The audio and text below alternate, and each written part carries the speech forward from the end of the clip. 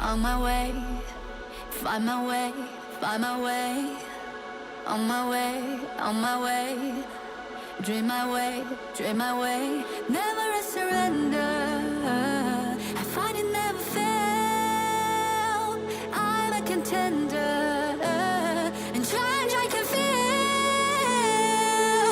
The smallest lies become the brightest enemies. Grenadity. And even if you fall, you gave it everything to be a king.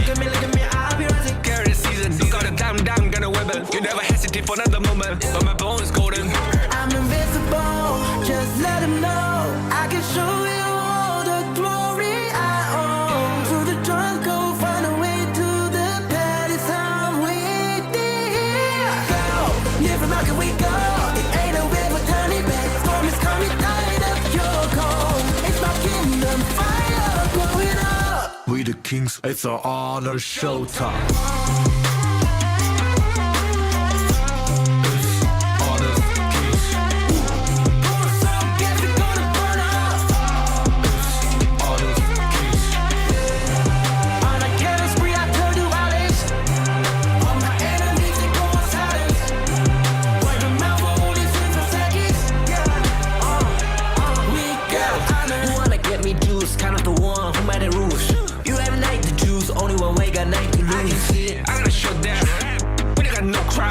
We barely found this one, crashing pieces, you can cheat. First blood, double trouble, then I take a pen, I kill. All you do is sweat it, look at me still victory. Say. I've triggered my soul down. For my pace. We the champions screaming, I'm invincible. Just let them know, I can show you all the glory I own. So the drunk go find a way to the palace, I'm waiting. Go, live from how can we go? It ain't a river, turn it back. Storm is coming, tired of your cold. It's my kingdom, fire, blow it up. We the Kings, it's an honor showtime.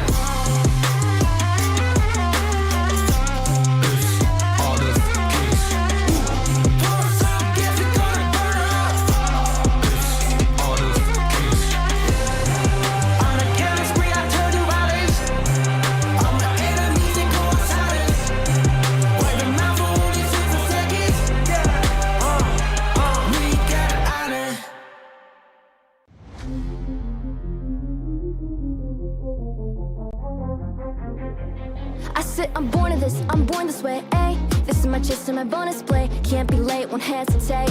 What do you say? Rays to find my face, scars to find my skin. I can't convince them, can't please them unless that I'm the one that you hate. H to the E-R-O, doing it for real, locked on my goal. From the ashes, I roll the game. Flow with a rumble, make them crumble, make them run. Cause baby, it's go time. Knocking you down's how I rise. An inspiration, I know I'm the one who gon' fill them up, no lie, we gon' do it. Facing our fears, we don't think we just move it. No, we the best and we don't gotta prove it. Somebody test me, I swear I'm gon' lose it. I got a sure fuse on this boom and illuminate the truth within. Another day, another win. You got the power to turn around. Inside a champion, take to be found. It's my war cry, oh, calling out for the game. There's no time to hide, oh, won't you yell out my name when I sing on top of our lungs,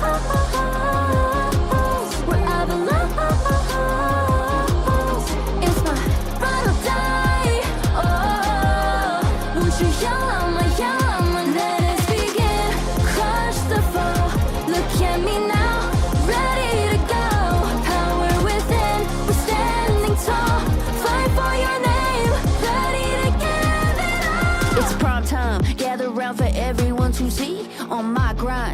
skies, we bring you to your knees. We kick it, smashing down the walls of enemies. Hit it with the boom, then we get it with the beat. Punch it with the power, then we serve it with defeat.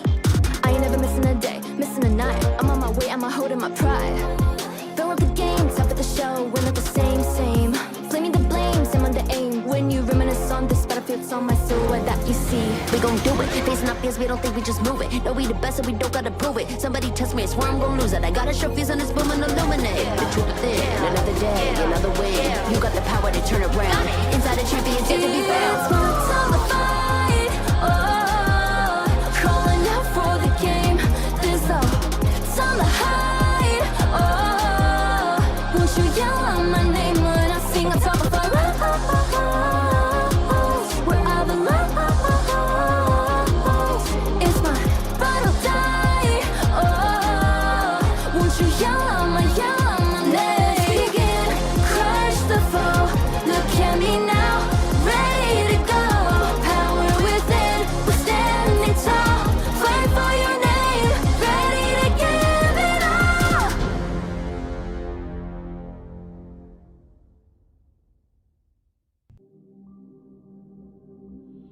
In this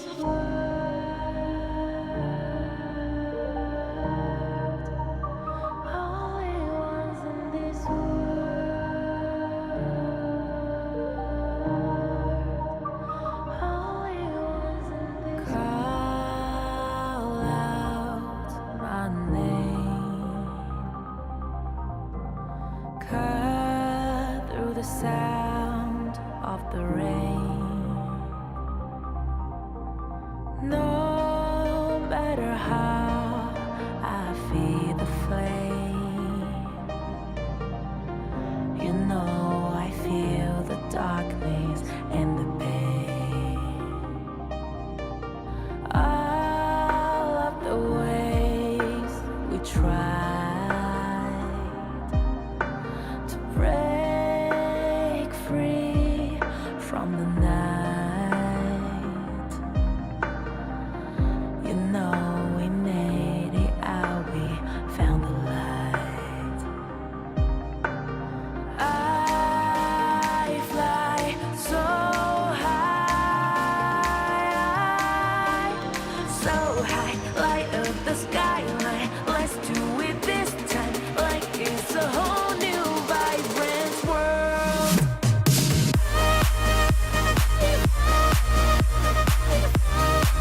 Like we're the only ones in this world. Like we're the only ones in this world. Now I see that I got everything I need. It's alright, I'm on fire, I'm alive, 'cause now I fly so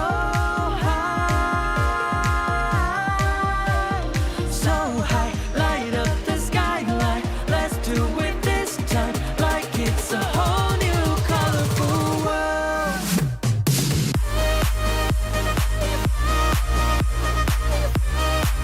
Like we're the only ones in this world. Like we're the only ones in this world. Never thought we'd get this far, burning like the stars. How we get this far, like we're the only ones in this world.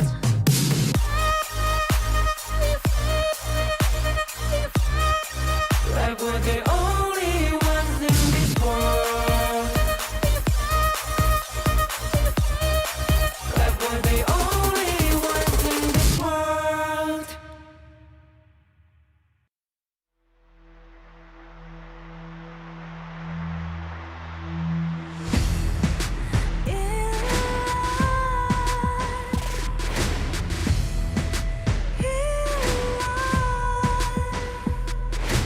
What's a life without its worth?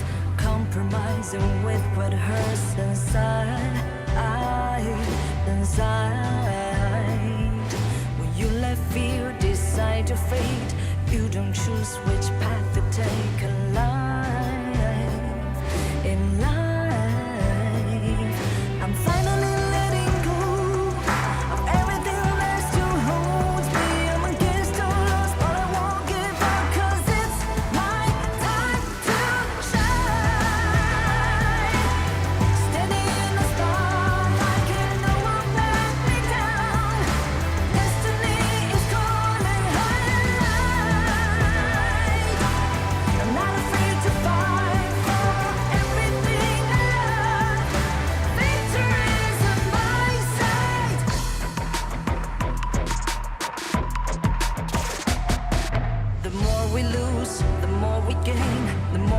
nothing stays the same in time.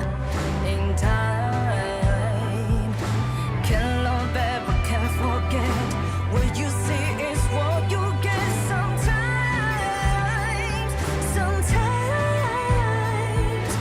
gonna show the world tonight. The light that shines inside us. We're against the odds, but we won't give up, 'cause it's our time to shine. Standing in the spotlight, can no one back us down. Destiny is calling high and light. We're not afraid to fight for everything we love. Victory's on our side. Takiki takiki takitao. Takiki takiki takitao. Takiki takiki takitao. Takiki takiki takitao.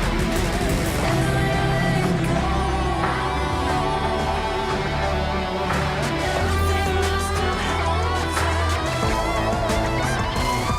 Cause it's our time to shine.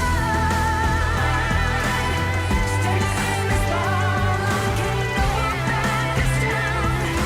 Destiny is calling high and light. We're not afraid to fight for everything we love. Victory is on our side. It's our time to shine high and light.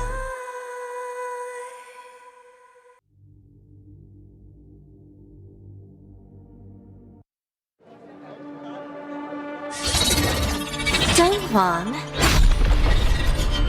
won't you come out to greet an old friend? All this noise, how unruly.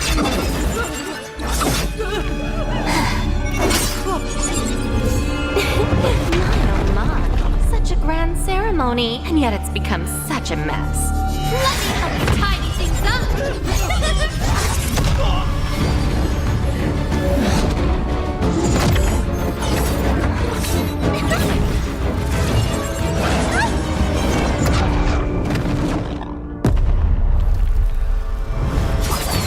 It's almost time.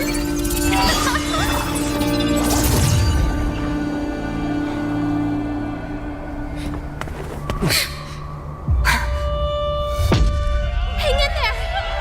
We'll protect everyone. Someone will come to help us. Who will come to help us? No. How interesting. Very interesting.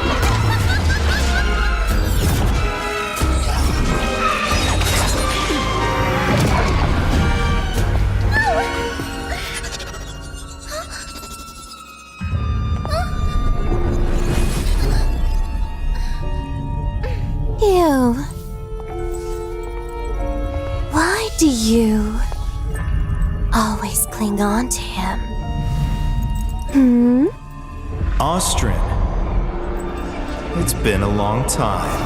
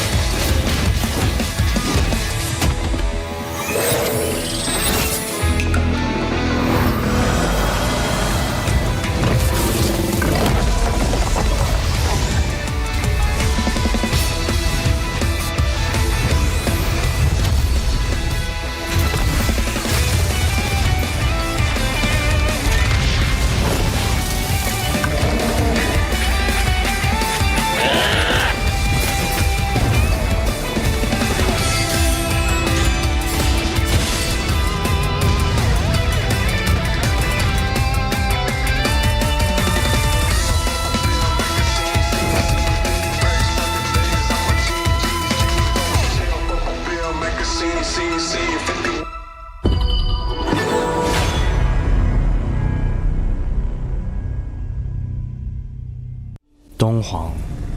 Recently, a mysterious stranger has been seen about the misty marshes.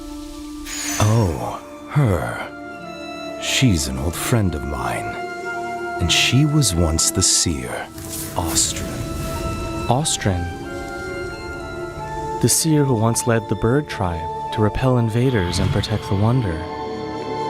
But didn't she fall in battle back then?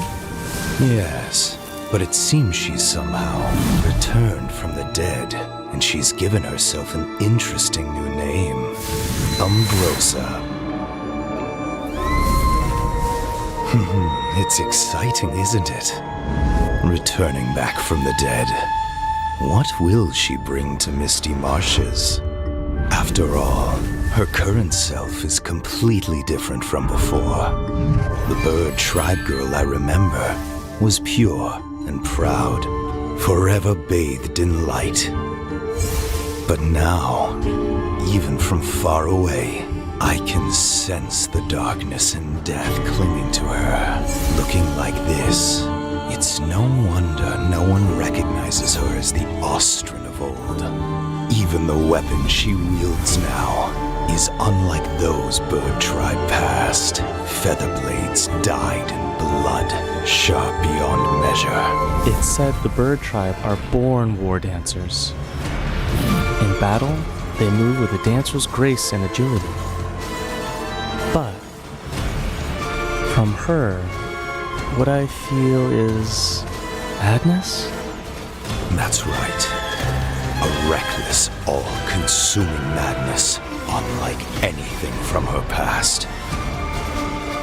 Since her rebirth, she seems to have awakened the power of the Undying.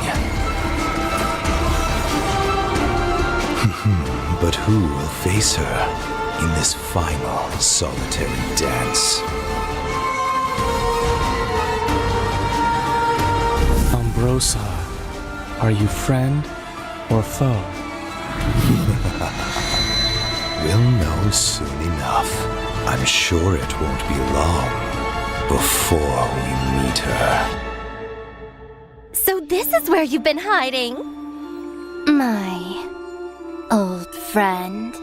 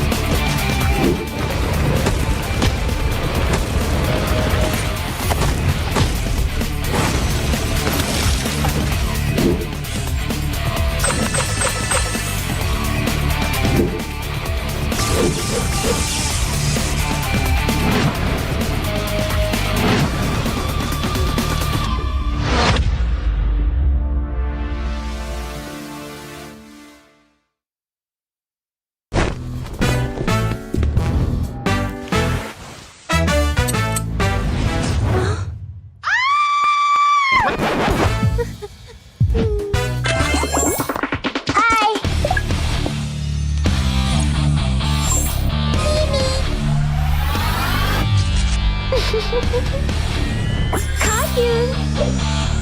do not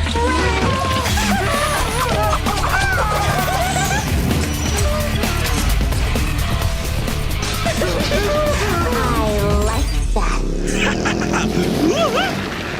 Hey, you! Stop! Hey! Stop! You!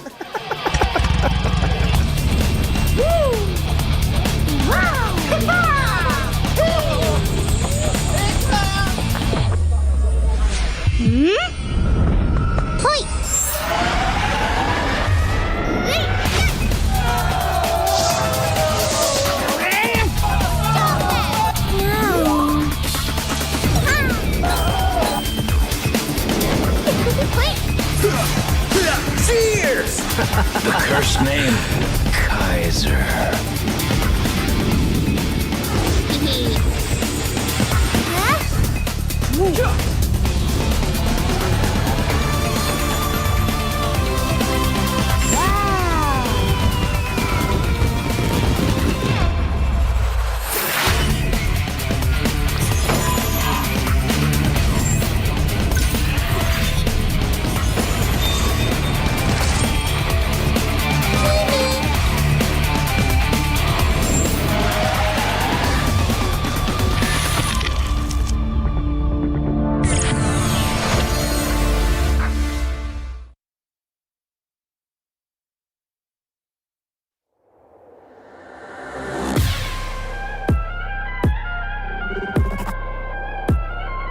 Turn it back.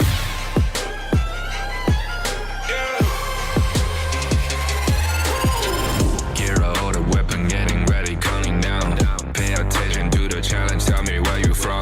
Gotta be tough, gotta be strong, gotta be soldier animal. Every time you tryna push me down. Look at me, I'll put the line down. When I run, it'll make a sign, I will catch you. Watch out, it's better feel, got no mercy. Look at me, I'll be rising. Carry the season, you got a damn, gonna weapon. You never hesitate for another moment, but my bone is golden.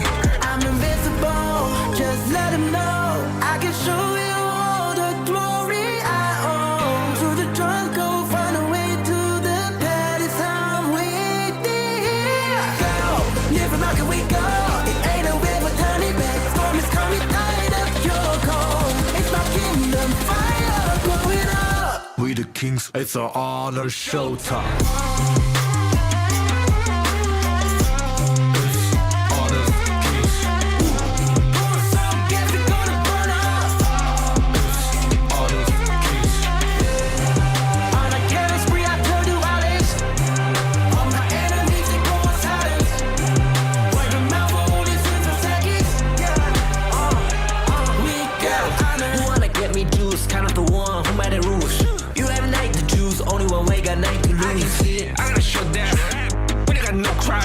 We barely fight as one, crashing pieces, you can cheat. First blood, double trouble, then I take a pen, I kill. All you do is sweat and look at me stay with the rain. Say.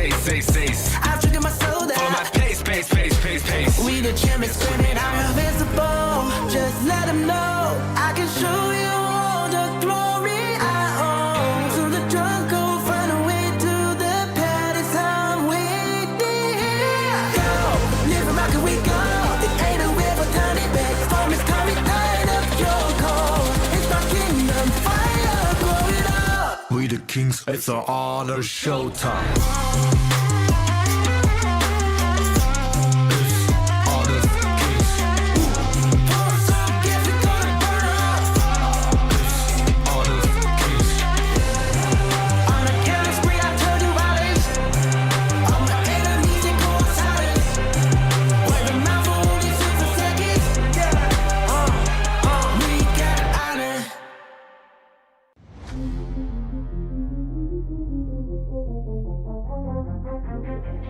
I said I'm born of this, I'm born this way, ayy. This is my chest and my bonus play. Can't be late, won't hesitate.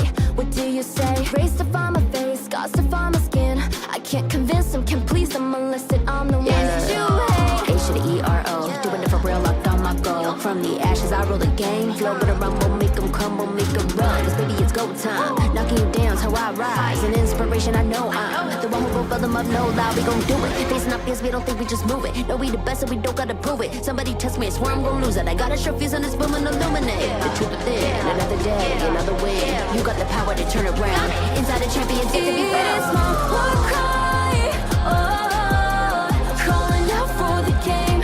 This all, it's on the high, oh, won't you yell out my name when I sing on top of our lungs, where I belong. It's my ride or die, oh, won't you yell out my, let us begin. Crush the foe, look at me now, ready to go. Power within, we're standing tall. Fight for your name, ready to give it all. It's prom time, gather round for everyone to see. On my grind, in disguise we bring you to your knees. We kick it, smashing down the walls of enemies. Hit it with the boom, then we get him with the beat. Punch it with the power, then we serve him with defeat. I ain't never missing a day, missing a night. I'm on my way, I'm holding my pride. Throw up the game, top of the show, we're not the same. Flaming the blame, same on the aim. When you reminisce on this battlefield, it's on my silhouette that you see. We gon' do it, facing up fears, we don't think we just move it. No, we the best, so we don't gotta prove it. Somebody test me, I swear I'm gon' lose it. I got a sure fuse on this boom and illuminate. The truth within, another day, another win. You got the power to turn around. Inside a champion, to be found. It's my time to fight, oh, calling out for the game. This all, it's on the high, oh, won't you yell out my name when I sing on top of our lungs, where I belong. It's my Will you live for real? Join the party.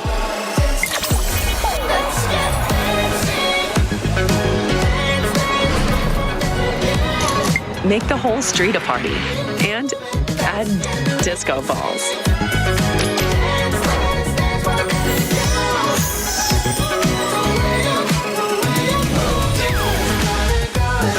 Real Me 15 series.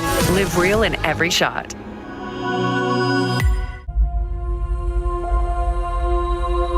어떤 이들은 침묵 속을 걷고 또 다른 이들은 천둥을 뒤에 이끌며 걷는다.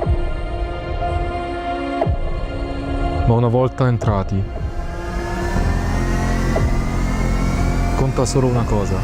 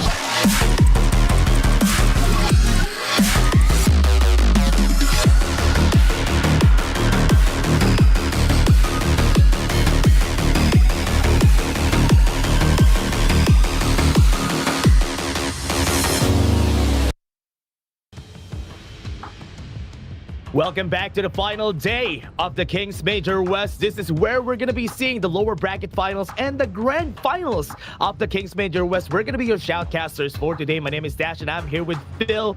Phil, how are you doing? This is going to be a fun day.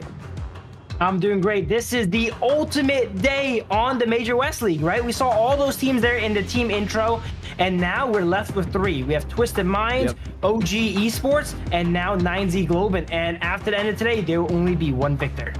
Yeah, we have seen Level Max Club yesterday got eliminated out of the tournament because of that playoffs performance, but Twisted Minds back in shape, and seeing them like this, especially yesterday, was really exciting. And now today, they're going to be fighting against 9Z Global, who was sent to the lower brackets by OG.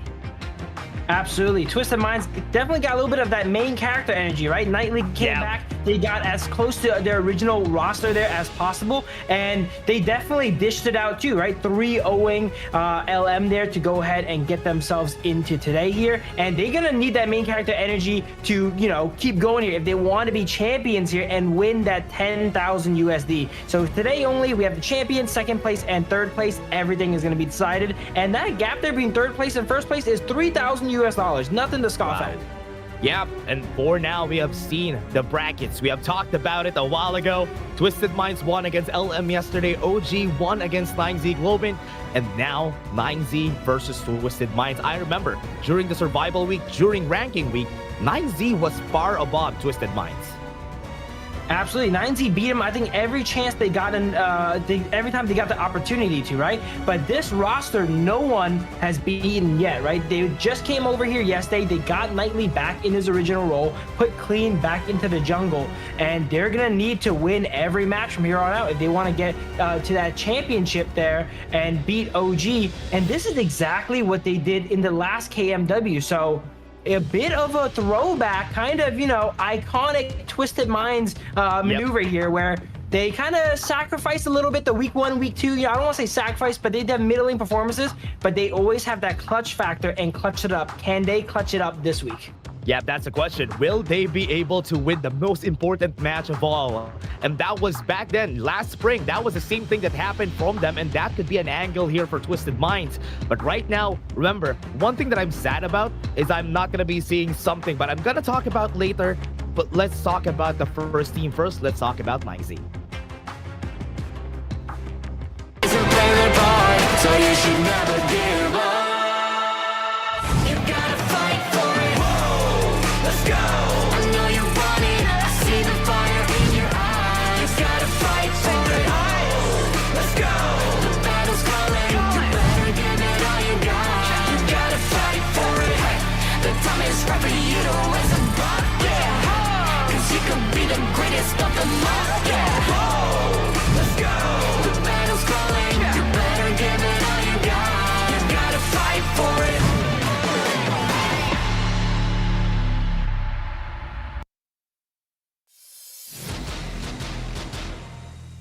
Here's a look at 9Z Globin here. Now, this is the team that I say a lot of people definitely underrated, right? They have a lot of star players on their team here. Stick being known as one of the few assassin-style junglers here in the KMW. Sure, everyone can kind of play it, but Stick actually opts to pull it out. They have Win RJ in the Clash lane here, as well as Capo Saber on Roam. Everyone on this team is a superstar.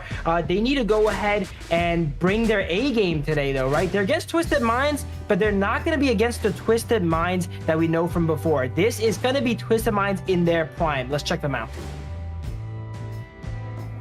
So you should never give up.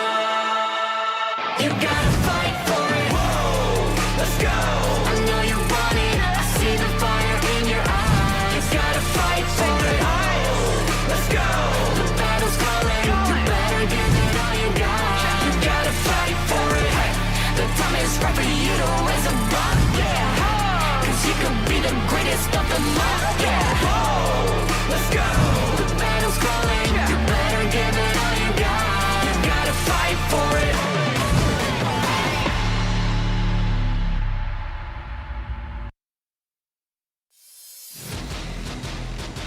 Twisted Minds, the mastermind, Nighty is back in the Clash lane. We have Clean on the jungle. We have Shanks, ACC, and Highlang right there in the mid. And this is interesting because in the last moments, in where he needed them, 90 came back, and right now Twisted Minds is looking like a very different team from what we've seen during the past 2 weeks. Absolutely. We're hyping up this team a lot, and so far they've lived up to it. They've only had one match there, and they 3-0'd it with very, very decisive victory over LM. Sure, that is going to be a team from the lower bracket there, from the lower groups there, from Group A. Now, let's see how they fare against a top team here from Group S. Yep, now fighting against 9Z. 9Z from the last season was the 4th place finisher, but this time, at least they had a great start right now on the season. They're now at 3rd place. That's a very great improvement from the last season, but Twisted Minds are looking at the prize, looking at the end. Now let's take a look at the head-to-head. We have Shanks and Leffy. Absolutely. It's interesting that Shanks on average does a good amount more damage, but actually has less total kills than Leffy here, right? The average gold per minute is pretty head-to-head here. Teamfight position pretty head-to-head. This is as close as a head-to-head as you're gonna get here from both these marksmen. Yeah, what I like the difference between them is that Shanks is playing more of a laid-back playstyle compared to Leffy that has been more active with the kills, even with the presence of Sick on the team, who has been hungry for the kills. So that's a very interesting total kills for this guy.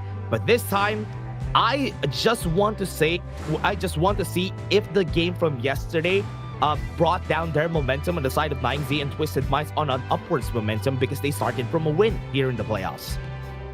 Absolutely. I think it really matters that it's the next day, right? If they were just fresh off getting 3-0 by OG, their spirits are probably going to be a little bit crushed, right? And go into the next game not in peak form. But this is the next day. Everyone's got a good night's rest here, and they are kind of refreshed. I would say this is probably going to be as close of a battle as it's going to get here, right? We have a lot of hype for Twisted Minds here. They do have the new roster, but we always got to mention, though, 9Z have been beating them, and they've beaten them the last few times. Sure, they have some new players, but 9Z has got 4 out of the 5 figured out. Yeah, it has been competitive overall for 9Z. Twisted Minds, this is a big difference for them that they have 90. We have seen them perform against Level Max Club, but now back to the draft. 9Z Glomid versus Twisted Minds, and we are looking at the U1 ban as the first ban here for 9Z.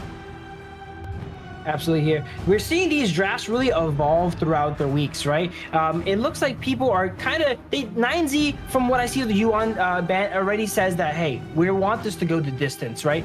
They're going to do some of these more targeted bans here in the first pick here, so they leave themselves more options here potentially once they get deeper into the draft, because they're gonna have to pick one strong hero, and then they know Twisted Minds is gonna take the other 2 ones. They're trying to save themselves a good second and third here by removing some of these more middling picks. Interesting that they left Divenjie out of the picture here for the side of Twisted Minds, because this is one of their highest pick hero on their side, and they left him out and has been banned right here. So 9Z has the option of going Dharma, but the Lung has been prioritized here by 9Z.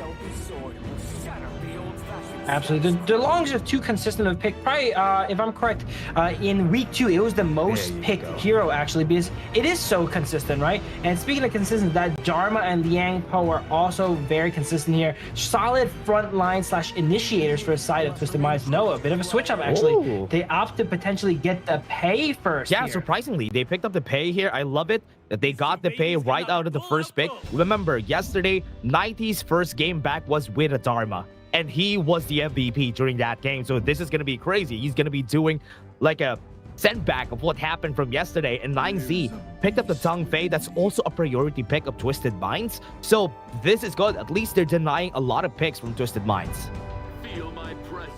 Absolutely here. But once the Zhang Fei is locked in, they're not going to be able to go that all-important Liang, right? We see a lot of Peis and Assassin junglers in general. They avoid kind of picking the Pei or the Luna and such if a Liang is on the field. But Twisted Minds just opts to go ahead and lock in the Pei. It seems like they understand that 9Z Globin don't really favor that playstyle as much anyway, as they lock in the Zhang Fei. Very solid drafts from both sides here. Consort you being hover here. Okay. That is a decent pick here, because everyone on the side of 9ZG so far is physical damage, and there's a good chance they might pick some more.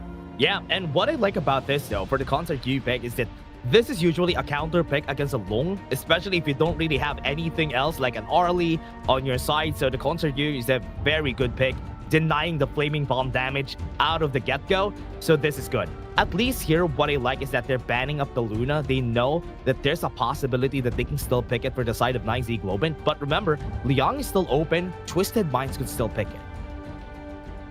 Absolutely, and that's a solid pick, right? The Long, it is able to go ahead and escape with the infinite vastness, but that is if you can survive the suppression of something like the Liang. We're not sure if Twisted Minds are going ahead and lock that in yet, but the Concert U pick I really love seeing from the side of Twisted Minds. This shows that they're drafting prowess. They're not just thinking about the game 1 here, they're thinking about game 3, potentially 4 and 5, right? Concert U is such an efficient pick, and it's not often you're able to pick it when the enemy team is basically showing 4 physical damage dealers here. They only have 3 so far, but with Luna banned, they're probably going to be pigeonholed into a physical damage jungler as well. Motsu has been picked for Twisted Minds. This is a sign that they could pick Gan and Mo for that last pick. They're waiting if 9Z Globin would go for it, because the Motsu has been really good, especially when paired up with the Gan and Mo. Very good combo. From long range they can fight, and considering that 9Z Globin has a lot of low range heroes right here with the Fati and the Zhang Fei, that could have been good. But they went in with the I Ching just to be safe and just to cage out a lot of the members here of 9Z. Absolutely. The Yixing here is one of Highline's signatures, right? And they're pairing it up with Knightly's Dharma. We saw this game 1 yesterday as well, too. They opt to go ahead and take away the Ganima we were mentioning here from the side of 9Z with the Ogren as well. But Twisted Minds basically kind of drafting very similar to the game 1 of yesterday. And why would they change, right? Because they went 3-0 yesterday. That formula seems to work. They're sticking to the script.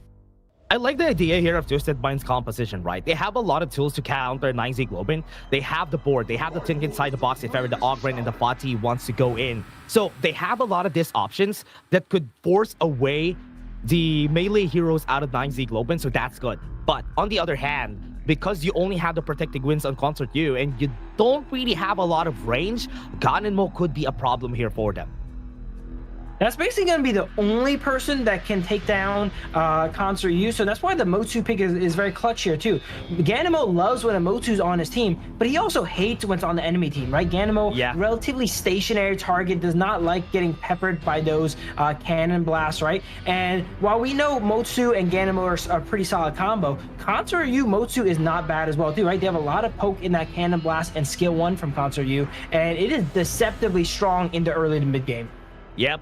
They can use it. They can make use of it. Independent lanes for sure on the farm lane, because both of them could really survive the laning pace pretty easily.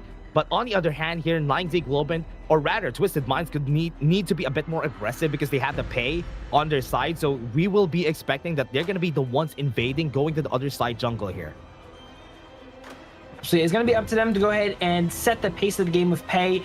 In the last KMW, Pei felt a lot more broken, mainly because it was only kind of OG playing it. But now a lot more teams have been playing it, and teams are kind of understanding how to play against it. It is still that early game terror, that menace, but it's not as like guaranteed anymore, right? Teams have been finding ways to go ahead and outmaneuver it, how to trade against it, and how to go ahead and go even against it generally. So I would say now to get those really early game stompy games here with Pei is rather difficult, and it's going to come down to a lot of execution on side of Twisted Minds. It all comes down to how they play the early game and how they are going to be starting off here, and that's why we were hyping up the invades that they can do here in order for them to start up. But right now I think the players are still waiting. 9Z Globin has a lot of chances here. They can redeem themselves from the defeat yesterday.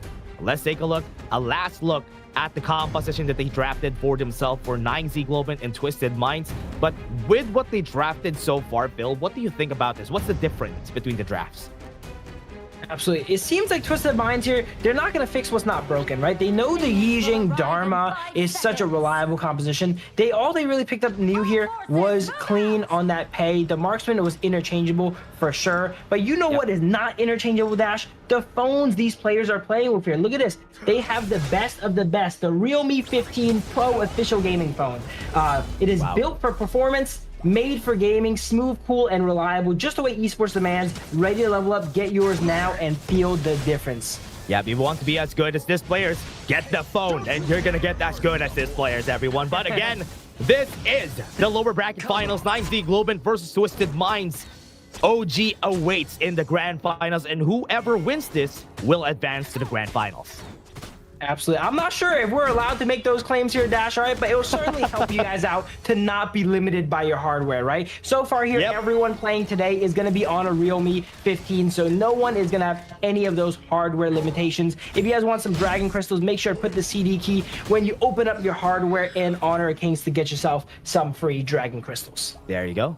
Look it up, everybody. And now we're going to be starting. We have seen the clears here out of Twisted Minds. Very early clears on Clean, right? Because this is what's going to happen in the early game. Clean is just going to be clearing up the waves a lot more faster with the jungle camps, so he could really have more freedom on rotating around the mid, around the top side, and now we can see him just being a bit more conservative, not going for invades, and just waiting for any wrong, or at least the wrong movements. Now, I think Moon has the wrong movement here. Good Garter Grave to just push Clean away. Look at that instant Garter Grave and still get dropped to half health. If it was a second later, he could have been dispatched there, and that just shows the early game prowess of Clean there on that pay as well too. We see ACC on the Motu applying some pressure here in lane with those Cannon Blasts. I would like to see the Motu actually roam around with the pay, because there's not much they can really get done from that 2v2 in lane, right? They're just gonna try and farm. Yeah, I agree. I think he really needs to roam a lot more, help out Pei and Clean to find something around the map. Now, next jungle camps are going to be coming, and after this next clear, that is where we're going to see what Twisted Minds are going to do. If Clean is going to be cleaning this up fast, he could go to the bottom side first, go to the red side jungle, up 9Z Globin, then get a good invade there. Absolutely. We've seen these teams pre-4-minute mark before the first objective. It feels kind of solved, right? Like, they know that if you go here, I'm going to go here. If you take that, I'm going to take this. So it's relatively passive 0-0 on both sides here. Everyone kind of understands what's going on. Once the variable that is that first Tyrant comes out and you're forced to go ahead and fight your opponents here, that is when chaos kind of erupts here. And everyone is kind of preparing for that. This is like the calm before the storm. Yeah, they've seen Clean a while ago. You can see the vision score here of Kapuseba, especially on the bot side of the map. Seen a lot of people just out of that brush right there in the bottom side of the map. And that's why he saw a lot. Knew that Clean wasn't in the top side. So that's why they are clearing up the bot side right now. Leffy going to be focused right here, half HP. Good thing he didn't pop the infinite fastness this early. Absolutely, they were trying to bait him in there, right? They saw Sick gliding in from the side there, but they're smart to not burn any of their ultimates there, as the range on the side of Twisted Minds here just allows them so much safety. They're able to just poke with the Cannon Blast and Skill 1, as you can see there, and be super non-committal. And 30 seconds here, teams are gonna fight for that positioning. They want to be ready for that Tyrant. Last wave before the objectives. They do have the ults on Kapuseba, so they're kind of scared about this positioning for the side of Twisted Minds. One unbridled outburst could change the tides of the fight. But 10 seconds in the clock, and we're seeing them still clear the mid lane. And nobody's positioning on that Tyrant this early because they're kind of afraid. Right now, Sick is still on the top side of the map, and Nighty going for the TP on the bot side. So it's looking like Twisted Minds has the better position here on the Tyrant.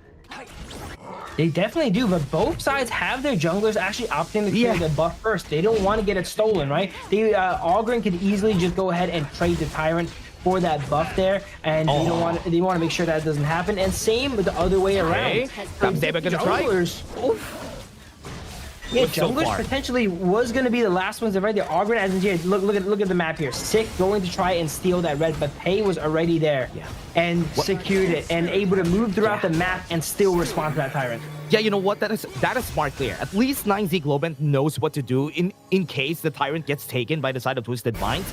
He was already trying to go for that red buff, but what he didn't know was that they cleared it already. Very smart play from Twisted Minds even before going to the Tyrant. Absolutely there. Yeah, I think they was in their mind there that they were going to go ahead and concede that first Tyrant. It's very hard to fight the composition of Twisted Minds for it there, so they wanted to opt in and trade, but Twisted Minds greeded a little bit extra there by securing the buff first with the Pei, which compromised their position a little use bit. the ult though. What a perfect ult right there. They went out. That could have been a good kill for their side though. The flash into the thing inside the box, but Moon is the first to fall down, and that's Twisted Minds getting the first blood.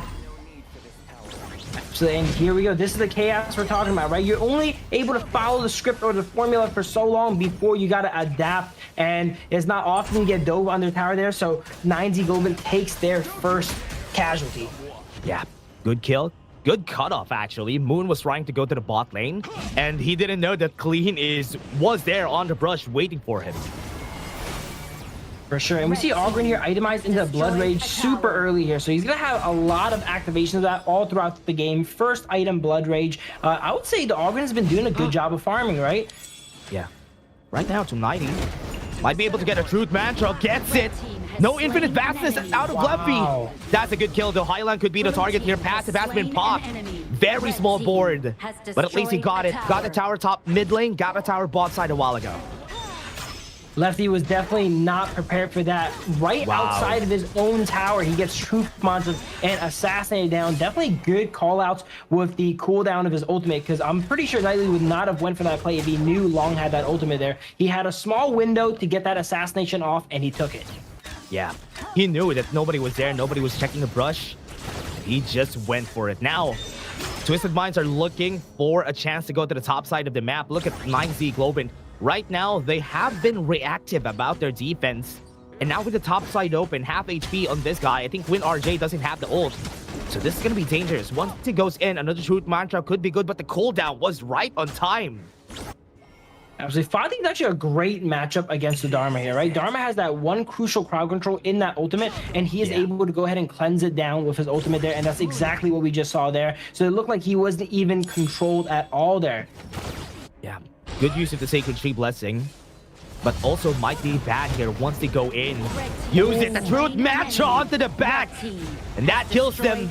No answers from the side right here. Bridal Outburst right there onto the back line. They're going to go for it. Capo Seba gonna be left alone. Sick is gonna be dead. They're gonna go for the chase down. Look for Leffy. Had to use the infinite vastness to go away and try to defend this tower. They have one more cannon minion, and they are really looking for it. 90 has been super clean with this ult, and now they're looking for the finish. Minions are coming in, and Twisted Minds are looking to finish this very early. They have it on the back. Good smite on the minion. They have to go back. 90 might be dead here. Sacrifices himself. What a good, freshly forged for Moon.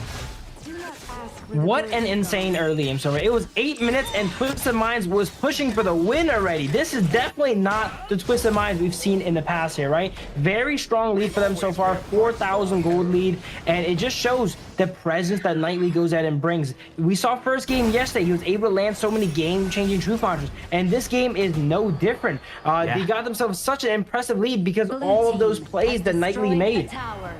Opening on mid. This might be competitive. Tyrant will be taken here, no answers. Because Clean is at the top side of the map, so that is going to be an easy clear for 9Z. Absolutely. They have a huge amount of smiting potential there. 2 smites on their team with a Ganon mode. They should not be losing those objectives. If they were, they would be in a lot of trouble for sure. Radiance comes out, spots the side of 9Z Goldman in their own jungle there. The vision control from the Motsu is so impressive, right? He's able to cannon blast the bush. He has the Radiance to go ahead and check it as well, too. So Twisted Minds knows they're never going to be walking into the ambush. Yeah, Leffy at the ult though. 90 at the back. Zoning a lot of people here. Didn't know that he might go for the flash. But 90 is in position. No flashes just yet. So he's being a bit more patient on when he starts this. Waiting for the flash. Flash is up right now. So 90 could go for it if ever they need to.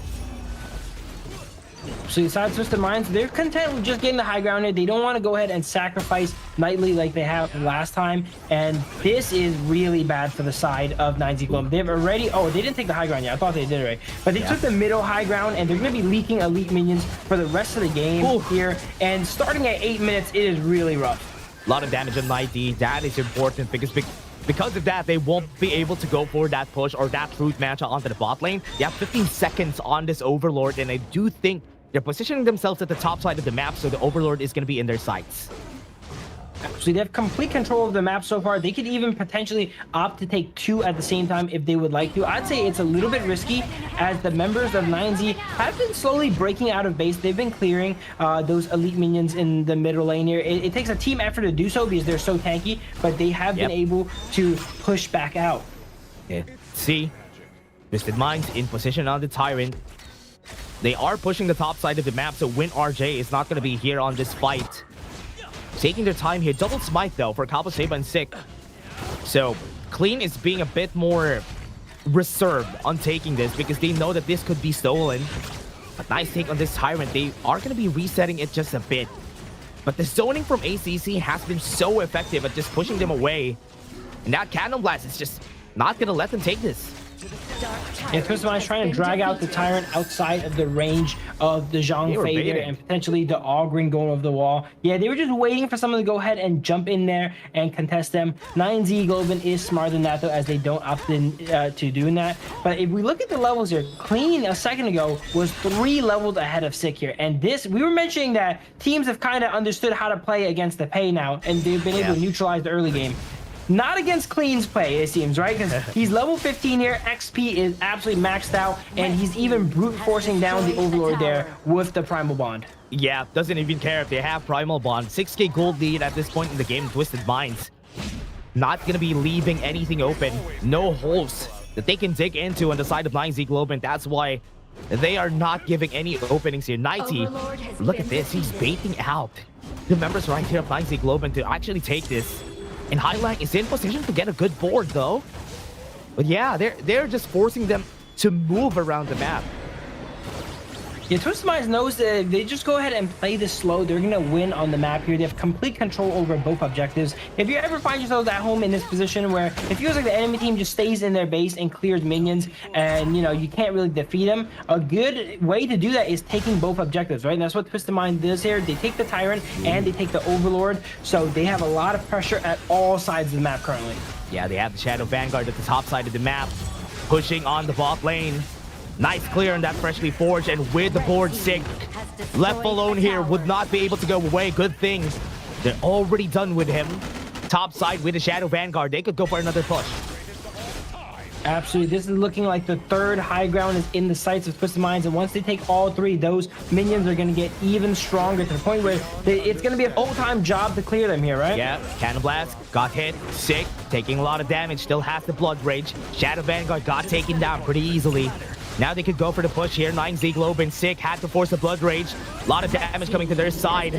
Now that's going to be a push. Force Leffy out off the Infinite Fastness. Here we go, triple high grounds here. This is usually the death sentence for a lot of teams here, as from now on, they're going to be stuck in their base, clearing out those minions, and Twisted Minds are going to have free reign all over the map. If they want a chance, passive being popped here, and high leg, but he gets caught out. Had to flash, had to use the Unbridled Outburst now with a 1v4. This could be good. Clean is going to be falling down. 9Z Globin looking for this fight since a while ago, and what a great kill out of Leffy from that, and now they are going to be chasing him down. ACC had to flash away, and they're fighting with a truth matchup coming from 90, and he changes the tides. That is what they wanted all along, and it's still a 2v3. Nightly on the Dharma. Everyone knows what Dharma does, right? He punches you in the wall. Yet, the best of the best, like Nightliers, are still able to find those angles where they have crucial game-changing truth mantra. That looked like a good little bit of a comeback for the side of 9Z Globin there, up until that truth mantra hit. Moon also fell. That's not good. Now with Moon down, that is a potential finish here for the side of the Shanks. Gonna go in, protecting wins available right now. Leffy's gonna fall down. Sick. Oh no, they got baited, and Twisted Minds could go for the finish. They do have Win RJ, they do have Kapuseva up, but they have 5 members up right here on the side of Twisted Minds. They're gonna go for it. They have the board. They hit everybody. Kapuseva doesn't have the ult. This is gonna be it. Twisted Minds gonna look for the finish. Moon is still alive. Got back, right down, freshly forged, pops the Sage's Sanctuary, but Twisted Minds is gonna take game number 1. Wow, what a game here. 14 minutes in, not the quickest game, right? But I would say very decisive. Twisted Mind's not one of those teams that are going to be like OG and try to win out the game in the 10-minute mark. They're very smart, they're calculated. Even though they probably can make an attempt at the win, they prefer to play it safe, right? We saw them go ahead and get the middle high ground, back up, slowly rotate, and kind of choke out their opponents. And 9Z Globin, they didn't really have many options there, right? They had that one kind of return fight at the very end there where they did decently well, but no matter how well you win that fight, it was too little too late. They were down 3 high grounds already. Yeah, at the 7-minute mark, they had an angle to finish the game, right? But it's a good thing that Twisted Minds didn't opt for it, because it's still a chance for the enemy team to come back from it, and they were just choking 9Z Globin out of their resources. Good thing they finish it. Good thing there was a play from 90, because that game could have been a disaster because of that kills that they got in the end there from 9Z Globin. Absolutely. I really like the line of play that Twisted Minds end up taking there. When your opponents like 90 Golden kind of ball up and turtle in your base, right? You need to take maximum advantage of that, and that's what they did. They took the Tyrant, they soloed the Overlord here, they got everything on the map, they got all their jungle there, and they said, okay, do you guys want to hide in your base? Fine, we'll get all these objectives, and we will mount a impossible push that you cannot turtle up and defend against, and that's exactly what they did. That was a good performance right out of our teams right here. We've seen them, Twisted Minds. What a good showing here, dominating performance. It was so hard for the side of 9Z Globan to even fight back, especially Sick didn't actually had a great time in this game, but Clean had the better time this game. He had a 3-level advantage against Sick almost the whole time until Clean got to level 15. Absolutely. Oh, until the game didn't allow him to level up anymore. yeah, exactly. He was so ahead there, and we were mentioning it was hard to execute on Pay nowadays. You see how Pay getting picked a lot. It's not 100% win rate. It's right at that 50-50 mark, right? But you can definitely tell a top tier Pay from a more average one, right? Clean completely controlled all throughout the game, applying pressure. We saw level 3 there. He almost one-shot Ganemo in the mid lane here. Just all around the map on top of farming perfectly there. And that easily sailed themselves into that win there. Again, it was 14 minutes, but it's because they wanted it to be 14 minutes, right? They wanted to guarantee it. I think they could definitely end the game sooner if they, you know, press their lead, kind of like what OG is kind of known for, right? But this is definitely Twisted Mind style.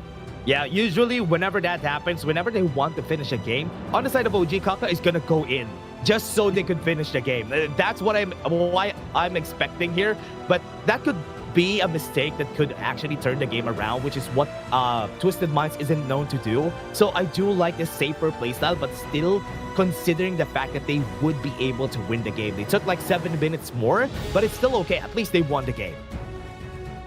Absolutely, and look at these stat lines here. Beautiful stat lines for everyone on the side of Twisted Minds here. It looked like 9Z was holding in the very early game, but the second that first Tyrant went down and Sick opted to go ahead and try to re-invade Pay and remove his red buff, it all went downhill, right? He wasted so much time doing all that, and they lost the Tyrant, and from there, their momentum really got halted.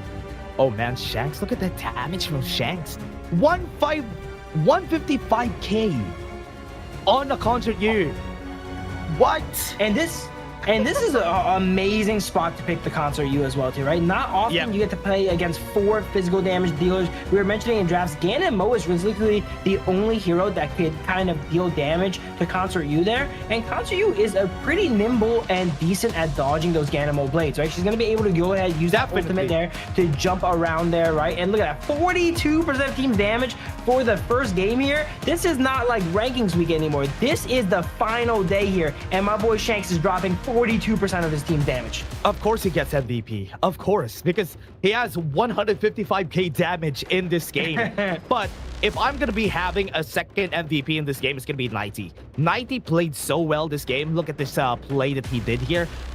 Crazy. I've seen this play yesterday, and he just did a repeat of it. Absolutely. Dharma not known for his early to mid game, but Nightly basically carried the early to mid game for Twisted Minds, right? He made all those plays. He was the first one to get a kill on the board on Lefty when he got that assassination off. And then in the mid game, he was turning so many fights.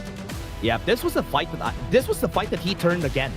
The reason why they won this was because of him again, because everybody was chasing down. ACC had the tank inside the box, and boom! Oh my God. He hit 3 people with a Truth Manja.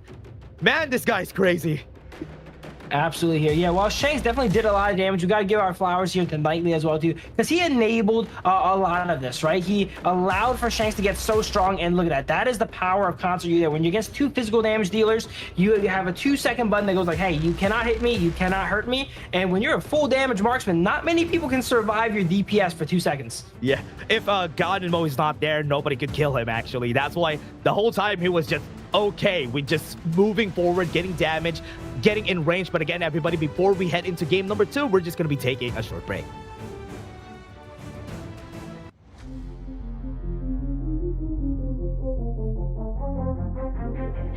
I said I'm born of this, I'm born this way, ayy. This is my chest and my bonus play. Can't be late, won't hesitate. What do you say? Race to find my face, scars to find my skin. I can't convince them, can't please them unless that I'm the one that you hate. H to the E-R-O, doing it for real, locked on my goal. From the ashes, I roll the game. Flow with a rumble, make them crumble, make them run. Cause baby, it's go time. Knocking you down, how how I rise. An inspiration, I know I'm the one who gon' fill them up, no lie, we gon' do it. Facing our fears, we don't think we just move it. No, we the best, so we don't gotta prove it. Somebody test me, I swear I'm gon' lose it. I got a sure fuse on this boom and illuminate. The truth within, another day, another win. You got the power to turn around. Inside a champion, yet to be found. It's my war cry, oh, calling out for the game. There's no time to hide, oh, won't you yell out my name when I sing on top of our lungs? Wherever love, it's my ride or die, oh, won't you yell out my let us begin, crush the foe, look at me now, ready to go, power within, we're standing tall, fight for your name, ready to give it all. It's prom time, gather round for everyone to see. On my grind, in disguise, we bring you to your knees. We kick it, smashing down the walls of enemies. Hit it with the boom, then we get him with the beat. Punch it with the power, then we serve him with defeat. I ain't never missing a day, missing a night. I'm on my way, I'm holding my pride. Fill up the game, top of the show, we're not the same. Blaming the blame, same on the aim. When you reminisce on this battlefield, it's on my silhouette that you see. We gon' do it, facing our fears, we don't think we just move it. No, we the best, so we don't gotta prove it. Somebody test me, I swear I'm gon' lose it. I got a sure fuse on this boom and illuminate. The truth within, another day, another win. You got the power to turn around. Inside a champion, yet to be found. It's my time to fight, oh, calling out for the game. There's no time to hide, oh, won't you yell out my name when I sing on top of our lungs? Wherever love, it's my ride or die, oh, won't you yell out my let us begin, crush the foe, look at me now, ready to go, power within, we're standing tall, fight for your name, ready to give it all.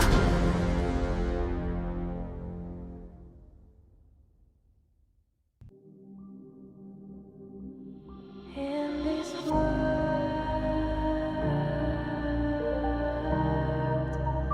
only ones in this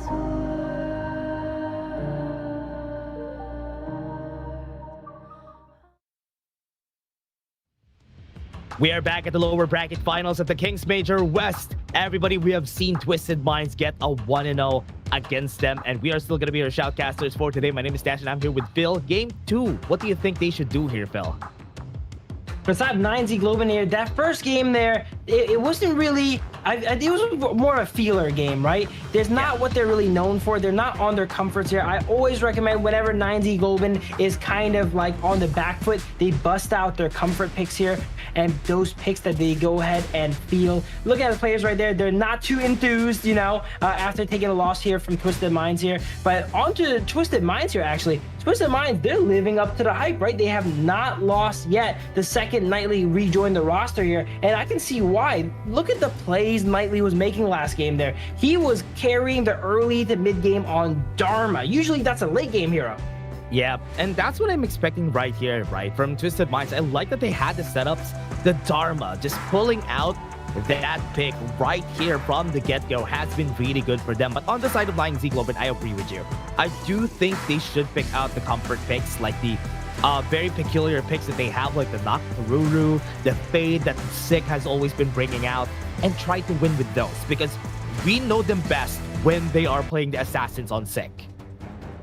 Absolutely, and while it didn't quite work against OG, you know, a team that's a little bit more composed like Twisted Minds, that might really break their ranks, right? OG's kind of all over the place. They're doing everything at once. Even if you have something like that Fade, they were able to go ahead and counter out a good amount. But Twisted Minds, if you're able to kind of disrupt their flow, which they love doing, maybe that could be what they need to get some wins. Yeah, might be able to do it. I want to see how they will win this right now. For the side of 9Z Globen, I want to have different picks here for the guys, but Twisted Minds very smart, banning out the Dharma so that Wind RJ wouldn't be able to pick that out for the next game. I think a pay ban could also be warranted here for their side so that they can pick the Mai Shiranui here once they go for the first pick. Absolutely. Yeah, you just want to go ahead and ban out the strong heroes that you used already, right? There's no opportunity for them to go ahead and use the Dharma or the pay anymore, so usually that's going to be the ban. But no, Twisted Mind says you guys can have the pay if you guys want it. We are much more worried about the Gudo. Oh, there you go. Interesting. Interesting, because usually the last time that they've seen this for the side of 9Z Globin, I think it was OG's second game. The fight yesterday's second game, they pick up the Agudo here for a sick. So this time, they banned it, so they're not going to be seeing that. And as I said, Mai Shiranui will be their first pick here.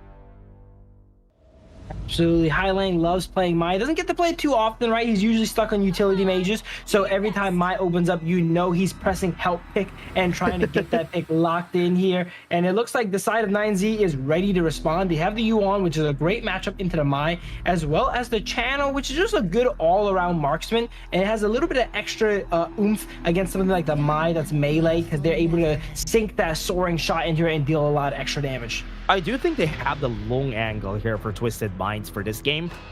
They could go for that, and the Tong Fei is also open for ACC, so that could be an angle that they could go for here. Or they can pick up the D-Ren Jet so that they still have the long come game 3. Absolutely. I'd say since they're up a game, maybe just get the long off the board, right? If it's such a powerful pick that you can go ahead and get a win on it, go ahead and lock it in. But ooh, a lot of magic damage so far for the side of Twisted Minds here, as they potentially lock in the Luna and Guan Yu. Okay, that's not what we were really thinking, right? This is like kind of a melee dive composition now they're going. Yeah, they have a lot of dives. They have good displacement on the Guan Yu. They have a good target, though. Chino is a good target for them, so they could go into the back line. Yes, Chino has the leader sense, making it harder for them to chase him down, but with the Yixing, that makes it better for Twisted Minds. Actually, Moon's picks and Highline's picks are relatively similar in the mid lane. They both like playing the same hero, so it makes sense that they swap mid laners here going into game 2. But now that the long has not been picked from the side of Twisted Minds here, it is for sure probably going to get banned here, right? They have no marksman locked in yet, and some good options have been removed already. I would say 9Z Globin is going to go ahead and remove the Zhang Fei and probably the long here. I love that they are playing like this, right? The way that they're doing this from the get-go here for the side of Twisted Minds is that they're banning a lot of the comfort picks of Stick. Musashi is also a good comfort pick of this guy, and they're banning it again for the second phase. Oh, nice buy, as you said, long. Absolutely. Yeah, the Musashi has been really creeping up in usage here. Teams understand how reliable it is. It's kind of like the Liang of the jungle, right? It's able to just lock down these kind of mobile characters like the Mai, like the Luna, like the Guan Yu. So I think it was a great idea for them to go ahead and ban that out. I would say, looking at this draft, if 9Z wanted to go ahead and get something like the Musashi, they needed to go ahead and pick a third pick, right? Because you already see all 3 of the mobile melees on South Twisted Minds. The Yixing can always be picked later on if they're not afraid it's going to get banned. Yep. Ooh, they pick up the Futsu, so they have the option of locking down the Luna or the Mai Shiranui with this pick. And I also love the Futsu against the Guan Yu, so they have ways to just lock them down and make them unable to do what they want to do around the map, and that's a good way to neutralize the picks of Twisted Minds.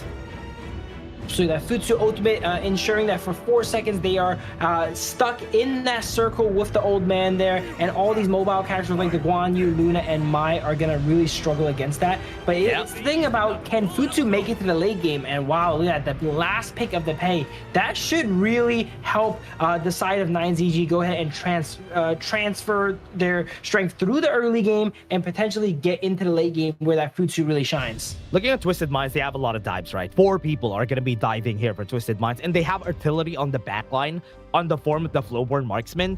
And on the side of 9Z Globin, you know that they have ways to counter that. They have the Yixing, they have the board, they have the Unending Sorrow just to stop them from getting a kill, and the Futsu with the Sage's Might so that they can lock down Twisted Minds. So I like this idea, but on the other hand, 9Z Globin has an easier MO here. They can do this easier compared to what Twisted Minds are gonna do.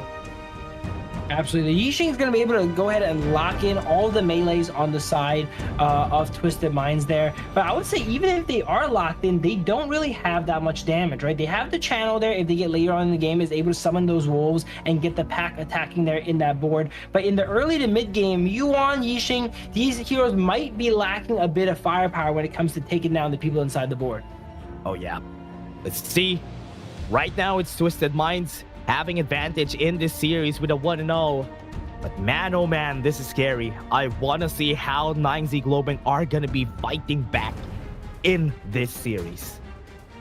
Absolutely, they need to go ahead and shift that momentum, right? They are now 4 losses in a row if you count yesterday. They need to do something new. They need to get out of this rut here, and if they don't, they only got 2 more games here left in the knockout stage. Yeah, you can see difference in the composition, almost the same. We have very different compositions in every game. Not going to be doing the same things. Twisted Minds wants to engage 9Z Globen, wants to trap them. And now, this is good. Game number 2 is underway, everybody. Twisted Minds versus 9Z Globen. If you haven't been here, they already are on a 1-0. Yeah, and here is the CD here again. This time we'll give you everything box. Make sure to join in. We always like to reward our viewers at home for watching, and this is one of them here. And here we go. Level 1, both sides are already scrapping here. The Mai and the Liang Po. A lot of durability in the double melee mid. And they're actually keeping up versus the Yi Jing and Yuan. Yeah, you can see it though. 3k HP already for Sick on this Azure buff. They're going to be taking this without any contest from the side of Twisted Minds, and this is not good. Losing an Azure buff on a Luna is not good.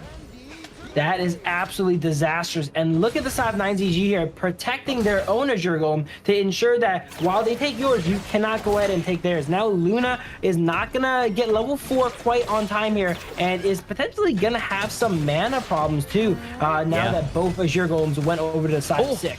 Yeah, now Hailang had to force away, but right now onto the back line, though, Compo Saba over to use his flash, and he's gonna be dead here. Is that gonna be a first? But no! The Kachosen missed! Hailang was a little bit off with the skill 1. They're almost getting Yuan. We're seeing Yuan's getting a lot of pressure put on them before level 4, right? That's when they're vulnerable and they're not able to go untangible with that ultimate there. But their Combo Saba was actually able to get away there. We see Luna try to make a play here. Combo on the 2. They just dropped really low. Yeah, win RJ. Oh, 1 HP. Almost getting the kill, but the first blood still comes in for Twisted Minds. The fact that Clean does not have the Azure Golem and it was still able to get that first blood and get a score on the board here is very impressive, right? Because that's going to be a time that he's really weak. He doesn't have the Azure Golem. He's level 4 on Luna, not really known for the level 4 ganks, but it was a good job that he identified that both sides, both people on the side of 9ZG there did not get that level 4 yet, and he was able to get that gank off. Yeah, you can see that the problem here whenever you don't have the Azure buff, especially for Clean, you can see him not having any mana, right? So now he's at the half mana because he didn't have the Azure buff during the fight a while ago. And this is the problem why you always need to get the Azure buff. But one good thing about that is that even though he didn't have the Azure buff a while ago, the kill that he got was way more worth it. Yeah, for sure. And then we see Luna actually go ahead and secure the Azure Golem the second it comes up. They don't want to take any chances with Pei invading them anymore, right? We're kind of waiting there for a few seconds for it to immediately come up and take it. And now Clean can freely transverse throughout the map with that ultimate and not have to worry about running out of juice. Oh, yeah. Now Twisted Minds doing the same thing, going for the bully, and he's not going to survive. Sick has just been pulled back, and another kill for Twisted Minds. This is not the Pei performance like we've seen from the game prior, right? Sick is not really able to get a foothold off in the early game, and even pre-level 4, Twisted Minds has a pretty sizable lead as they go ahead and invade the Crimson Golem on the side of 9ZG. It's going to be tough. They're going to be taking this. ACC has the ultimate, though. They're going to be taking it fast. But ACC was able to take it. Tremor Smash is available, but he's going to be using it. He's not going to be able to jump out, but the flash saves him. What they wanted, and then they got out. That Crimson buff actually went on to ACC there, so he had to make extra sure he was not going down there. He didn't want to give it back over to the side of 9ZG here. And before the first tyrant comes up, we see Twisted Minds with a sizable 1,000 gold lead, but they're not going to have that Tremor Smash for this first objective spawn here. So maybe 9Z can go ahead and take advantage of that and get this tyrant off the board. Insane vision score, though, for ACC. Look at this. He has 13 already on that vision score because he has been seeing a lot of people moving in and out of the brushes. So this is good. Right now, with his body moving forward, walking in front of everybody, this is what's good about the Liang Po. He's not going to die in the early game, so he can definitely find more vision for the team. Absolutely. Here, Twisted Minds here. They're playing a little bit coy here, right? They know they don't have that ultimate available. Liangpo just got it back, so they're going to go ahead and pressure this Tyrant. And if the enemy team comes in, they will force a fight for sure since they're sizably ahead now. That was so fast, though. 9Z Globin knows that they cannot fight that because they don't have the firepower. The Futsu and also the Chano gets stronger in the late game, and Twisted Minds has a composition that is built to last here in the early game. So that's why they're taking every fight that they can get. When RJ even has to force the flash because Clean has been dealing so much damage. For sure, 9ZG kind of grouping up here, looking for any sort of plays here. They know their Crimson buff is coming up, and they don't want to get this one stolen away again. So they help out Sick to go ahead and secure that. But they're still kind of just fighting for their own jungle here, right? Anytime you're just fighting for your own jungle, you're not really getting ahead. You're just trying to break even. And they're slowly kind of slipping away here if we look at the gold lead.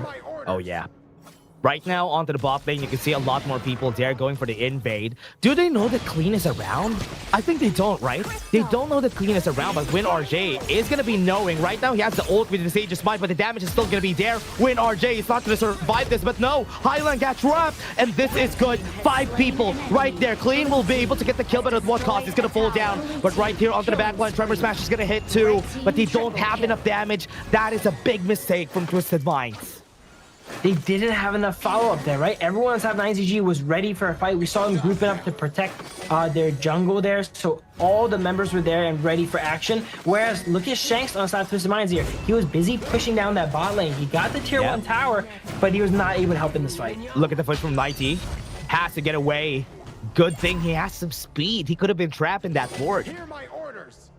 Very, very close there. 9Z opting to actually just stay around, try and see what they can get here. Tried to make a play onto Nightly there, but as you mentioned, they were very nimble, barely escaping the board from Moon there. And just like that, 9Z has kind of clawed their lead back into here. You know, they were before down 1,000 gold. Now it's only 300, and a few more fights like that, and they are going to be ahead. Looking really great for the side of Twisted Minds. Everything has been good here for the team. But I like that both junglers are really close when it comes to the gold. Not really ahead against each other. So 9Z Globin has a really big chance here. Spark Forge already built for Win RJ. So I'm waiting for him to be a bit more tankier once he gets the next items. Win RJ is going to be pivotal in this game because they sacrificed a lot of their early game presence for the Futsu pick, whereas Nightly can still maneuver around the map and help out his team. Futsu's just kind of stuck there split pushing, and is that going to get value? We're going to see later on. Yeah, Tremor Smash is going to get used. No flash to comp with Saber. Has to go to the back line. When they go for it, they got the knockback. They're going to be pushing the tower, but onto the back line, they're going to go. Win RJ is going to be the first target. That's going to be one more kill, and they got 3, but it's still a 3-for-3. Game's not over just yet. Sick could still go for the chase, but that's it. Twisted Minds are okay with a tower and a 3-for-3. So far, Twisted Minds is not only surviving the pay early game, they are thriving, right? Consistently ahead this game. Definitely not as much as before, because in the 7-8 minute mark, they were all the way up to the high ground. But they're able to go ahead and try and outscale. And once this Luna gets late in the game, sure, Sick is kind of close in gold, but you much rather have a level 15 Luna than a level 15 pay. Yeah, what's scary about this, though, is that you can see, right, the gaps here for Twisted Minds, because every time they get caught by Win RJ on the Sage's Might and also by Moon on the board, it's gonna get scarier, right? So that is what they need to look at here for Twisted Minds, because when they get caught, they can't get away. They're definitely gonna be dead. For sure, they're stealing some more of the jungle on the side of 9ZG here. And this is what I was mentioning before, right? They're just trying to defend their own jungle. So they're not really ever able to contest the side of Twisted Minds. That's big, though. They force the Unending Sorrow. He can't tank anymore. Copper Saber has to go back, and that is good. Second tier tower at the top side, but the bot lane has an answer. 9Z Globin doing a good job at this macro game. And now onto the back, though, Copper Saber looking for the fight, but 9T just tried to go for the backline. ACC is going to be the sacrifice here. That is such damage from Shanks' Arrow Storm. We gotta understand, Shanks the entire game has just been farming. He's not been helping out his team and such here, but now he just got a red buff given away to him here, and he is ready for action. Daybreaker acquired. If we look at the gold here, Shanks should be nearing the top here. Oh man, it's so scary, right? You have the Daybreaker already on Shanks. This is the start of the game. Right now, Shanks is just going to destroy everybody. And now, it's going to be a problem also because Clean is also... What is that? What can they do whenever he does that? That's the power of Luna, right? Once you have the itemization in there, you're able to dart in and out of the map here, and you don't have any real lockdown of them. If the Futsu is not ready there to go ahead and grab her immediately with that ultimate, there's not much counterplay. She's able to just dart around, get some vision, get some damage off, and retreat safely. Yeah, Twisted Minds now getting ready for this Shadow variant. 9Z Globan's also in position in the Tyrant. I like that they have pushed the bot lane tower, right? And Sick is doing some housekeeping so that Twisted Minds would need to think about this wave incoming onto the bot side. 9ZG, if they want to go ahead and win a fight, they need to handle the two biggest threats on the side of Twisted Mind. They need to lock down that Luna and remove the Flowborn Marksman from the back line. Look at the gold, 9,000 for Shanks and only 6,000 for Lefty. He has almost 50% more gold than the enemy Marksman.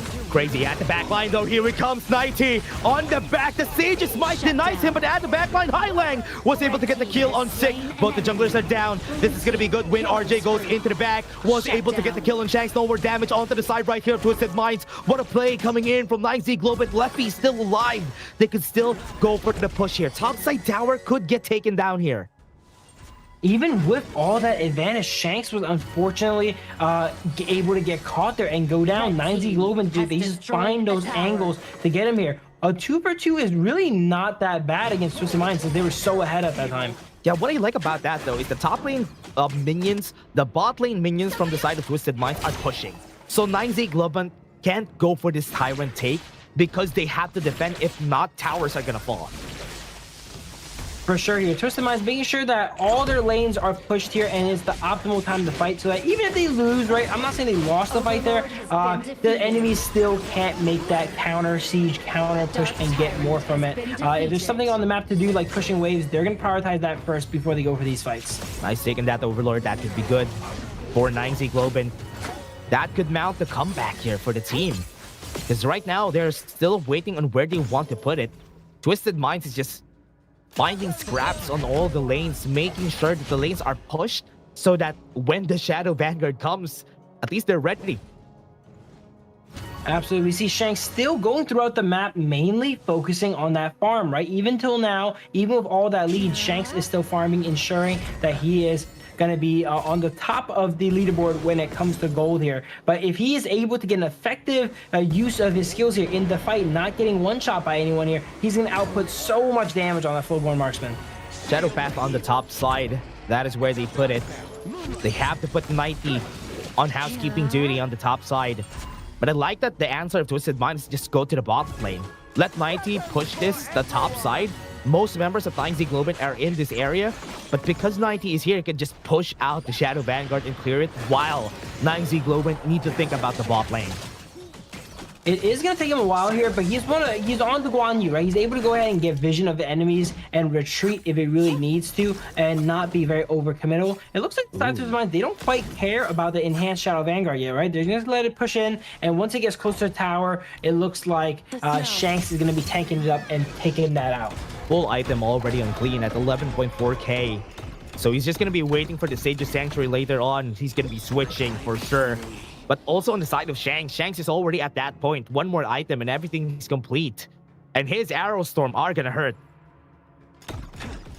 Yeah, basically all of the gold on South Twisted Minds is on Shanks here, so it's very important that they keep him alive because every other member, I'm looking at the gold here, 9Z Globan kind of is ahead on, right? The mid laners ahead, their Clash laners ahead, jungle is down a little bit here, but the support is ahead too. So if 9Z Globan's able to shut down Shanks, they're actually not behind in the fight.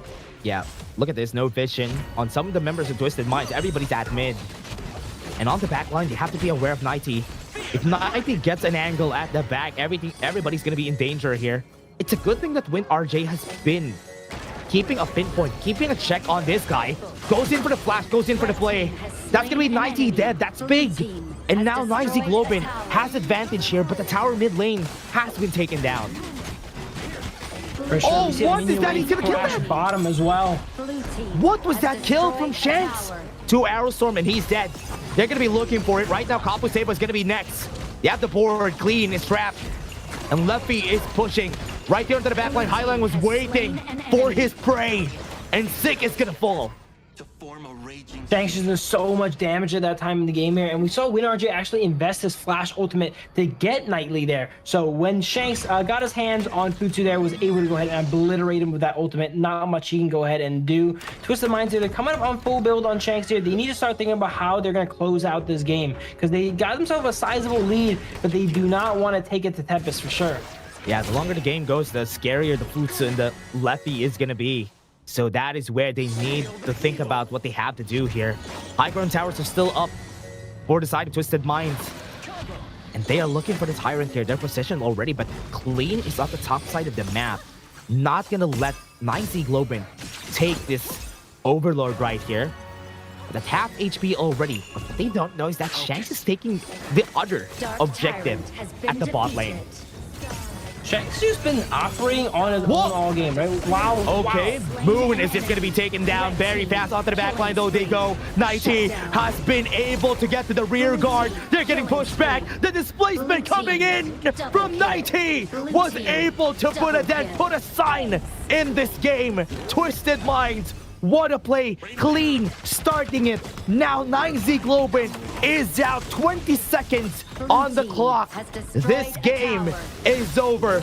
And game number 2 is gonna go to the hands right here of Twisted Minds. I was saying, wow, Luna's engaging a fight there without Shanks, but they don't need him, right? You see them go ahead and win that fight.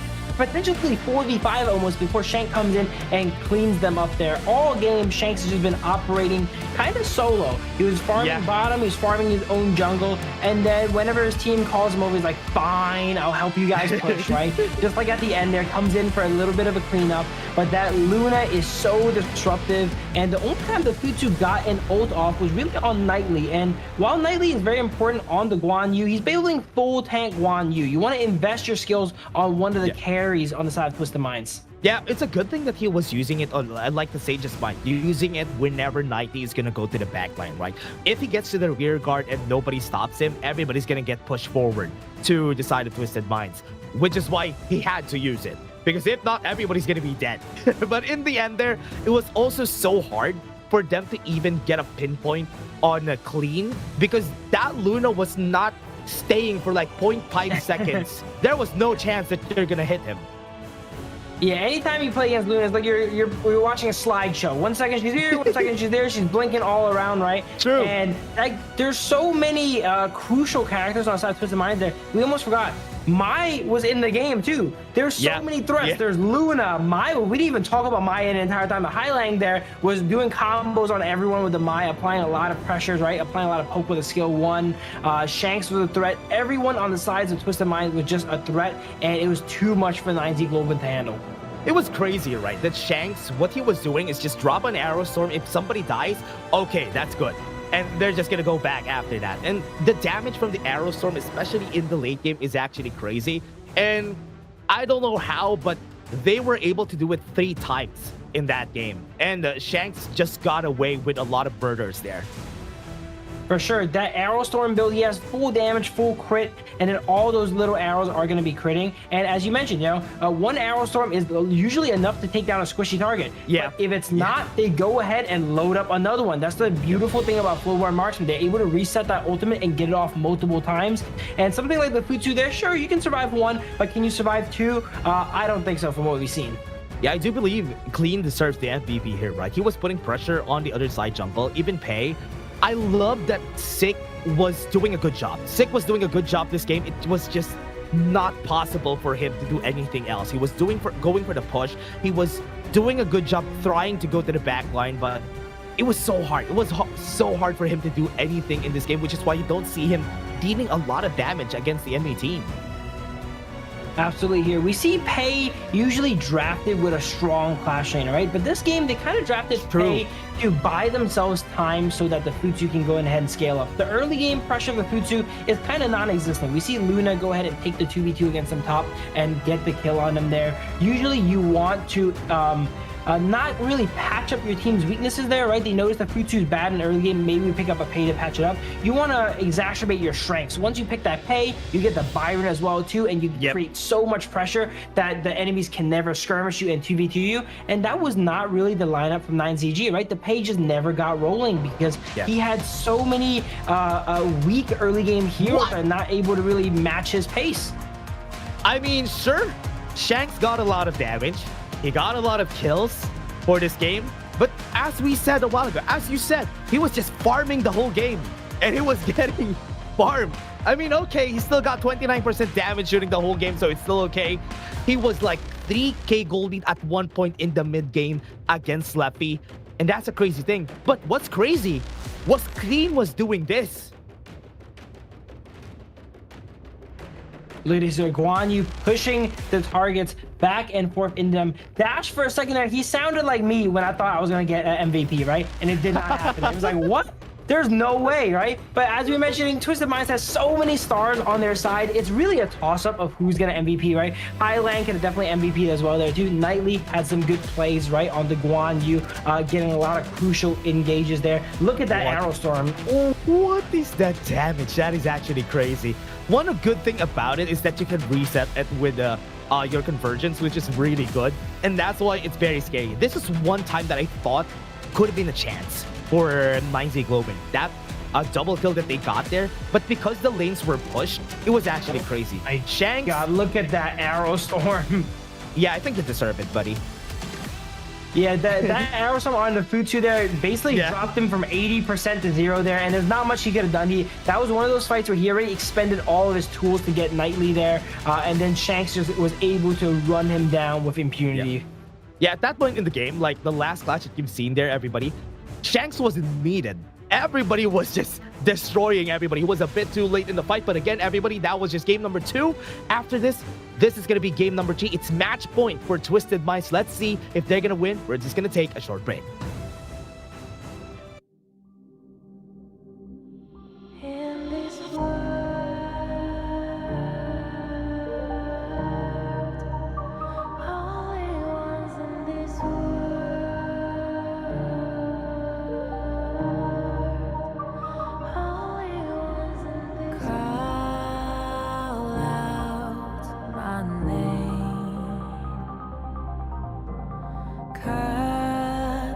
Sound of the rain. No matter how I feed the flame, you know I feel the darkness and the pain. All of the ways we tried to break free from the night, you know we made it out, we found the light. I fly so high, light up the skyline. Let's do it this time, like it's a whole new vibrant world.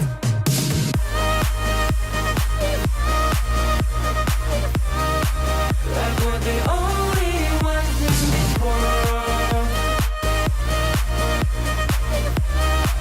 Like we're the only ones in this world. Now I see that I got everything I need. It's alright, I'm on fire, I'm alive, 'cause now I fly so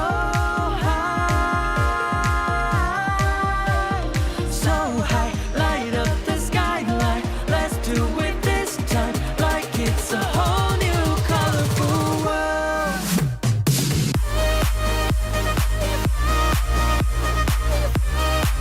Like we're the only ones in this world. Like we're the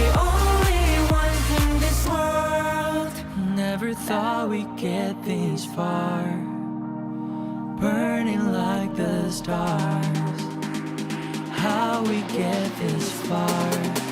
Like we're the only ones in this world.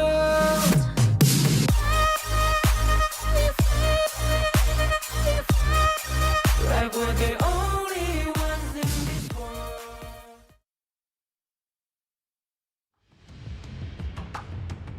And we're back, everybody. Game number 3, match point for Twisted Minds. We'll see if they will win this, or will 9Z find a way to clutch it out and maybe come back from this whole series. We're still going to be your shoutcaster for today. My name is Dash, and I'm here with Phil. And Phil, what do you think about Game 3?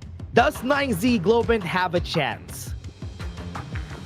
There's a thing I always say. If a team 2-0s you, usually they make it 3-0, right? It's very hard to shift the momentum at this point, because look at this. They are down in the dumps. They just lost 2 in a row. They are on a knockout door here, potentially, right? As it's match point for Twisted Minds. Yesterday, they didn't get a win either, so they've been kind of throwing everything and nothing really sticks here. For this potential final game, they definitely got to switch it up. I honestly don't know what they could do either, because the new Twisted Minds is living up to the hype so far, as they are 5-0, and they're showing no signs of slowing down. Yeah, man, imagine this feels like an anime, right? Like the protagonist was on a training arc, then he came back clutch to save the team because they were at the bottom of survival week. And then here you go, 90, the protagonist of Twisted Minds, just clutching it up for the team and just being like an additive or like a catalyst to make the team better. For sure. You know, if they go ahead and reverse this, right, and potentially maybe even win KMW again, they're never going to hear the end of it from Nightly, right? They're going to be like, yeah, you guys were struggling, you know, week 1 and 2. I don't know, kind of shoddy performances. I hop on, I'm MVP every game, man. 9Z, never lost to them, you know, can't relate, right? That's true. So let's see here. It is potential match point. The Liang gets removed over from inside 9ZG. I think we got some assassins coming out here. When you ban that Liang, usually the Fade, the Lamb is probably what we're going to be cooking here on Sick. I believe so. I think it's going to come in this game. The Assassins are going to be picked. And because the Luna is available, they could even go for the Luna first pick here for Sick, so that they would have the safetier option. But Twisted Minds, they still have a lot of options too. So it's still going to be hard for 9Z.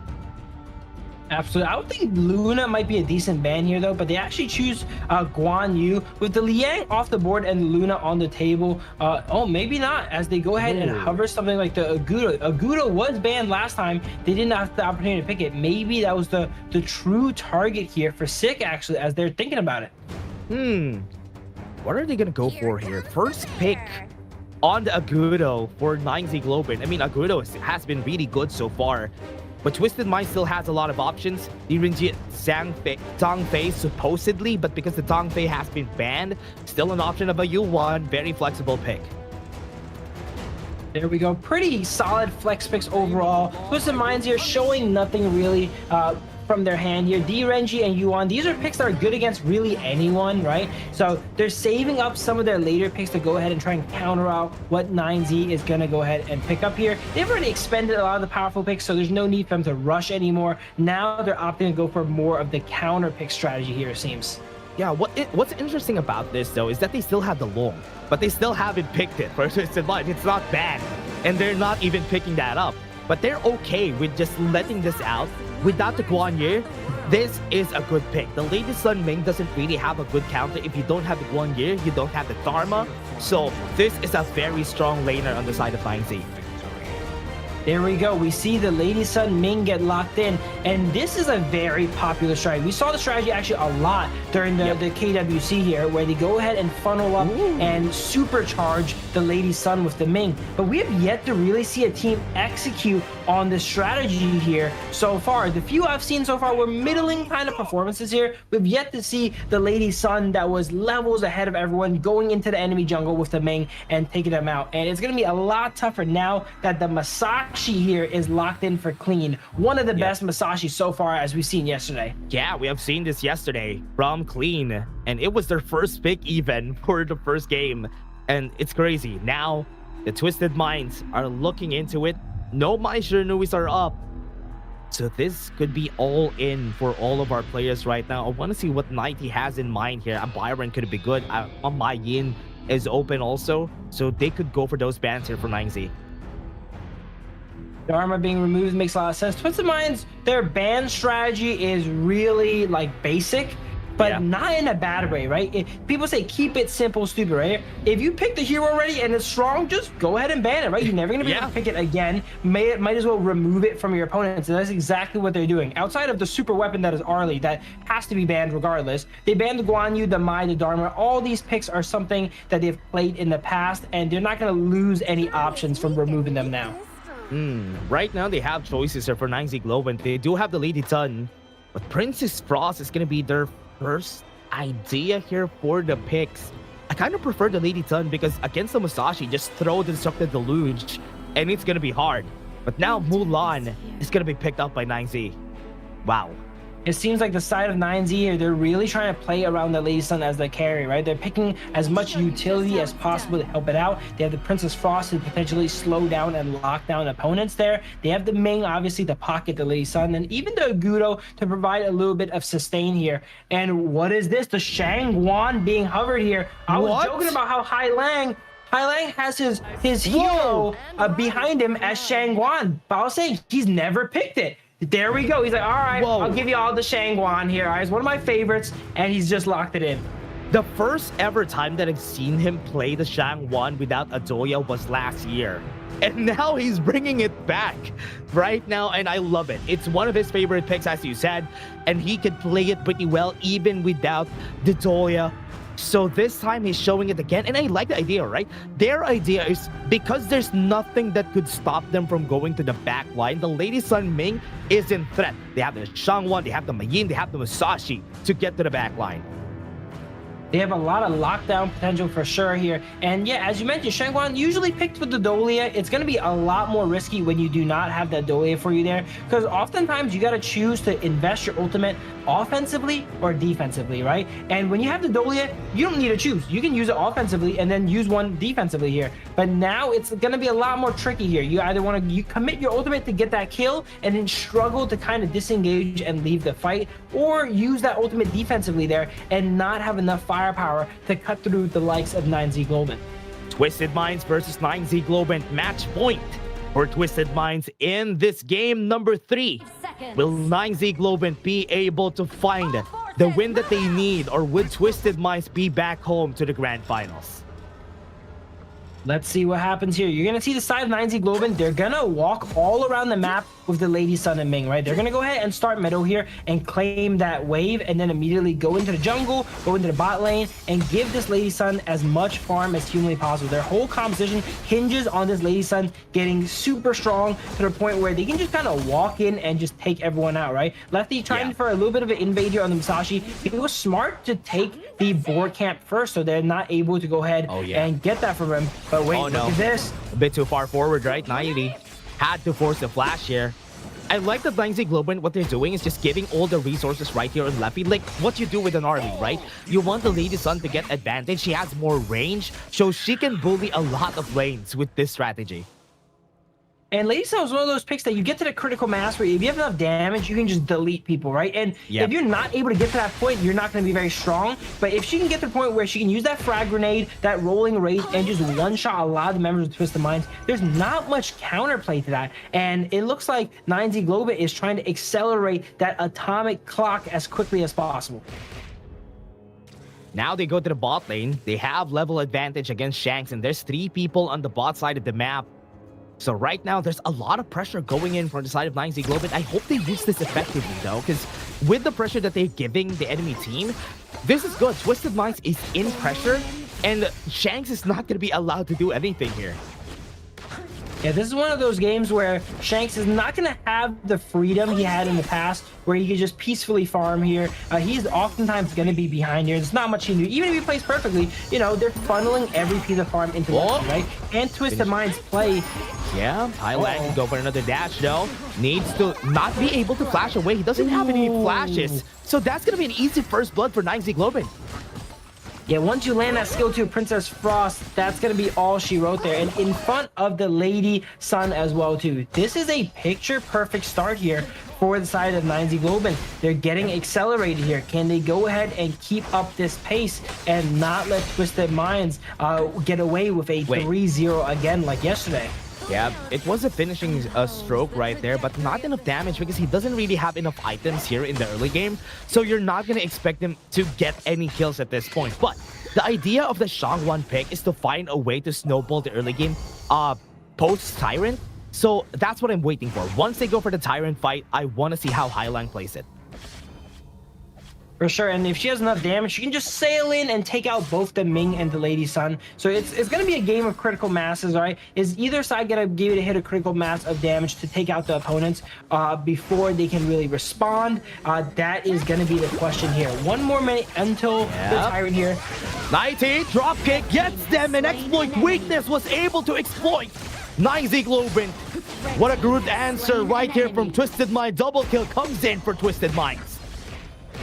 Wow, that was an amazing dropkick flash there from Knightley. He burned that flash so early, 50 seconds in the game, that at 3 minutes, you know, around the time you usually want to expend your skills there, he has it back up for that skirmisher. Another 2v2. We're seeing that Twisted Minds here, they don't lose those 2v2 skirmishes in the Clash lane. Yeah, the Frigid Prison right there almost got the hit on Hai Lang. And as he said, whenever that hits, it's going to be scary. Opening onto mid lane, nobody's pushing. Every member right here of 9Z Globin are ready to go for this Tyrant at 5 seconds.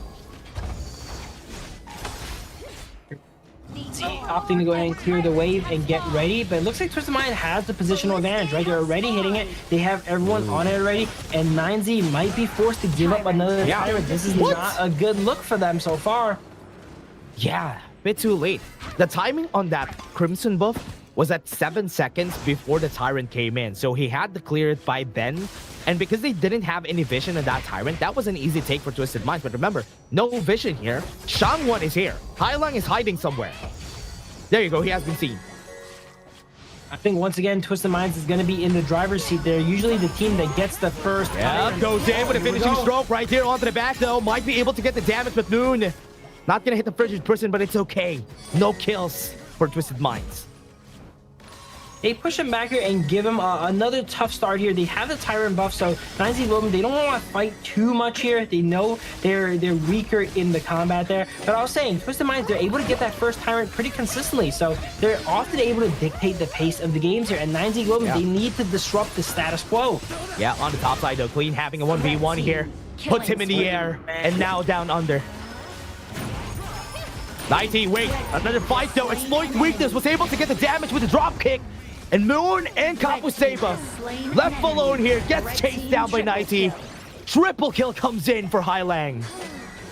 Well, Hai Lang showing you guys do not need Adolia there. Triple kill for Hai Lang. He had a bit of a rough early game, right? He got caught out once, but he's definitely making it back up, and it's paying dividends here, the Shangwan pick. He's now 3-1 here on the side of Twisted Minds. Oh, wow. And again, 90 is always has been the reason why they can start these fights though. Once he gets a drop kick, half HP on almost everybody, and now that's the time for everybody to clean up. And look at this also, the Masashi going full damage here, right? The damage jungle item along with the Axe of Torment, and he's up 2,000 gold to boot here. Whoever he gets put to death is gonna find death pretty quick. Good stun, good slow on ACC. And he has been trapped, Frigid Prison. That's a good catch though for 9Z. That gives 9Z a little bit of breathing room, but it doesn't really do much, right? They're down 4,000 gold, and taking out the roamer on the side of Twisted Minds is not going to allow you into their jungle to really take those objectives. 90 has been trapped. They used the Ghost Mobilization to get the knockup, but wasn't able to. Had to force a flash out of WinRJ. Still not a kill. All right, they're showing some signs of life here, right? 9ZG. It is potentially match point. They need to give it their all. They're playing this death ball composition we were talking about, right? Everyone's going around and protecting the Lady Sun. They have the Gudo to help out. But wait, look at this. WinRJ trying. Left. Yeah, he has been left alone. He could be killed here. WinRJ was able to dash away, but Hai Lang is there to cut him off. And that's another kill. One more for Twisted Minds. That's blue. They were 4-man walking up there as a unit. Everyone backed off. WinRJ did not get the message, kept walking forward there, and then he got himself in a bit of trouble here with Twisted Minds. But it just shows first, second game, and now third gamer. Twisted Minds is able to dictate the game and control it. Yeah, good knockup though. But Hai Lang was just baiting them out, not letting them move forward with a finishing stroke. just to put a sign on it. Goes in for the flash, got the knockup for stun on 3. And this is going to be clean. It's going to be killed right on the back. Good shutdown for 9Z Globin.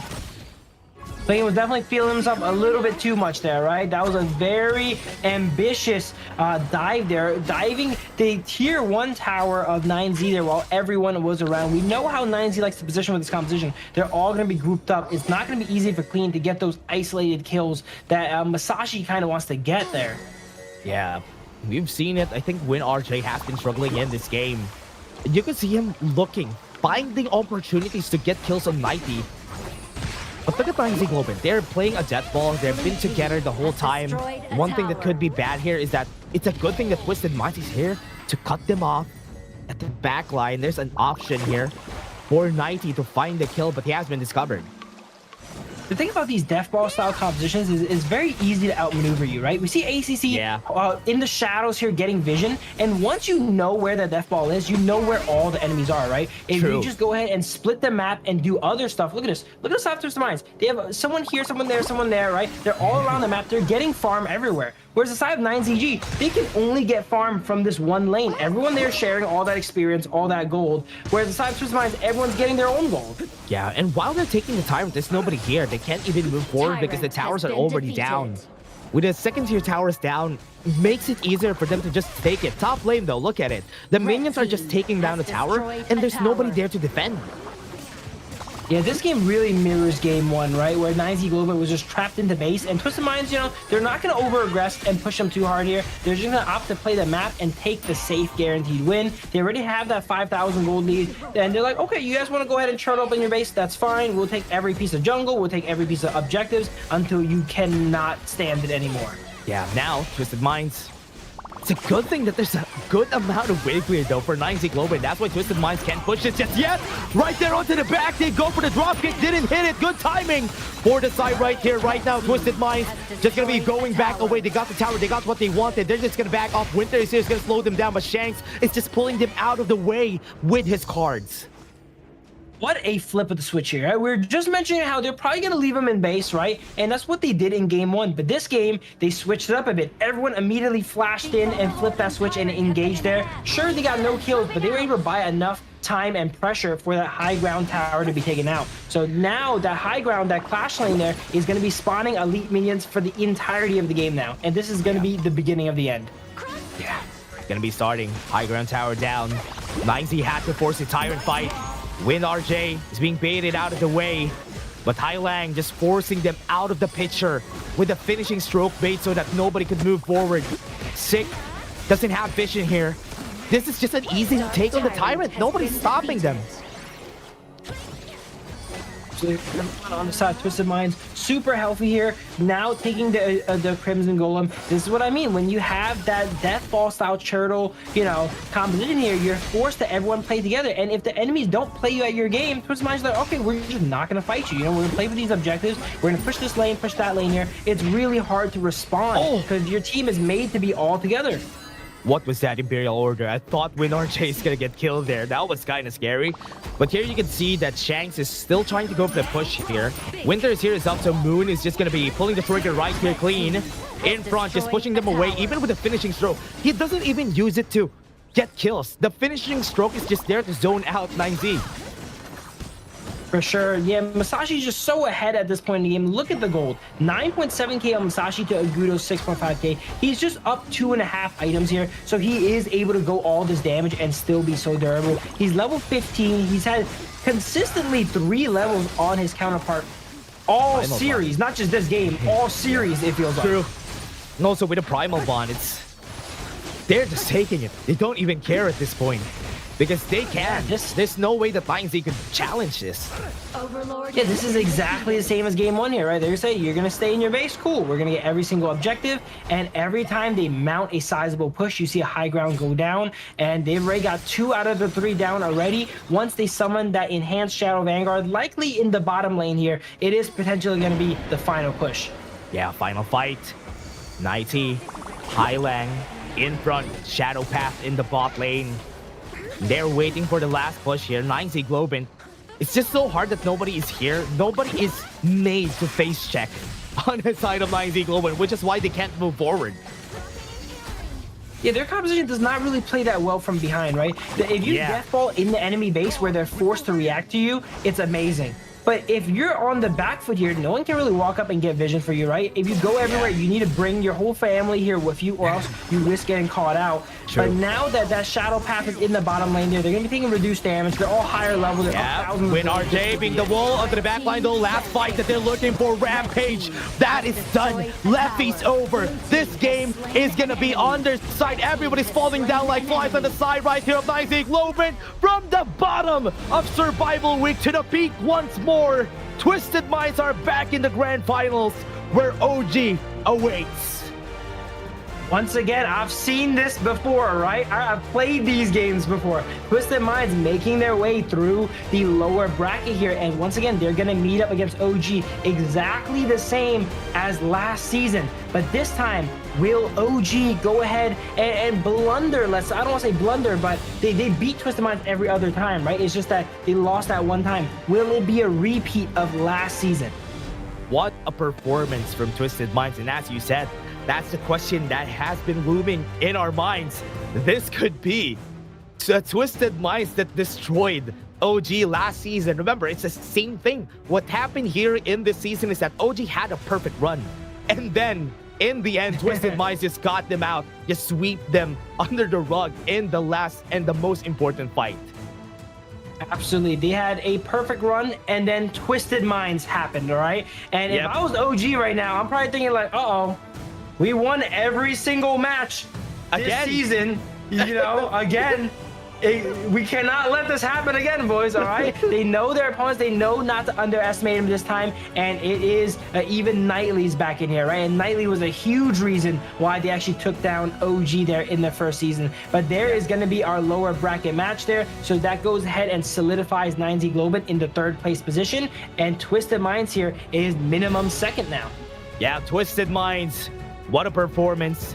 Highland bringing out the Shangwan in this game. And even 90, man, I cannot discount the fact that 90 has been the reason why they win these clashes. Even the whole series, he was doing that. Not even getting MVP, it's okay. As long as we win. I'm gonna have to give props to someone we don't talk about too often in this game as well, too, right? Twisted Minds ACC. We were identifying that 9Z Globin, they have that death ball composition, right? How does Twisted Minds always outmaneuver them? How do they always know where to be and when? ACC is always looming in the shadows over a wall, getting vision, spotting the enemies, saying, like, hey guys, they're all over here. They go ahead and rotate around and steal the farm elsewhere where it's safe until they can build up a sizable lead and just take a full-on fight to the doorstep of 9Z Globin, as we saw here at the very end, and close out the game. Yeah, you can see the gold graph here. There were some times that 9Z Globin was fighting back against Twisted Minds, but in the end there, even Highlang had just one mistake in this game, was just at level 4 tried to steal the boars, but it's okay. Clean still the MVP in this game. Shanks got 2, Clean got 1, so it's still okay. At least Clean was able to get it in the end here. For sure here for Clean there. But yeah, it does not matter the strength of the player you are, right? If you get hit by Princess Frost skill 2, that just shows anyone can get taken out in the early game. Even the mighty Highlang on one of his favorite picks here, the Shangwan, right? Very excited he got ahead and busted that out. Maybe he's thinking this is one of the last times he can go ahead and play that, as they know they're going to be against OG next. Look at this place, right? Highlang, what he's doing here is just so smart. This is something that everybody should learn. When they're playing Shangwan, you could stop whenever you're using the finishing stroke. He was always stopping. He's stopping, cast something, then stop again, then try again. You could go back, you could go in. You don't really have to just go in, because you have the option to go back. For sure here, and it looks like they are going to be going back to last year's finals now. Twisted Minds versus OG. I'm pretty sure OG was not ready for this one this year, right? True. Like, they saw 9Z Globin get the second seed here. They're the second runner-ups here in Group S. They saw Twisted Minds, you know, kind of washed up, getting knocked down potentially, right? And then out of left field, Knightley comes back, roster reforms, and they're getting hyped up to good reason. They are 6-0 right now. They're probably surprised that he's back. The hero is back, and now they are in this form. Got a 3-0 on the first part of the lower brackets, then in the lower bracket finals, got them back to here in the grand finals, a rematch. A very different, not really very different, Twisted Minds with City Boy not here anymore for the support. ACC being the substitute here for the team has been different, and I hope this same formula would be able to topple down the strength of OG.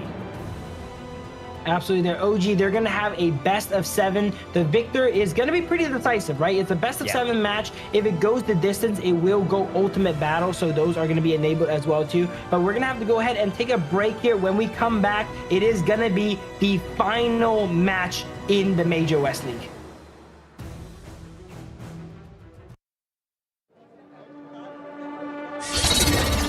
Donghuang, won't you come out to greet an old friend? All this noise, how unruly.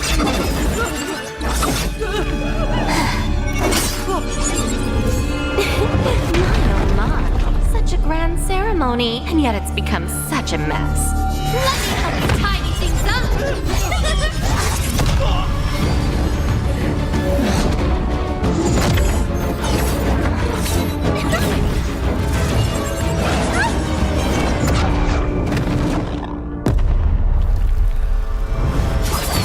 It's almost time.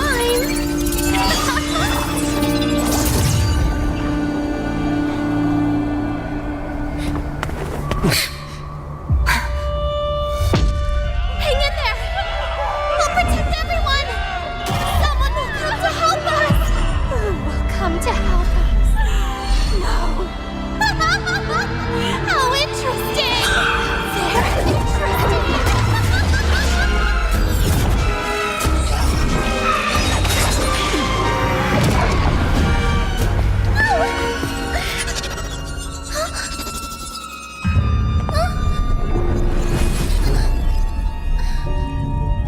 You. Why do you always cling on to him? Austrin. It's been a long time.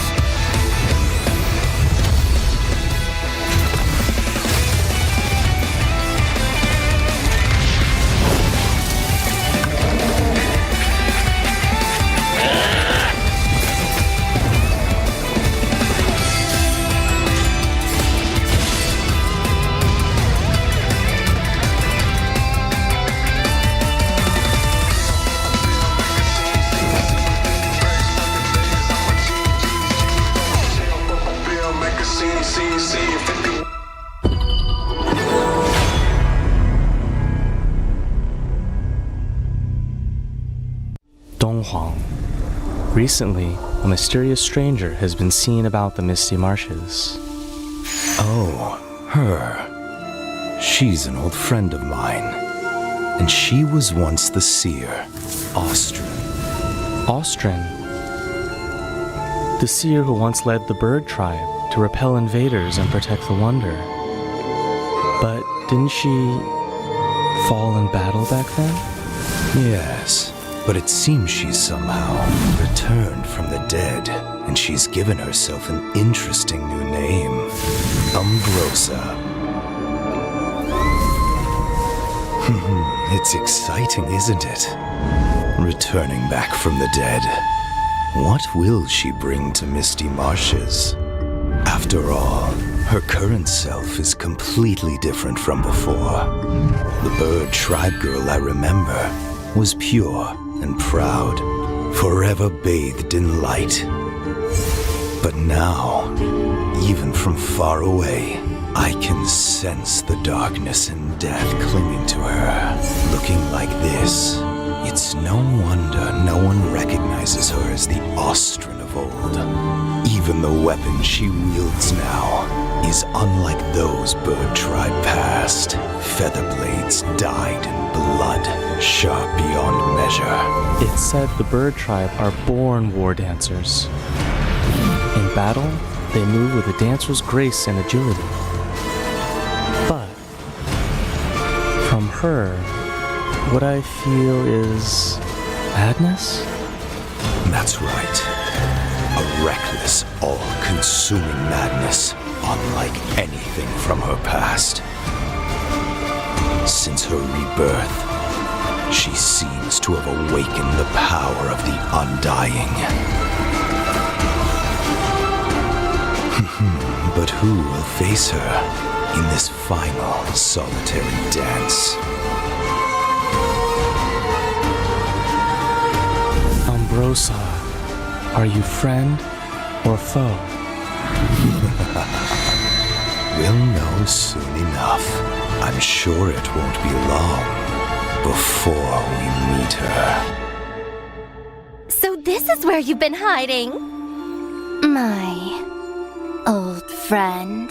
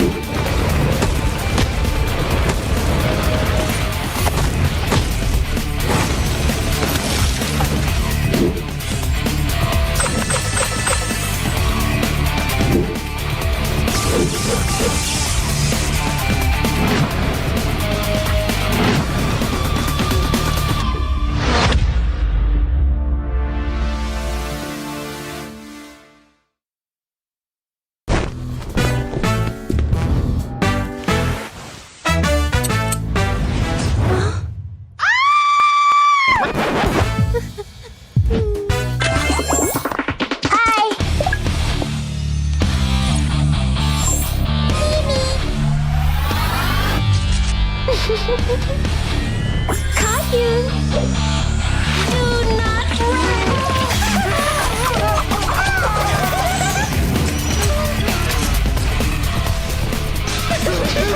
I like that. Hey! You! Hey! Stop! You!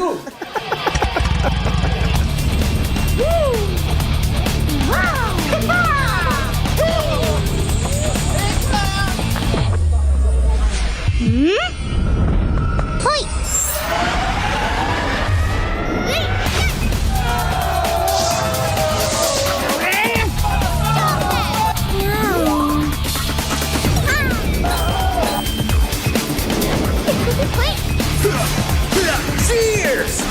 The cursed name, Kaiser.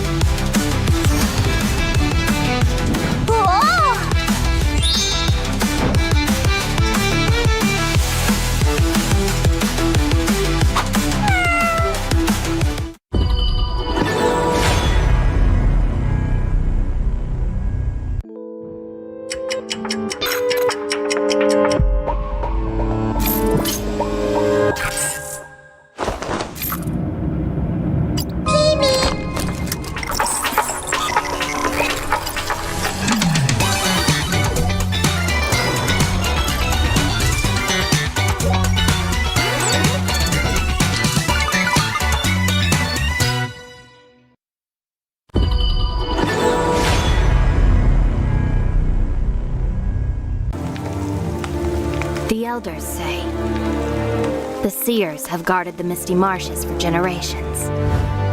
We are the forest's future.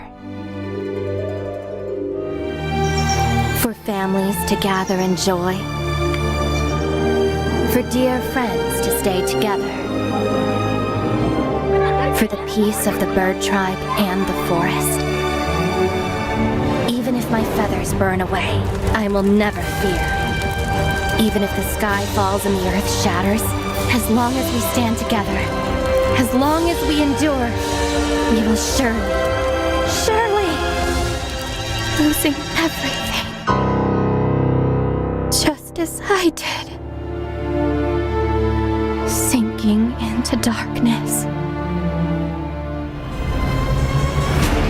My old self is already buried.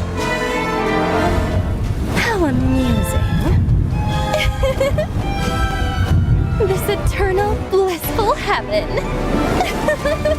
What a beautiful little bubble. I can't wait to pop it with my own hands.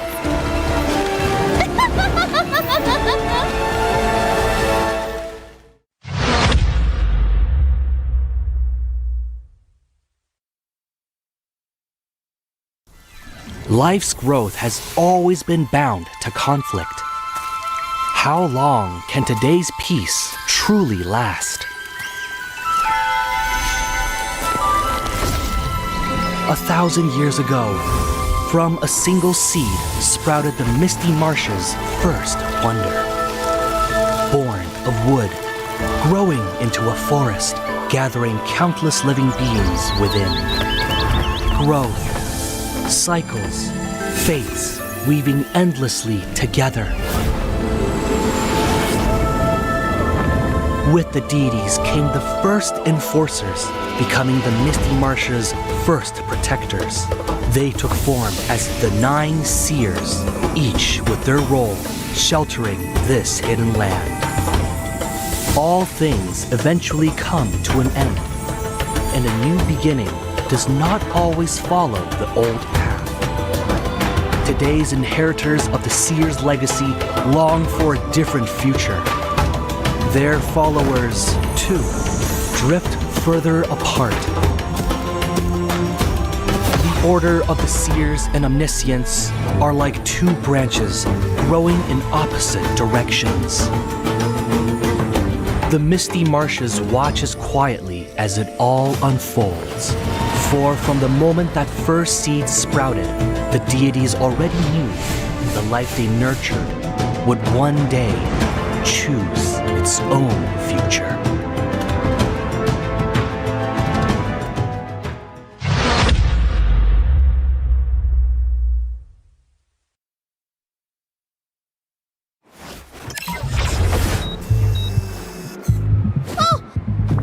I'm definitely late!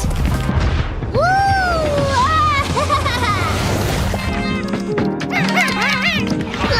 Why aren't you answering the phone?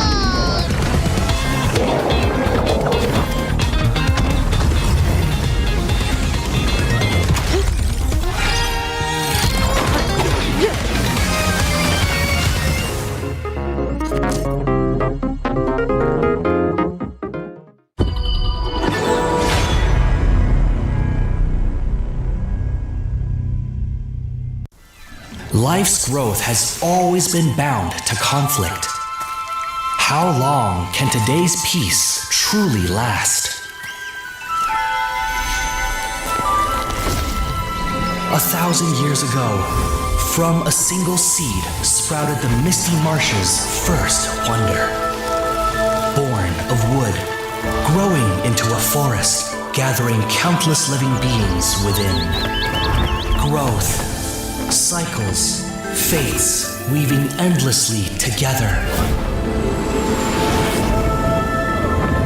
With the deities came the first enforcers, becoming the Misty Marsh's first protectors. They took form as the 9 seers, each with their role sheltering this hidden land. All things eventually come to an end, and a new beginning does not always follow the old path. Today's inheritors of the seer's legacy long for a different future. Their followers, too, drift further apart. The Order of the Seers and Omniscients are like 2 branches growing in opposite directions. The Misty Marshes watches quietly as it all unfolds. For from the moment that first seed sprouted, the deities already knew the life they nurtured would one day choose its own future.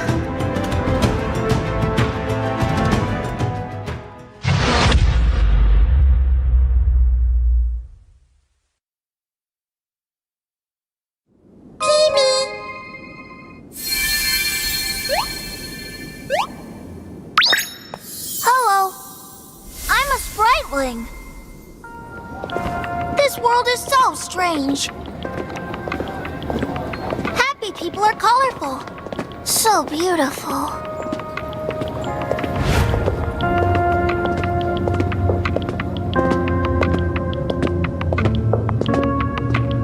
Are those their negative emotions?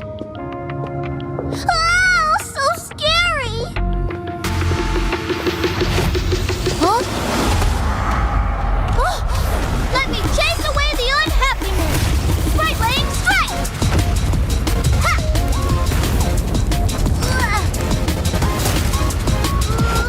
Hey!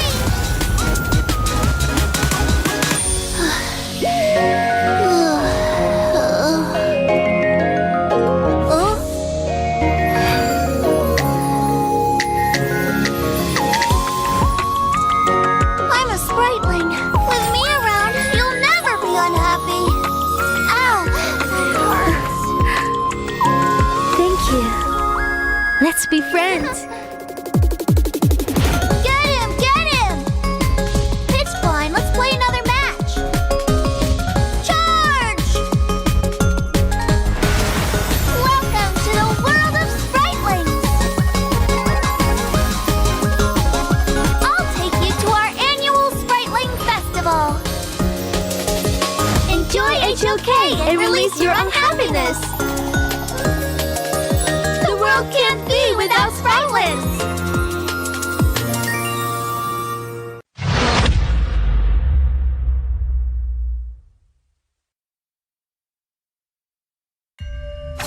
This is her passive ability. Each basic attack applies a mark on the target. Ranged basic attack damage scales with attack speed, and repeated rebounds increase ranged basic attack damage. While in melee mode, basic attack deals multiple attacks rapidly. Skill 1 enhances Umbrosa. After use, it damages and slows enemies within range. Umbrosa then enters a fevered state briefly, gaining a large amount of movement speed and attack speed.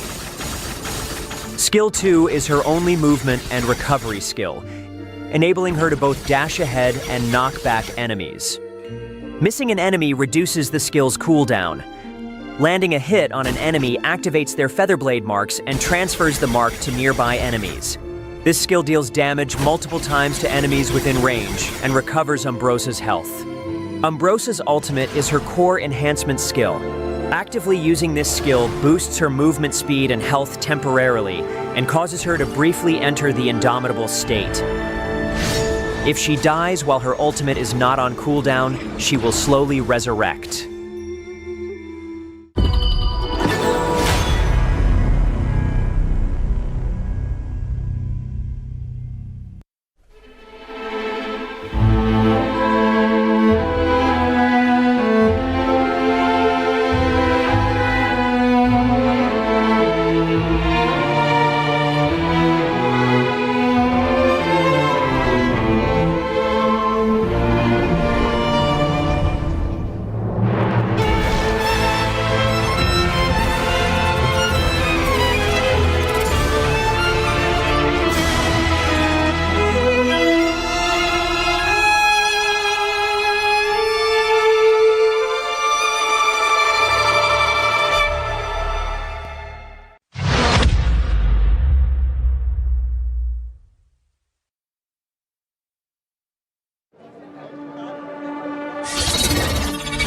Huang, won't you come out to greet an old friend? All this noise, how unruly.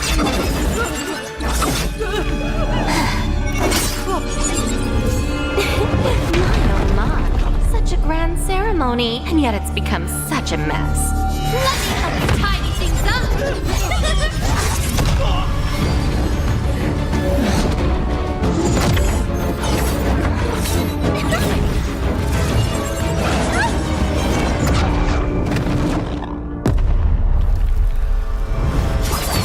It's almost time!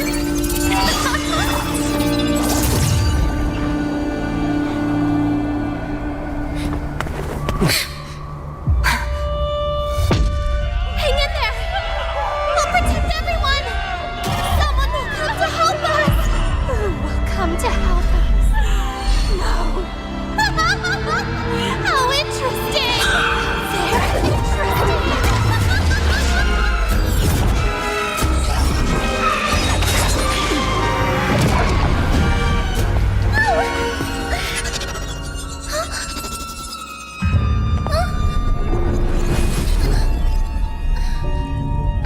You. Why do you always cling on to him? Austrin. It's been a long time.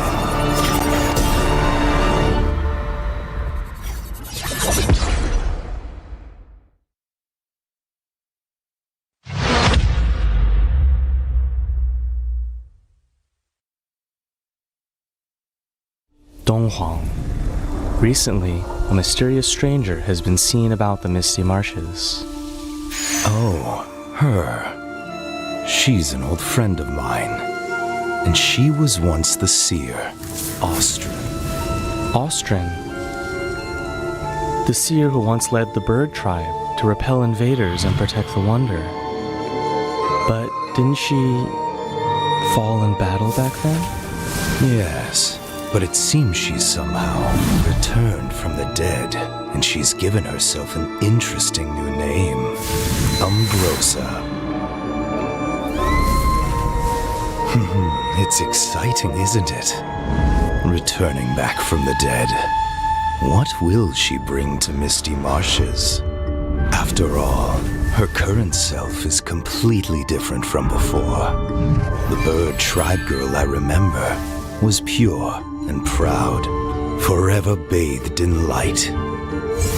But now, even from far away, I can sense the darkness and death clinging to her. Looking like this, it's no wonder no one recognizes her as the Austrin of old.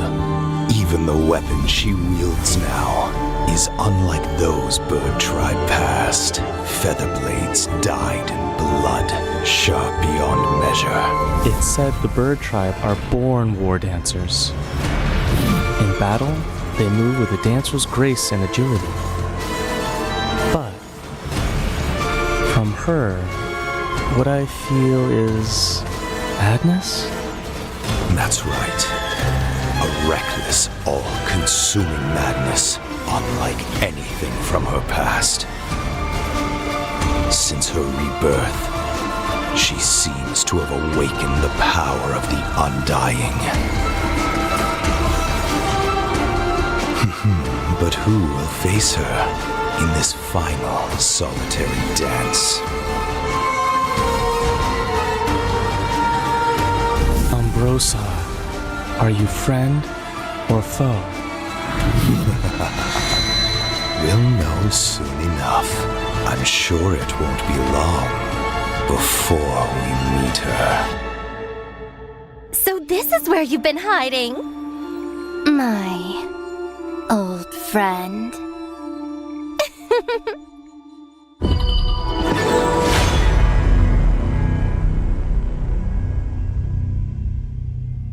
Will you live for real? Join the party.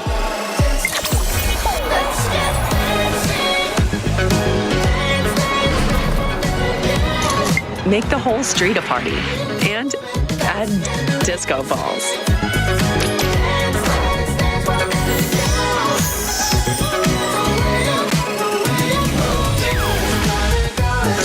Real Me 15 series. Live real in every shot.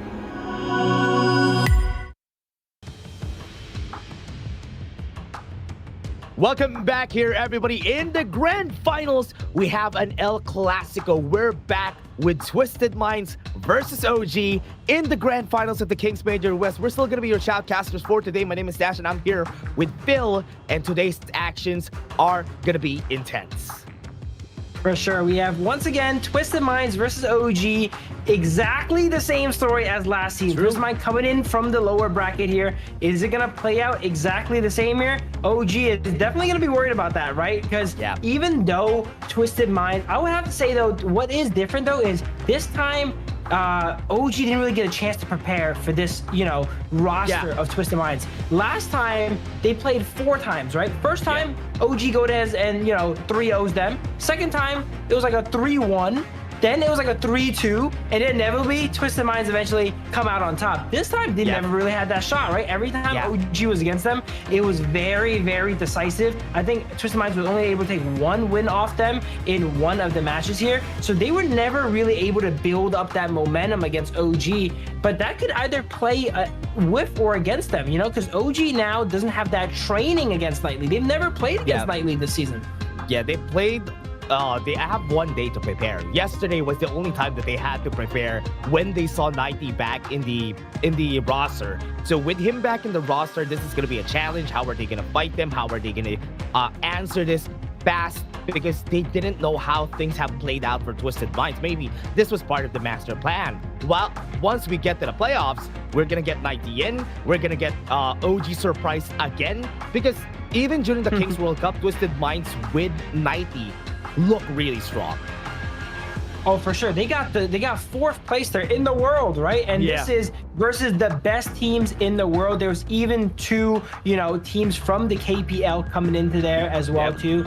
So, those guys claimed spot number 1 and 2. There's not many other spots left for them to go ahead and claim, right? So they did excellently there. And this is going to be, once again, the test. Even though Twisted Minds has all these accomplishments, they're the former champions. OG, they have the momentum factor. They've been winning every single match. It's so hard to root against a team that has won every single match, even if they did the exact same thing last season and lost.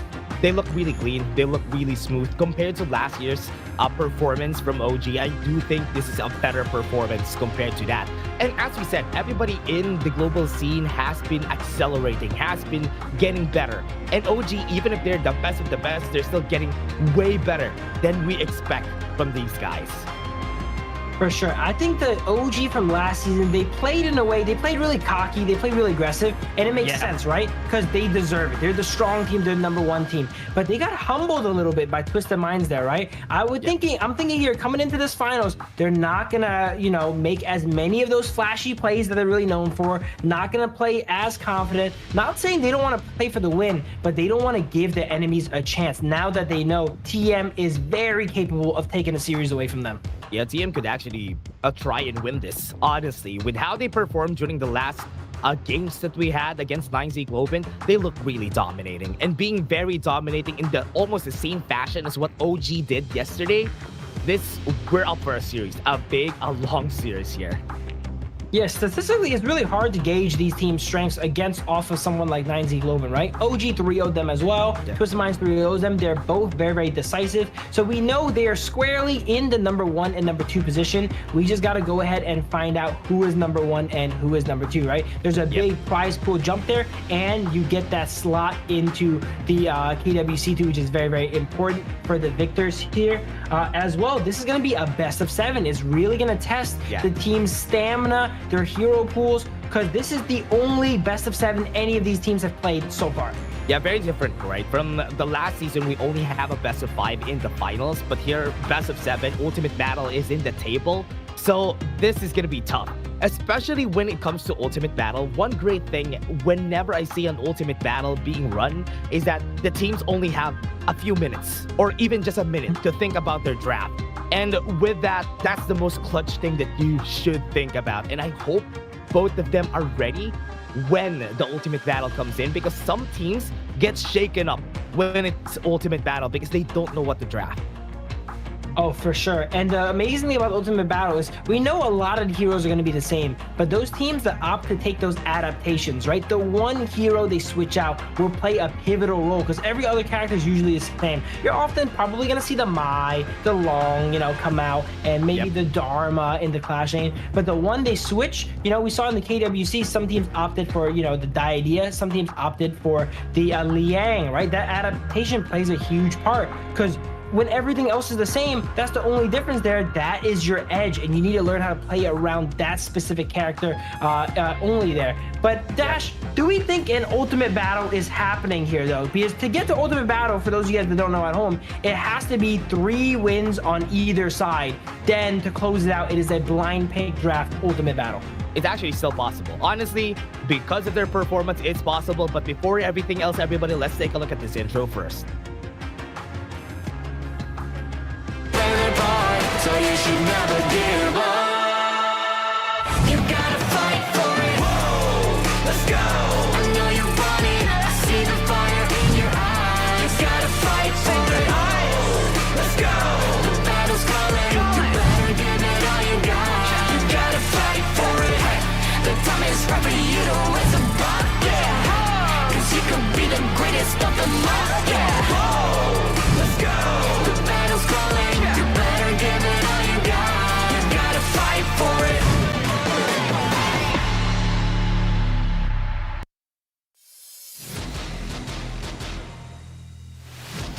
Here we go. Here's a look at OG Esports. We have Keke in the Clash lane, Dao Dao in the jungle, Wen in the mid lane, on Marksman and Nuchin on Rome. You guys have definitely seen this team. You've definitely heard this team name before because they've been dominating everything. They are flawless up until now. They've dropped games, but they have not lost a single set. They have the dream right here for OG is to conquer their demons, which was Twisted Minds from last season. And it's going to be a challenge, yes, with the hero of the story from Twisted Minds back in action.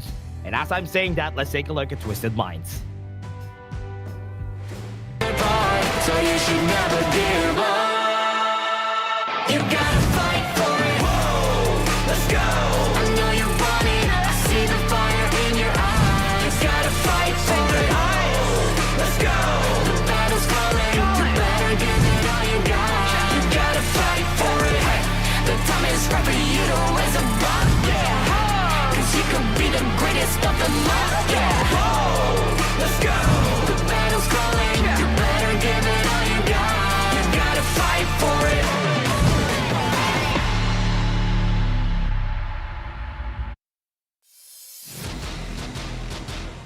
Twisted Minds, the masterminds, 90, Clean, Highlang, Shanks, and ACC got your back. We've seen them a while ago in their first series.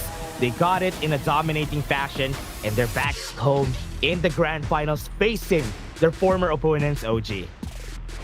And they make history repeat themselves, right? They've been here before. They're definitely not shaken because it's not their first time making that lower bracket run, right? And they ran it all the way up to the grand finals. And in this bracket here, you know, OG they don't get a second life here, right? This is it. Whoever wins this match here goes home the champions there and is gonna, you know, once again conclude to the fans which team hailing from Italy is gonna be stronger.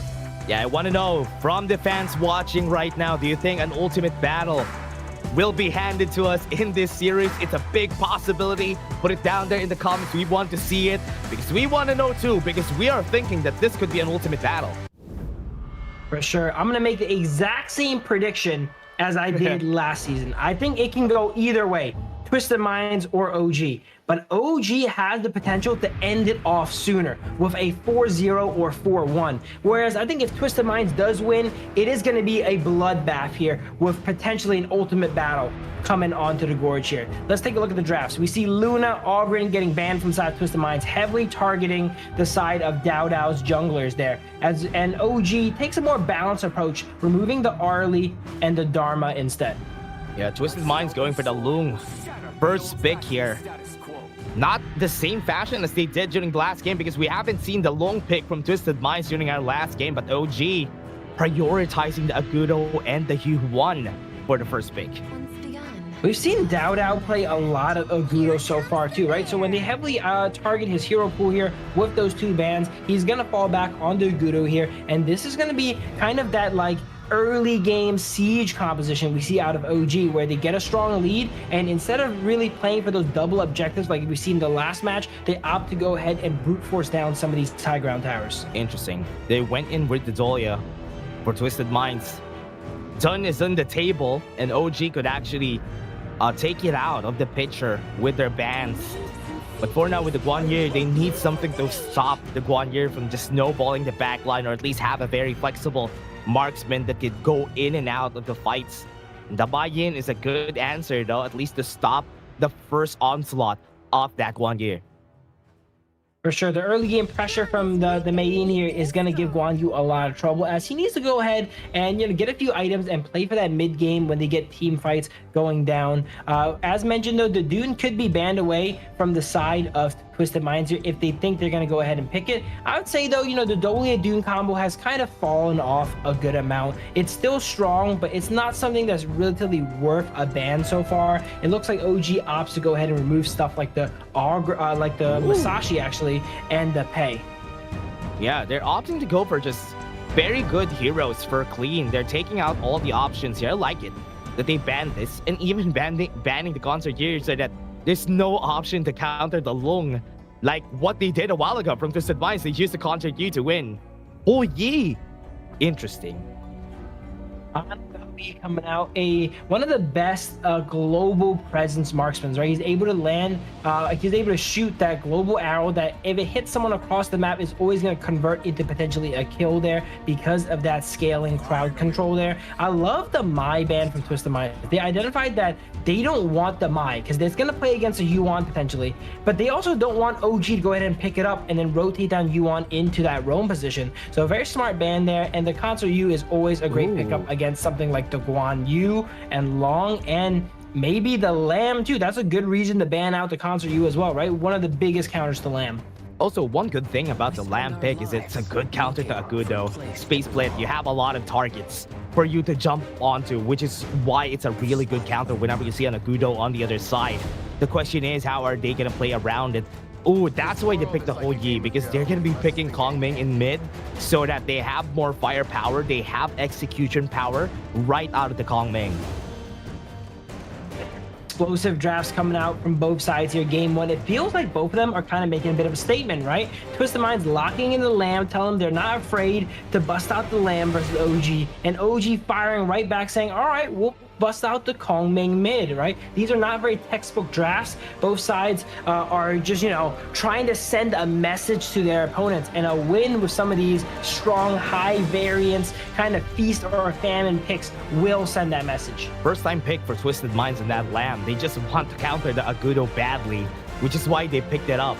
So this is interesting. Being the first time draft here in the tournament could be a surprise for OG because they were not expecting it. But I like the whole Yi pick a lot because most of the time, even KWC, we had a high win rate on the whole Yi because he's not picked a lot, yes, but he was also doing a lot of work for the team, especially the utility side of the Burning Sun arrow. So a lot of marksmen in Honor Kings, if they die, they just kind of do nothing and you get no value and you lose the fight, right? Hou-Yi almost always gets value similar to the Long. It has a great matchup against the Long, number one, and it's just going to be firing those arrows all throughout the map and trying to help out their teammates, right? Both marksmen extremely consistent, and it's kind of funny that they have such consistent marksmen when they have stuff like the Kong Ming and the Lamb, which is the complete opposite in the other parts of the map. Yeah, Twisted Minds versus OG, everybody. The grand finals, a repeat of the last season. We are back. We are so back in this grand finals. Game number one is underway. And let's see if this goes to Ultimate Battle. For sure. We are gonna see that the Realme 15 is the phone that the players are going into. You like that segue there, huh? All right, here we go. Yes, the Realme 15, built for performance, made for gaming, smooth, cool, reliable, just the way esports demand it. Ready to level up, get yours now, and feel the difference. This is going to be the phone that all the players here are going to be playing on in the finals. They want to ensure that the players have the best of the best, no hardware limitations at all. And with the Realme 15, that is not something they got to worry about. Yeah, right now you can definitely see it though. The Kaka and the Mighty battle, this is what I've been looking forward to. The Mayin against the Guan Yu. I want to know how they play this out because I do believe that the Guan Yu is not going to have, he's going to have a problem against the Mayin, but the longer the game goes, it's going to be okay because he's not going to be focusing on the Mayin anyway. He's gonna be looking to just push his wave up there, right, and then get that farm and help out his team. In the very early game, it's gonna be rough, especially if OG opts to go ahead and send 3 people up there to take that space right to open up that teleport there. On being left alone here in the bot lane against ACC and Shanks, but it's okay. There's Yuan coming in clutch here to go ahead and give him a little bit of presence. But so far, both sides playing pretty passive, no real headwinds either way. Yeah, this is something that we've discovered also from last season, right? We pick up the Hou-Yi, build up a lot of HP whenever you're picking up a Long. So this is one of the counters that even the KPL did last season that we understood just from last season because it's actually a good counter because not getting one shot by the Long in the late game is an important thing. For sure, and then you can use that ultimate to lock down the Long and potentially take him out before he has the ability to use that that infinite vastness to get away. And if he does get away with 1 HP, you know, and you know where he lands, you can also kind of set him up for a brutal arrival as well. Oh yeah, that's true. Right now on the top side, Kaka and Nairi, but Clean is also here so they could go for it and maybe take the fight against them. But as early as now, we are waiting for any movements. Both teams are just at a standstill. Like a duel at high noon. They're not even moving. They're not even getting anything. Just Small skirmishes, small takes on camps, just small steals, and that's okay. That's a good, stable thing that they have to do here. Yeah, and 2 minutes 30 seconds in the game, we're seeing that OG is able to win that tiny war of attrition so far, right? Up a little bit of gold. So maybe it's a sign of what to come. It is negligible, you know, the little bit of gold that they are up. But we have 1 more minute to the Tyrant, and that is not going to be negligible, right? Whichever team goes ahead and takes that usually takes the driver's seat. We saw Twisted Minds get most of those Tyrants versus 9Z Globin, and because of that, they had really good dictation throughout most of the games in the prior set. And it's also smart that both their teams are just not taking anything, waiting for everybody to scale. Shanks has to force out the infinite fastness. They use the Burning Sun arrow on him, so he has to get away. Yeah, I think both marksmen are just going to be about able to get their ultimates up right at the spawn of that Tyrant. They have to make sure they have these abilities ready. There is the Dolia to reset Shanks' ultimate though, so yeah, he's going to be good to go right here already. Wow. Beautiful unending sorrow from Muchin here, not being able to get caught by Highline. Had the flash for on. That's very important though. The flash timing, 20 seconds on the Tyrant, so he will not have any flashes for this fight. But that pushback coming in has to flash away for when 2 flashes are down. Getting himself in a bit of trouble here. Looks like Twisted Minds has the common skill advantage, but still it can go either way, right? Once everyone is up here, Dao with the Gudo pressuring that mid lane, helping push out that wave. And if they take their eye off the ball here, Twisted Minds, Gudo can definitely rip down that Tyrant very quickly. Good knockback. Infinite Fastness is down again, even with the reset. But now, looking at it, Clean is not going to try it, not going to opt to steal this. So that was still a good bait. Just try to go for fishing on this Tyrant for Shanks. That's what we're talking about right there, right? They got their eye off the ball, and Dao saw an opportunity, immediately rips down that Tyrant so quickly that Twisted Minds knows they can't really even react. That's why it's very important to be in position when the objective spawns, especially against someone like the Gudo, which is able to take it down so quickly. Yeah, easy push for them.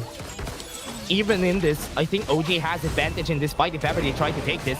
At the back, 90's gonna push back one. And that is gonna be down. They're gonna be pushing them back away. What a push again from 90. That's what they're looking for. On can fall down. They got 1 kill. And almost gonna make it 2. But they have a 2-for-2 for now. Kalka is gonna be here to get the advantage. Not gonna be even out. And he's gonna be chasing down Shanks. The last kick to get a 4-for-2. 4-for-2 for side of OG. Not the best time to fight, right? They just got the Tyrant, so they have that extra boost in stats when it comes to combat. Clean has just been kind of farming all throughout the map. He's not getting himself into any trouble here. He's in the enemy jungle. He's gonna get himself in trouble right now. He's in the wrong side of the jungle though, Clean. The good thing he still has a lot of dashes to just get away from it, right? So very safe. But that big fight, right? OG, I thought they were the ones losing because 90 had a great position there. He did, and they got Dao trapped up in that box there. But as we mentioned, they have that the Tyrant buff on there. And even if you don't start the fight as favorably, when you just have more stats than your opponent, as we've seen there, they're able to go ahead and win that. And the richest member on side of Twisted Minds here, the Lamb, was also just not in that fight too. He was off farming alone, getting himself a bit of a lead. So that's gonna put Twisted Minds on the back foot when it comes to combat. Yeah. Still a good try there for Twisted Minds. Good fight actually, but they just didn't win the fight just yet. Still need to wait for Clean to get the items though. On has a flash though. Burning Sun arrow is in the table. Use it in close range. Not a lot of stun though. Right now the World is My Board is gonna be here. Muchen tanking up a lot of damage. They saw Clean on the top side, so they have to take what they can. Destroyed a tower. Yeah, you can tell On was not quite prepared for something like that Lamb pickup, right? He got caught out a little bit there. Didn't know that Clean could be in that position there, invisible. He uses the close range ultimate. Speaking of close range, wow, look at that. He got pushed back. That is good. Down is going to be dead here, but he was still able to stay alive with the blood rage right in front. One doesn't have any mana, and he was in front of everybody there. Muchen doesn't have the ult. But what a good pickup for Twisted Minds. Pretty sloppy fight from both sides there, but it looks like Twisted Minds will come out on top. Highline almost going down there, Dao almost going down, but they were able to clutch it up. We see Nightly now all around the map, now pressuring the bottom lane of the side of OG, and this game is looking very, very even. That's big. Clean at level 12. Just like in the same fashion, they're having a hard time against Clean. Having advantage here, but the stun was able to lock him down, and they're going to be chasing him over. The push right there for Nike to save them out. They have the World Spy board got used, but they still were able to shut them down with Kaka. In the backline was able to get 90, and he's chasing down Highline. Does he have the passive? Yes, he does. But it doesn't matter. They still got the kill. Pops that passive here and gets the kill as well too. OG, you know, if you're not monstrously ahead, they always feel like they're so good in the fight, right? The gold was dead even. The kills were dead even. Crazy. But they still come out so on top. It feels like gold is worth more on them sometimes, right? And this game is not going to be the game where Keke goes and, you know, distracts all the enemies, you know, and he has kind of a bad KDA. He is 3-0 on the main here, and he's looking to keep it that way. Yeah, look at the items here, Avon. He's getting ready to get all those HP items after this because he knows that Shanks could definitely kill him once he gets the third item. Second tier tower got taken down the bot lane and the Tyrant is on the table. It's just gonna be waiting to be eaten, but off the back though, they have one shot. One kill on, has to flash away. Good kill on their side though, but OG gonna be chased down. Got the kill already good. One is down again, and that is good. Already for Twisted Minds. Twisted Minds do get win there, but they lose the objective once again, right? Tyrant goes over to OG again, and now they have another 1 minute period where they gotta take an uphill battle if they want to go ahead and fight the side of OG. Wen not really finding his footing into this game here, but it is kind of, you know, typical to OG strategy to kind of sacrifice Wen in a lot of positions here, right? He doesn't have the best score line so far. It's much better to sacrifice someone like him and On than Keke, which has a big shutdown on his head. Yeah, right now, already starting on this objective, easily going to be taken here by Twisted Minds. Got the Overlord. So far, they have been caught always by Clean on the back, and there's nothing to help the rear guard. Every time they try to go there, that's an opening. On is going to get caught. He has to force the flash. So they need to find a way to find Mighty and Clean first before they fight. For sure, Clean is going to be pivotal to this game. The entire game, Clean has just been kind of farming, getting himself ahead, and you can tell in the levels, right? He was level 14 a second ago, whereas Dao was only level 12. He had a 2-level lead, even though his team as a whole is down 2,000 gold. He himself is really strong. So every time he enters the fight here, OG needs to have alarm bells. Yep, Kaka getting ready for it. And Clean was just able to get the death from below. He has been doing that since a while ago, just dashing away from danger. Burning Sun Arrow got the hit on one, but they're not going to be chased down. Muchin has to use the ult right here, and now in front is 90. He's not in the back anymore to use displacement against the other team. And right now with the ult death from below in front, and that is him. Clean gets the double kill. Gets the reset as well too, right from Dolia, and gets the ultimate back. Great fight there. It looked like it was really going well for the side of OG, right? Keke was on the sidelines getting drop kicks off onto the Dolia, but all while that was happening, the bot lane of OG was just getting cut through by the side of Clean. And this is going to be the first Tyrant here that Twisted Minds is able to take, and a very important one as well too, as it's the first enhanced version. We have a series in our hands, everybody. This is a very tough match. Twisted Minds are taking over the game. I mean, they don't have the gold advantage in this game, but Clean and 90 already in position for a fight here. Burning Sun Arrow has been seen a while ago, but Clean looking for it. Tower's gonna be down, and even the Gorge mobilization is not gonna hit anyone. Here's the thing though, Clean was so ahead of everyone else that he had at one point 2-3 levels on Dao maybe, right? But now he's stuck on 15. If they don't kind of close out this game soon, everyone's just going to catch up to the level that he is at. He has 3,000 gold on Dao here. I don't think I've ever said that statement before ever, right? As someone has 3,000 gold on Dao, but Clean does. So he's going to look to try and close out this game before they catch up, because they will eventually catch up on the side of OG. Yeah. They know their priorities, right? This is what's good about Twisted Minds. They know who to get the gold share, get the bigger gold share on the team, and it's Clean at this phase of the game. But the longer the game goes, the less effect the LOM is gonna get in this game, so they have to finish it. As you said, they need to find a way to finish it. Mu Chen has to force an Unending Sorrow. 90 now down to low HP. 14 seconds out of the Primal Bond. And they even have to use the Gorge mobilization here. They do have it available for the next one. And they can still roll Furball for Dao.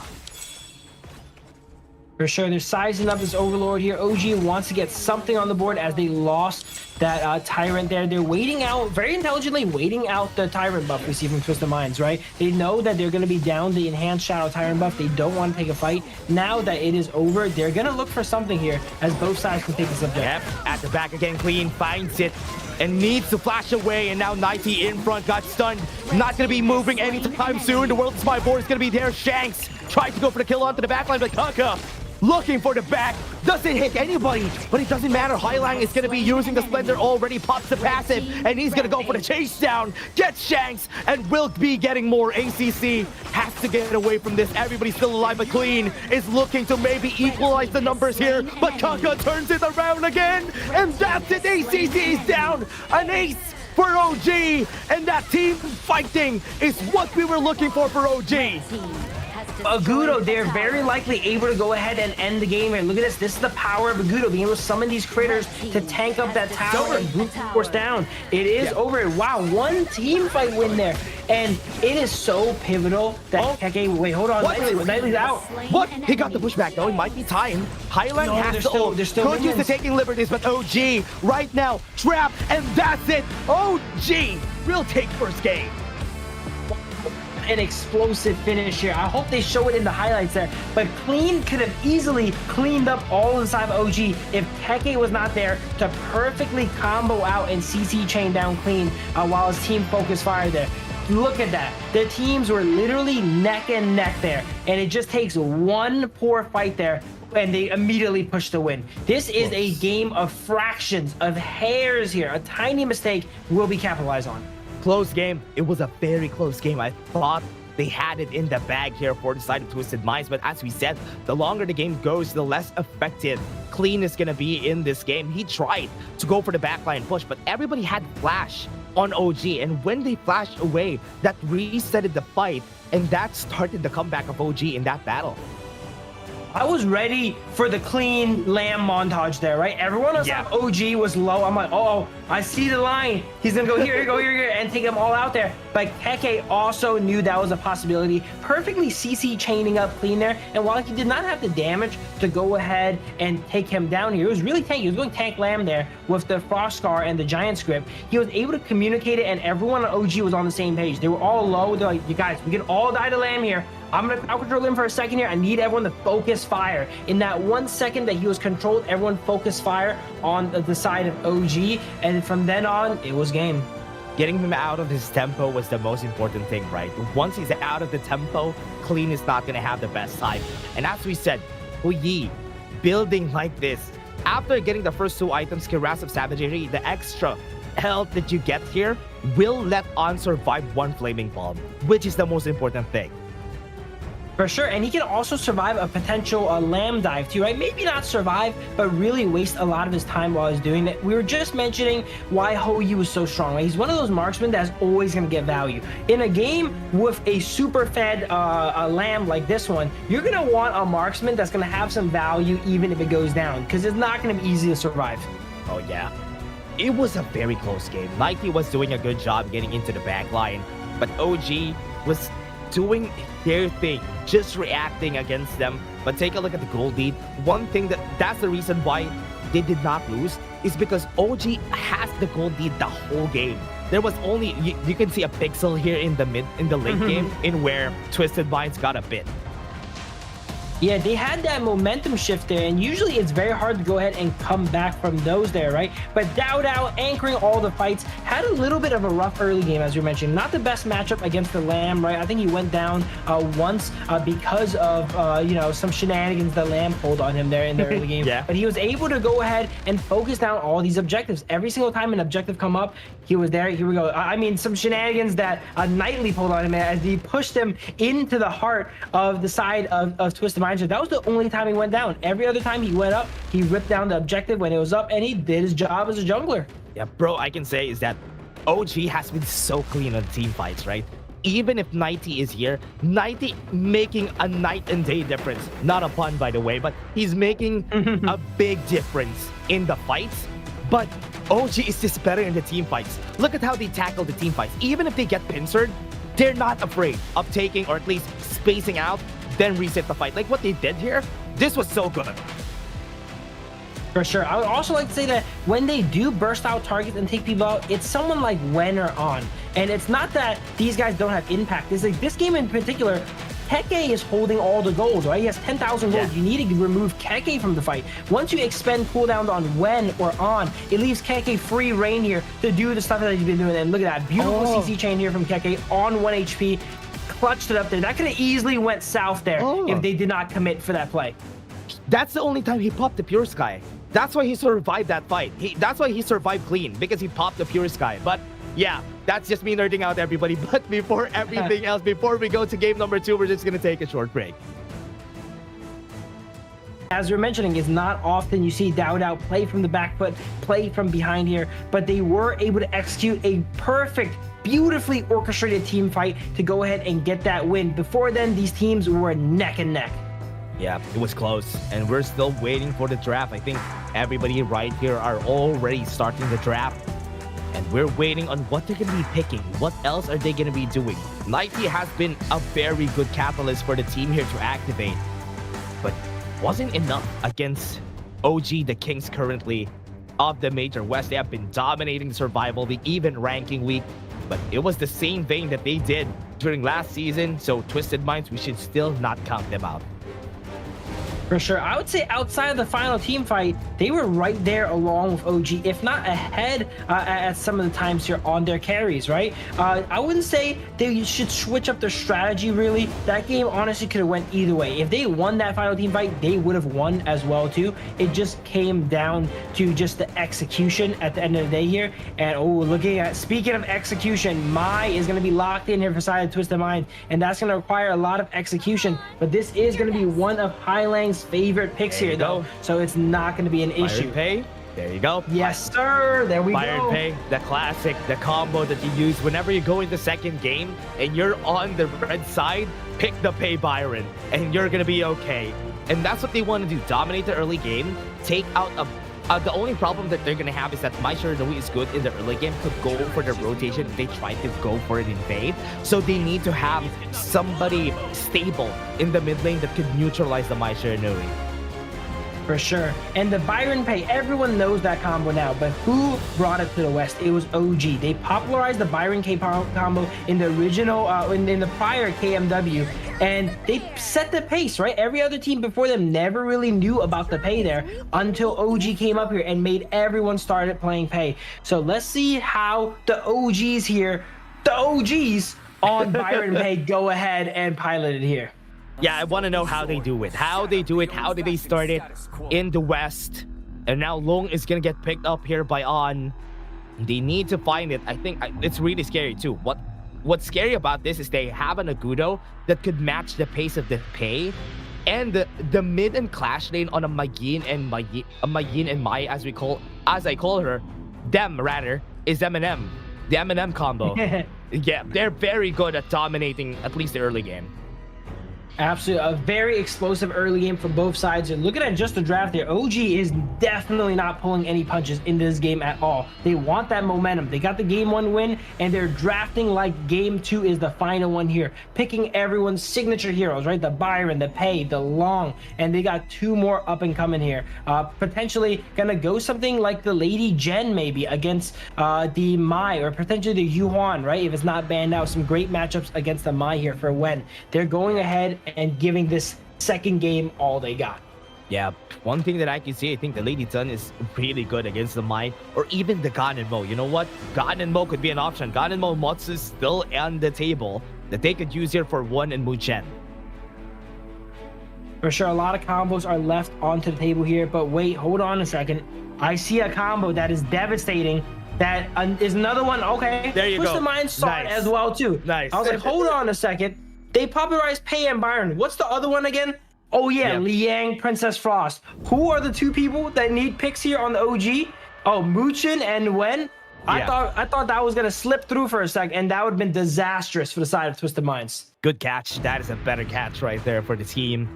What would OG pick? Do they pick defensive because they have 3 offensive picks already on this first 3? They could go for the Lady Zun, as you said, because they could counter it out. But the Leon Poe, just to have more vision on the side of Twisted Minds whenever they're walking on brushes.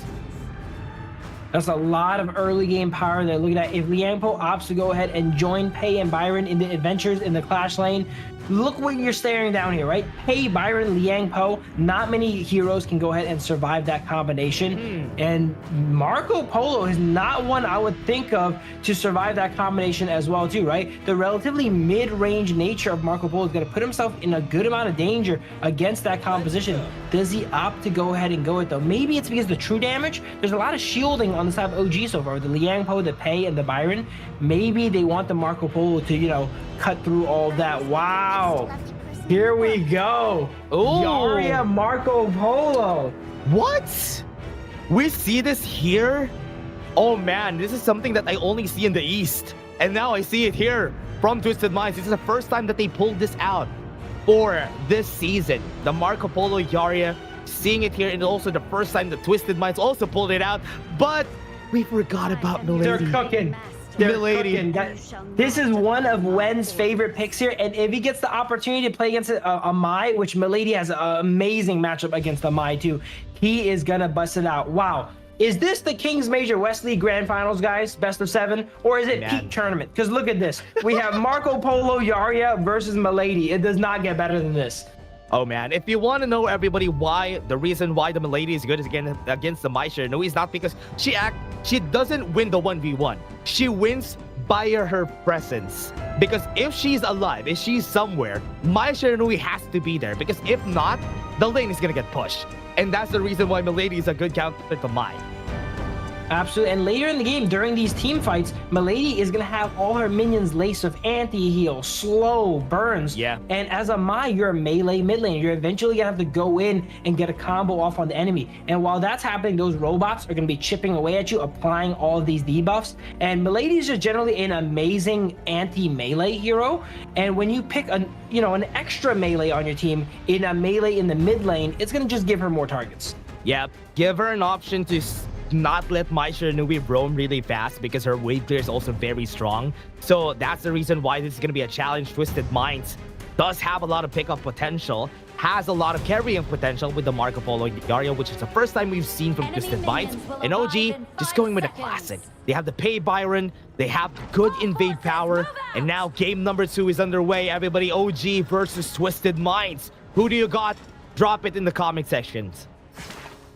If you want to go ahead and get an everything box as well here, there's a code on screen, and action has started already. I gotta say, composition wise, I really like OG's composition. I gotta give them the edge here. It is so well rounded. It is good at what it wants to do, and it is good at not allowing the enemies to do what they want to do here. But let's see how Twisted Minds navigates the Yarria Marco Polo. They opt for the lane swap to try and put Keke behind.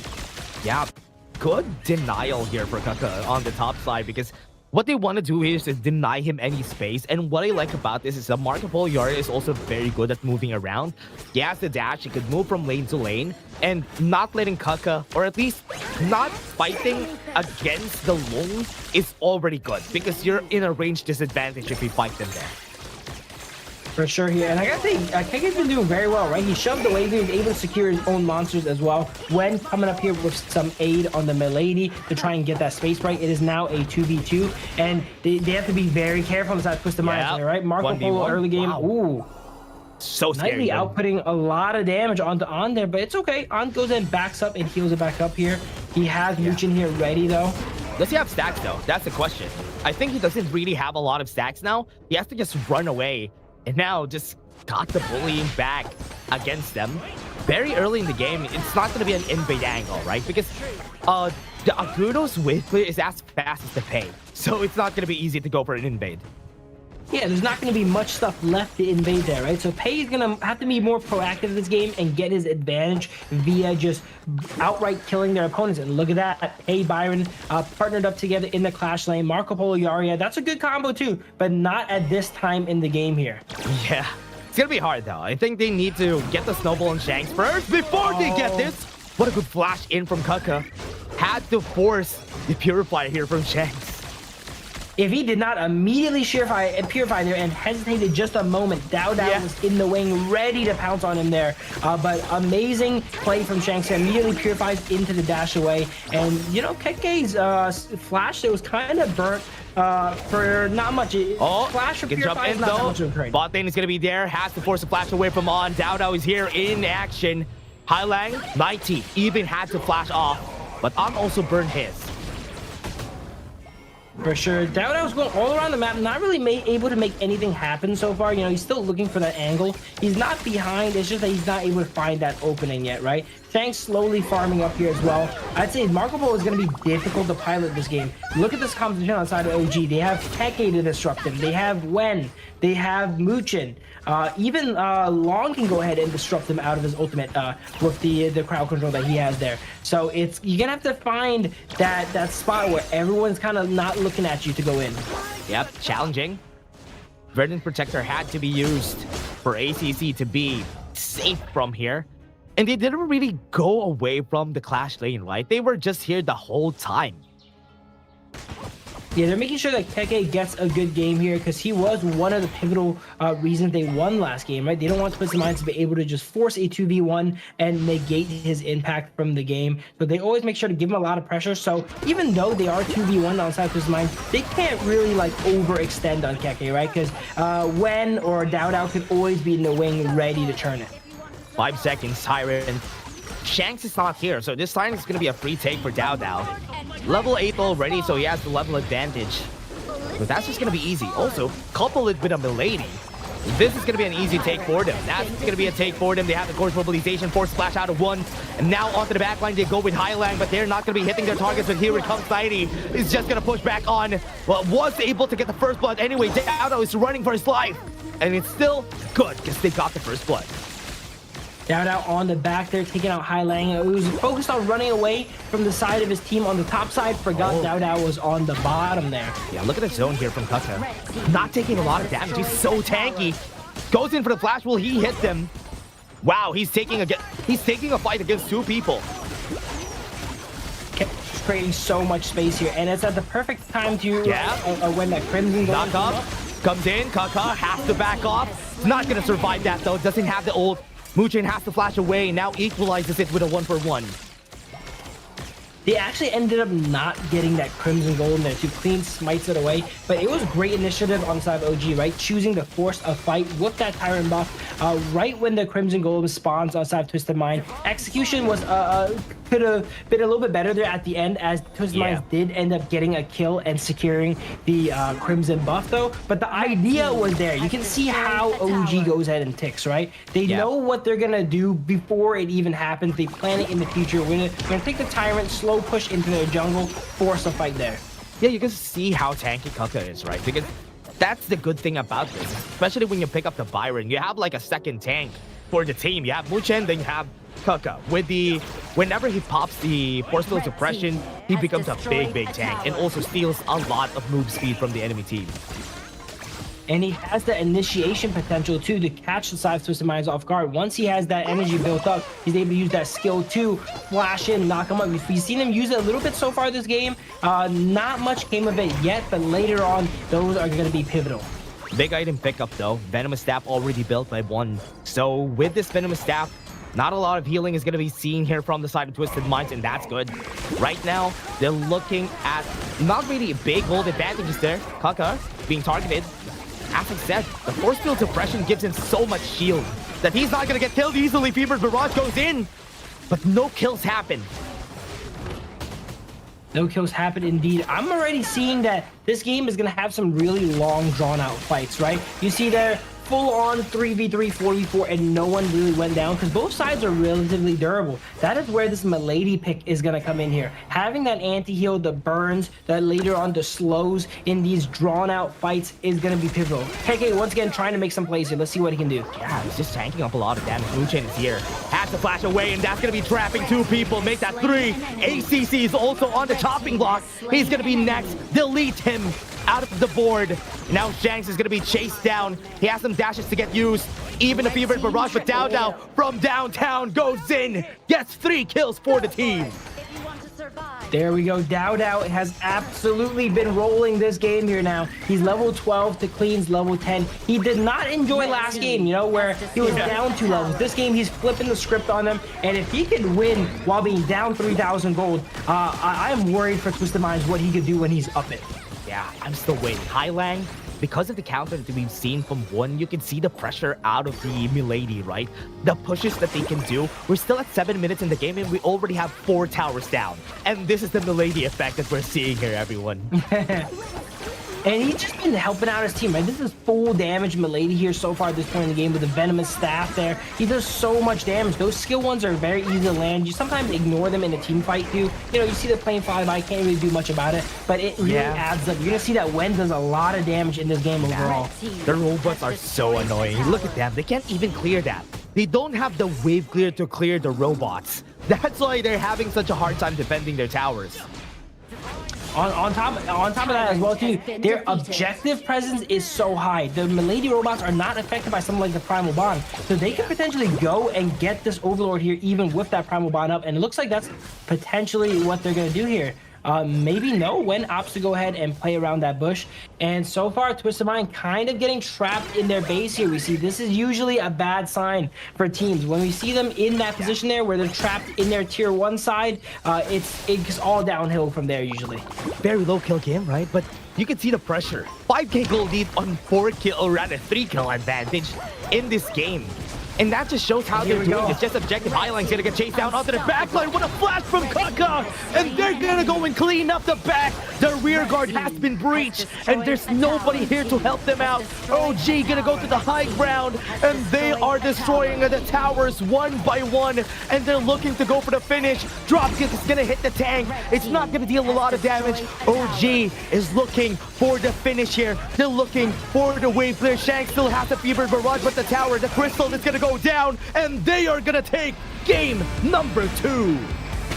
Once again, OG wins a decisive team fight, and we have one of the best heroes to siege. Last game, they won a team fight, right? They have the Gudo to go ahead and take down all the towers. This game, even better, right? They win a team fight, they have the Milady. One of the worst things that can happen here, guys. If you lose a team fight against Milady in the early game, she summons all those robots, she's there, tank up all the tower shots, and allows everyone on the side of OG to go ahead and breach the base that is Twisted Minds here. And they are not happy with that news. 2 games in a row, and they are soul crushed. That's a gloomy look when you saw Twisted Minds when the camera panned on them. That is not good. They need to reset. They need to find a way to win this. Remember, that last pick was the bane of their existence. The Milady pick, remember, they have Mayin, they have the Mai, they have the Marco Polo. They don't even have good wave clear, which is why the Milady was such an annoying pick. And also, remember the patch in where the robots combine, that made it more annoying. Oh, for sure. They just had no way of really dealing with the Milady. They had no divers to go ahead and take her out. They had maybe potentially the Mayin, but Milady is relatively durable. If that game gone a little bit longer here, they're going to end up going a Splendor. They're going to summon all these robots and be so frustrating. And let's talk about the Marco Polo Yaria pick as well, too. Now, that combo, it has worked before. It's a peak tournament staple, right? You see a Marco Polo here in GM, your support almost always locks in the Yaria. But in a tournament format, you know, like this here, I have to say that was not the best spot to pick that up, right? Look at the side of OG. They have the Byron, they have the Pei, they have the Liang Po. Sure, Marco Polo is going to be able to do the true damage and help cut through some of the shields on the side of OG, but you have so many interruptions. You don't want to jump into Liang Po. You don't want to jump into a Pei or Byron, right? And then Milady robots are littered all around the floor there. I think there could have been a better spot to find the Marco Polo instead of such a challenging game like this one. I was kind of looking at something else, maybe somebody a bit more stable on the side of Twisted Minds. And I will be happy if they pick up a Demon Jia here for Twisted Minds. That could have been better, but I see the idea that Twisted Minds is going for here. They want to go for dive, so what is a marksman that can dive? It's a Marco Polo, yes, but in this game alone, it was hard. It was hard for him to do anything. So they were trying to fight fire with fire, but as we see from the results here, Twisted Minds here, OG burns a lot hotter here into this game here. Yeah, it was hard. It was hard for them, but still nice effort, nice try for Twisted Minds. OG are just one step ahead every time. That drafting was a checkmate. That Milady pick was a checkmate on Twisted Minds, and that's why it was so hard for them to play this game. Absolutely, and we were really gassing up Twisted Minds, right? They were 6-0 before this, and OG is making light work of them. Game 1 was extremely close, I would say, right? It came down to just whoever wins that team fight. But Game 2, a different story. I don't think it was close throughout this game here. Twisted Minds was just on average. Ever since the first Tempest Dragon that gone over to Dao, they were just slowly bleeding up until the end. That was pre-10 minutes. Yeah, and you can see MVP of this game, definitely well-deserved. Dao 6-0. What is that perfect KDA for this man? And 24% damage, because they didn't really have a lot of fights, right? Which is why you don't see a lot of damage here from Dao, but they still got a lot of kills anyway. Dao's like Thanos. He collects MVP like Infinity Stones. He's gonna try and go ahead and get as much as possible in this. He can only get 4. They might try. They might try to get some more. You never know. Right? He's gonna finish half the gauntlet at least here by the end of this potentially here. I think that's like good.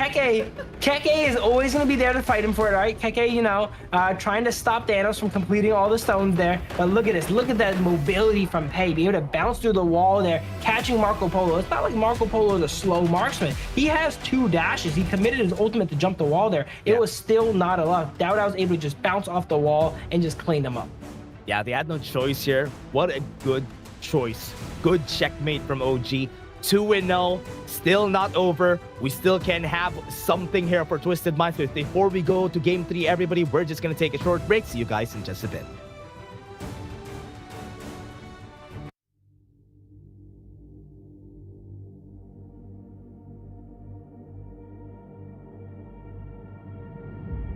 I feel it deep flowing through my blood. Rising up to become someone. And taking it all on my own.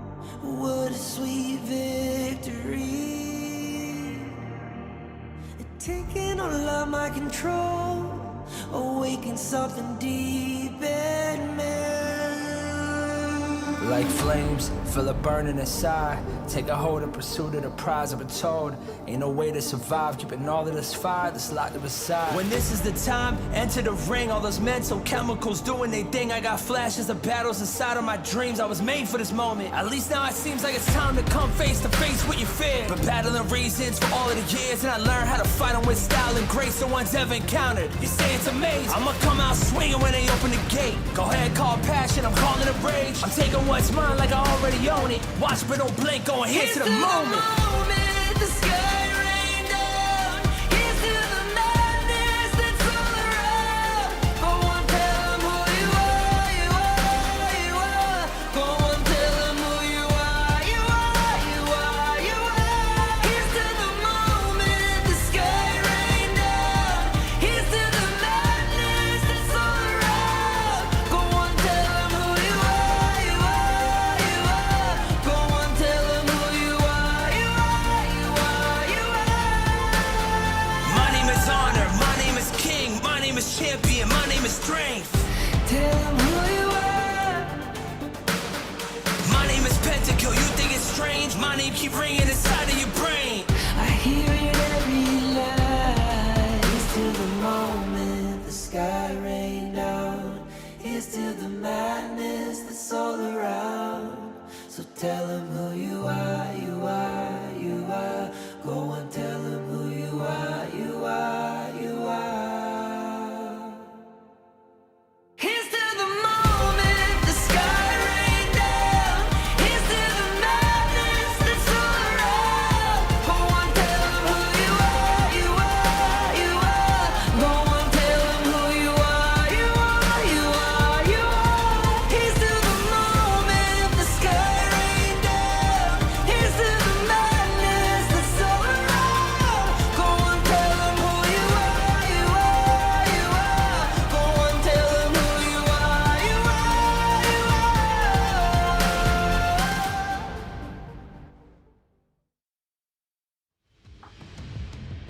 And we have seen OG win another game 2-0 right now on a very dominating fashion, having the Milady in their draft that last game. But again, we're still going to be your casters. My name is Dash, and I'm here with Phil. And Phil, game 3, do you think it's a 3-0? Or do you think there's a possibility that Twisted Minds win this? OG is on what the kids call a heater at the moment. All right, they've been winning nonstop. If you keep counting back to the previous weeks, they're probably like 10 or 11 matches in a row right now. They have not tasted defeat in a while, and it looks like they are not tasting it anytime soon. Right? Look at that game 2 draft there. Amazing draft, super strong, and once again, like in standard OG fashion, as the set goes on, it feels like they get stronger and stronger. Game 1, relatively even for both sides here, you know? We saw Dowdow struggling a lot in the early game versus Clean there, and it was still anyone's game coming down to the final team fight. Game 2, a lot more clear. It's decided on the side of OG. Twisted Minds really need to switch things up right now and get themselves on the board and stop OG's momentum. Team has been good. OG has been great. And ever since the start of the season, they have been flawless. They have been perfect so far. And they haven't dropped a single match again. So whatever happens here, whoever wins goes to KIC in the Philippines, and whoever loses still has a chance at least, which is good. They can still go for last chance. Of course, and yeah, last chance is going to be a battle as well too. They're going to be battling between 3 teams. Either of these teams here that are going to go to last chance are strong competitors for sure. Twisted Minds removing the Luna, removing the Liang. We were talking a little bit about it on break here, but the Liang is kind of like an auto win pickup for the side of OG, right? Same with the Luna. Those picks need to be removed. Dowdow just does not lose on Luna, and Muchen does not lose on Liang. So those 2 picks are kind of set in stone for the side of Twisted Minds as bans going forward. You can see the respect, right, on Shanks, on his Arlie. And that's why we're not going to see that in this series for sure. We're not going to see the Arlie, everyone. That is going to be banned every game because they don't want to see Shanks picking that up. Unless we go to Ultimate Battle, yeah, very rarely do you see the Arlie go ahead and come out. It's just too dangerous, right? The teams, they don't want that pressure, that weapon there on the battlefield. But if it's going the way it's been going there's not going to be an Ultimate Battle. Twisted Mind needs to switch things up here. They pick up the Zhang Fei, but they don't have the Yi Jing anymore. In game 1, they already expended the Yi Jing. So that combo is off of the table there. What a good deny, though. Usually, whenever Zhang Fei gets picked by Twisted Minds, you usually expect the Demon Jet get picked up, and then they deny it this time around, and OG picks up the Demon Jet themselves. But Twisted Minds, Pei is open, Lady Tun is there. They can ban the Byron here for OG once they go for the second phase. For sure. OG have already used that Byron, but they're going to opt to pick their Guan Yu now here. But OG, as you were mentioning, could potentially ban the Byron on the side of Twisted Mind. They already have their 3 picks. They haven't picked it up yet. And it's going to be a tough act to follow here on Dowdow's Pei last game because he absolutely decimated the side of Twisted Minds. Yeah, and now Twisted Minds has to do that in the same fashion, in the same vein, especially against the Ogren. It's possible because Ogren doesn't have the fast clear as a Pei would have. So maybe there is a gap there that Twisted Minds can exploit. For sure there. Now Twisted Mind is going to be targeting down Wen once again. We're seeing that Wen is oftentimes the last pick on the side of OG, right? He can kind of play anything, whatever the team needs here. So he allows his team to get the priority picks, and then he'll lock in the, Milady, the Kong Ming. So far, he's been doing amazing work with these, not really known as top tier picks, right? And it looks like this game, they're removing the Mai. They're not letting him get it going forward. So interesting that they banned the Fati, not the Byron, right? Because they kind of want Nighty to pick up the Byron Pei here. So they know how to answer it. So they're kind of expecting this. So that's what I want to see here. Good catch and Twisted Minds to ban the Motsu, because this is a potential Ganenmo angle. There you go. Here we go. Ganamon is hovered currently. They don't have the Motsu to combo with it, but just stand alone, it's decent as well too. It has light synergy with the likes of the Renji, maybe able to hold someone down for him there. But Wen is probably going to be playing more of a poke style Ganamo this game here, right? And trying to soften up the side of Twisted Minds. We see Charlotte and Flowborn Marksman being considered here so far. So that's a lot of split pushing potential. A pretty classic matchup to the Charlotte versus Guan Yu. Charlotte wants to stay in lane. Guan Yu wants to go ahead and run away. Uh-oh, here we go. Uh-oh! That's locked in. That's locked in. Muchin says, you're going to take away my Liang? Fine. All right? I don't need the suppression from Liang. I'll just get the suppression from Da Huang, which honestly could really work out against the Pei if he grabs him in the fight. Let's get the melee suppression, not the long-range one. At least we still have suppression, right? So that's what they want here for OG. They got something. Whoever gets suppressed, definitely dead. Because Wen is just going to hit them with a couple blades. So whoever gets suppressed has to be careful here for the team. But Twisted Minds, Charlotte 90 is targeted here. And with that Dongwon pick, it might be hard to play the Charlotte in this game. Absolutely. And then the Lady Gen is a pick that's known for being able to output so much damage. That might go actually to hurt them here, right? Once Da Huang gets that ultimate on you, if he happens to be inside of, your destructive deluge here, you're going to be killing him and whoever he's going and setting that binding with as well too. So as you mentioned here, in the mid to late game, no one is really going to survive that binding. Yeah, right now it's going to be scary for the team. It all comes down to also how one plays this, because he's going to be the carry for the team here. And on the other hand, the Flowborn Marksman that we've seen from the 9Z Globant versus Twisted Minds series is brought out. So Shanks could be pretty scary in this game. I really like OG's drafts, all of them so far, right? They have pretty solid picks, 3 good core picks, and then every now and then they have that wild card, right? This game they had the Da Huang, last game they had the Milady, the game prior they had the Kong Ming. It's like you show up to work in a suit and tie, but you have like duckies on your tie, right? That's how their compositions are looking here, and let's see if they're able to make it work here once again. Game number 3, everybody. OG versus Twisted Minds. And they are looking really sharp here. Twisted Minds are looking to get a counter attack here against OG. Is OG going to go ahead and invade with the Da Huang here? He's known for having one of the most disruptive early games, being able to solo out a lot of junglers here. And it looks like everyone on the side of Twisted Minds is opting to just play defense here, trying to help out the Pei clear his bus. But here it is. This is the disruption we were talking about coming out from Da Huang, being able to solo out the Azure Golem. He has Wen to also support him. Can Pei make it in time? He can make it in time, but he does not have the smite potentially. Oh! Was able to get it though. That is going to be good. First blood on their side though. OG now trapped. And that is a punishment from Twisted Minds right here, right now. Double kill comes in to clean.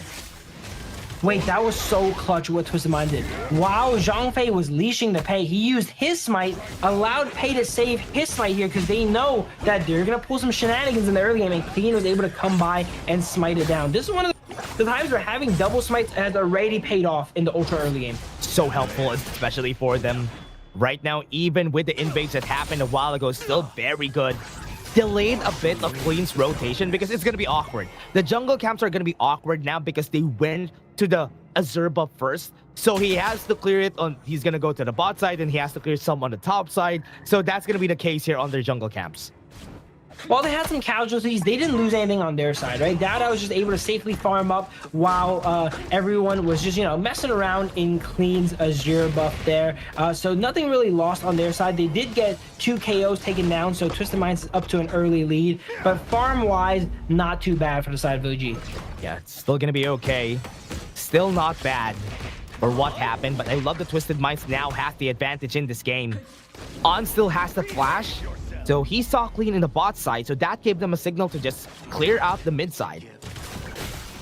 I am giddy waiting for Da Huang to get this ultimate and for them to go ahead and make plays with it, right? One of the least played roams here. This is probably the only time it's been played in this tournament here, at least, right? We've seen it being experimented with a little bit in the past. Oh, look at what this. a good stun, though. And On was able to move forward. ACC. Even with Unbridled Outburst, he can just use legal immunity to just get away from it. Yeah, I'm surprised they had enough firepower to take down that lane 2v2. Once Zhang Fei gets that ultimate, usually they win most 2v2s, but they're able to sneak a kill onto Shanks there, even before Muchin gets his ultimate. Yeah, one good thing about the defense, yeah, he can take out any stun, and Zhang Fei only has 1, so it's gonna be an easy take for him here. I think Twisted Minds is. Whew, they're gonna stripe it, but they're not gonna take it, right? They're gonna be able to steal it. Never mind, smited. ACC smites it. And Muchin was thinking about grabbing the Zhang Fei there. You saw he was thinking about it. He's like, hey guys, you guys ready here? But the thing about the Da Huang there is that if you do lock onto a target and you drop a lot of damage on it, you're gonna have to trade your life away for that too, right? It's not like the Liang where it's only the suppression. You guys are binding yourselves together to Da Huang ultimate. So whenever Da Huang takes damage, his target takes damage, and whenever his target takes damage, he takes damage as well. Pretty scary stuff. Gonna go for the chase. Had to flash in, wasn't able to get it, and here it comes the delivery from Kaka to get clean, and that's a revenge kill for their side. Now they want to go for 90. 10 seconds on the objective. Clean is not gonna be up any earlier, so that's good for them. You can see the bloodlust in Mushin, right? He flashed forward there, was not quite enough, but Clean wasn't able to run too far afterwards there, being able to lock him down there, and that's going to be a sign of things to come, I think, right? A lot of fights throughout this game, if Mushin has ultimate, they're going to go ahead and grab that peg. Yeah, not even need to use the smite there. Freshly Forged is enough to just secure the objective for themselves. And because it's off-timed on the respawn of Clean, it actually is helpful that they got the Tyrant there.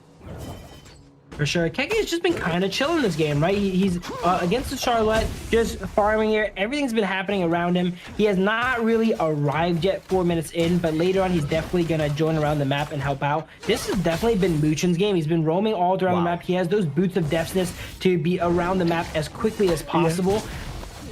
And it's going to be so fast, right? Yeah, he's not going to be taking this kill for now, but from what we've seen, you can see that On still has the advantage. Look at that! Gets the hit, doesn't have the coupled blades, one doesn't have mana. When just barely missed those blades there. Even if he landed those blades, Muchin was for sure going to go down because they have that shared damage, right? But for sure, Knightley would have went down, but he just barely overshot it a bit there, and he was able to get away. Kaka had to really back off from there. He had some mana from that fight. That could have been a kill for this side, though. But Twisted Minds are doing a good job reacting. Even with a Tyrant on OG, they weren't able to do anything with it. There is going to be a little bit of a clash here when it comes to farm between Wen and Dao Dao, right? Ganonbo, not one of those mid laners that love giving away their farm. Uh-oh. Yeah, hold on. Bridal Outburst comes out. Yep. Very early, had the stun, but no damage from OG. They have to back off. They need Wen in this fight. But he isn't here, so they have to back off. They have to retreat, respect Twisted Minds at their own game. I'm surprised nothing really came of that there, right? I guess the side of OG didn't really want to commit into the fight there. On is just able to just defuse the situation with that legal immunity. Blades coming out, dropping a lot of damage on the Highline here. Muchin has ultimate again and flash, so he's ready to go ahead and make plays here around the map once again. One couple blades and one freshly forged could definitely kill Highlang here if ever one hits again on the sweet spot. But for now, Twisted Minds are still on a standstill. Neutral on the gold, so this is good. It's so dangerous for the side of Twisted Minds Clean here, right? Muchin is always lurking in a bush somewhere, waiting for the second he shows himself to go ahead and flash forward and grab him with that forbidden contract. Keke, once again, just chilling out top, farming up, right? Is not the team fighting phase of the game yet, so he's just kind of biding his time. The Charlotte has a good amount of momentum on him and actually opts to take down the tower with Pei's help. And it looks like Twisted Minds is starting to go ahead and break ahead in gold. Yep. Unbridled Outburst had to flash. They do have Dao Dao at the back. They're starting the Overlord right now. Forbidden Contract has been used. ACC was the target. But do they get the kill? They're going for the chase. Kaka going to the back line. Shanks is his target. Does he get the kill? He misses. That's not good. Right now he goes for the chase down. Double kill already onto Dao Dao. They got a 2-for-1, and that's good enough. Dao Dao is just so strong right here. Who is there to kill Dao Dao? Thanks does not have the itemization in this time in the game here. In the mid game here, Dao Dao is just able to be so tanky. The Pei is up in levels, but look at the itemization coming out from Dao Dao here. Ominous Premonition first item with that giant script. He's so durable that the Pei is going to have a really tough time of cutting through him, especially with the threat of the Forbidden Contract always looming around the corner. Yeah. And it's so hard, right? Because even Charlotte can't even go forward because the Forbidden Contract is always there. Like, the threat of it is always there, and you can get killed anytime. which is why it's kind of definitely hard for Twisted Minds right now to find that opening to start the fight. That's the downside of running melee carries, right? Especially against the Da Huang. It's just so tough to find an angle to go in. If they do go in, though, they need to get in there at the same time. Both Clean and Nightly, so that one of them at least gets to play the game. Yeah. Right now, mid lane still open, still not killed. Tyrant will be taken by OG here. Still equal when it comes to the gold. Forbidden Contract is going to be there. The freshly forged gets the kill on him. But at least Mu Chen got killed too. Yeah, that's the downside of the Dahua compared to the Liang, right? Oh, no, that's when not you good, are though. able to one-shot his target. Speaking Yeah, of Clean one-shots, is going to Keke get is chased getting down, though. onto This Clean. is good. Yeah, this is going to be a good chase down, though. One heroic charge in, he's dead. The tower in the mid lane was open because of it. Still not enough damage from Shanks. Still waiting for that third item for him to get damage. Clean is not quite able to keep up with the pace that we've seen from Dao Dao last game on the pay, right? At this point, 9 minutes in, the game was basically cracked open by OG already. But right now, Dao Dao is he's not ahead. He's 3-0. He's down about 1,000 gold against the pay. But if he was on the pay like his last game, it would have been over. Right? Nice, actually. Not able to get it, though. Still went forward to the side of OG, even with the smite from ACC. You can see that Tome already built by Win, so his damage is gonna go crazy here. So whoever gets hit has to be scared. Once he builds his Savant's Rod, you have to be very scared because you can get one shot by a freshly forge. Absolutely here. And it's interesting, the Auburn actually respects the Lady Gen damage so much that he goes the magic resist boost for tenacity, but also the Succubus Cloak. The only person that does magic damage on Snap Twisted Minds is Highlang. So that item is specifically just to counter him alone. Yeah, just so he could walk through the Disrupted Deluge, right? That's why he built that, because he needs the extra magic shield in order for him to move forward. Now Dao Dao in position here with a path of passing. Not even caring about the presence of Twisted Minds here because Tyrant is just going to be taken for free. He has the space though. He can slow down Shanks and push them away because they can't fight this. And on the bot, you get the top side though. Look at the position right here of Kaka. He's looking for the Overlord take that Twisted Minds is doing here. And he's going to be trapped for sure. Damage going to be there. Goes to the back line. And he's able to run away even after all of that. He was able to stop Twisted Minds' Overlord trade, right? They know they're doing counter, so they opt to go ahead and trade. Oh, look at this. Yeah, nice Unbridled Outburst. Just denies Mu Chen. Even using the flash and the howl to just get close to Shanks. She's just set up in the jungle of Twisted Minds here. Again, this is how it begins. Once they control your jungle, they're gonna slowly accumulate up that gold lead, right? Keke being able to, going back to the previous point, Keke being able to stop that Overlord trade is so impressive. He was the only one there up against 4 members of Twisted Minds. Not only did he stop them from doing the objective, he got away unscathed. Okay, I thought Nairi is gonna, I thought An is gonna be dead there. A 1v1 against the Demon Jet and the Charlotte is not going to be a fun time for the Demon Jet. So right now they're going to go for the push on the top side. Daybreaker built for Shanks. So now his damage is going to be scary. If he gets on the range of Wen could be dead. Clean, getting chased down, slowed down, not tough, not able to move. And that's a kill again for OG. OG just has so much momentum here. It's getting really rough here for Suicide Twisted Minds. They're not able to find any weakness in OG. They've already lost 2 matches here, and they lose this one, it's gonna be match point. But they have not figured it out still. OG is still dominating. So hard. Twisted Minds, look at how they struggle. Right now, they're having a hard time doing anything. Even against An, one marksman on the top lane. They can't even fight him.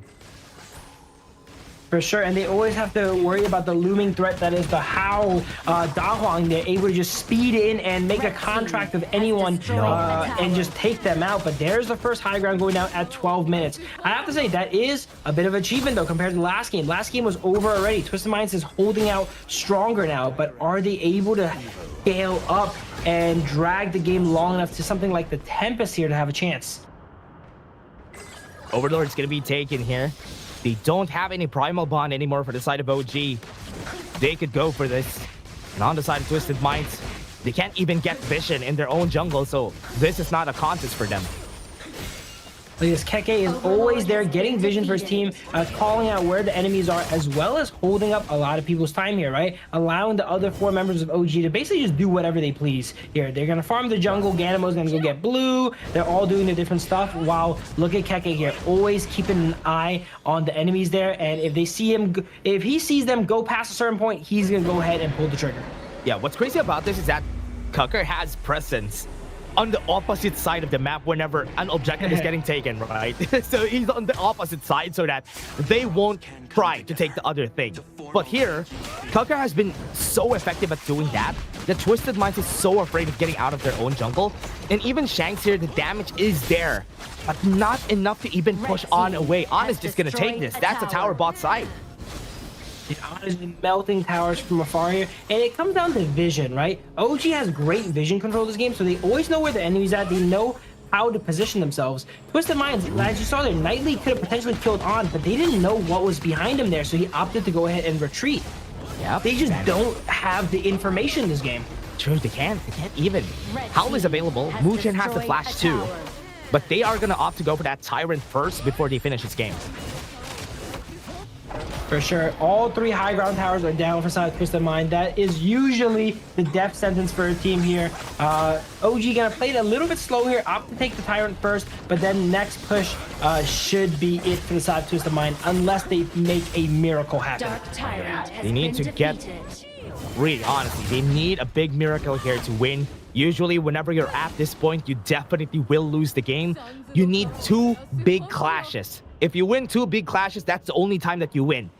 But the first step is hard. How will you do the first step? The second step is way harder. Basically, all the towers on the side of OG are up, so they're going to minimum need to drag this out to Tempest, right? So they need to be able to survive for 5 more minutes, and that is no easy task when you're staring down a team that's up 7,000 gold on you. They have a Howl, a Da Huang to be able to run at you, right?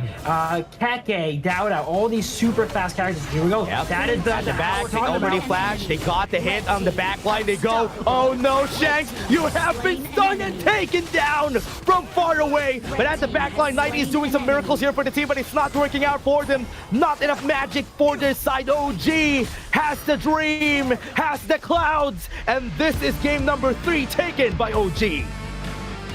OGs, they're making it look easy right now. This is the grand finals. They're making it look like rankings week so far. 3-0 versus Twisted Minds. All the momentum that Twisted Minds had there with this new / old roster bringing Knightley back has been absolutely thwarted into the ground there. Look at that ending. Muchen identifying the only real way we lose this game is if they hit an amazing unbridled outburst on us, right? I'm gonna go ahead and trade my life for the Zhongfei. He trusts that his team can go ahead and win the 4v4, and they very handedly win the 4v4 there. And it is now 3-0 in favor of OG. Yeah, you can see the difference, right? Whenever the camera pans on the winners and the losers of the game, you can see the gloom. You can see the air around Twisted Minds that they're currently losing mental here in this game. I do hope they pick it back up on game number 4 because it's definitely needed. Match point already for OG. And this is the grand finals. And OG, as you said, they're making it look like ranking week. For sure. It is a certain type of dread, right? When you know you are 1 loss away from defeat. And on top of that, you're not 1 win away from victory. For Twisted Minds to turn this back around, they need to, from right now, win 3 in a row and then win Ultimate Battle. That's true. That is a lot of stamina you need, and that's a lot of mental stability you're going to go ahead and need to be able to try and mount that comeback after just, you know, getting it handed to you 3 games in a row. That's true. It's so tiring to get like a reverse sweep, right? As much as we want those types of stories, it's hard to do that. It's not usual that you see a win out of that. And OG, even with the Dongwang, the first time that they pulled it out in this tournament, they were able to win it anyway. Next game, win or lose, I'm very excited to see what OG cooks up, right? What kind of tie are they putting on next time they come into the office? They always have that one hero, right? You know, the Bud thinks he's a part of the team meme, right? With the Dahua here, along with all these other strong meta picks. What is going to be the one for next game here? And can Twisted Minds go ahead and exploit that and find any bit of footing here? Because it seems like OG is actually, you know, breaking down and dissecting Twisted Minds more and more every single game. Game 1 was the closest. Game 2 was not even close. Game 3 was a pretty similar fashion. Twisted Minds needs to go ahead and adapt fast, because this is match point coming up.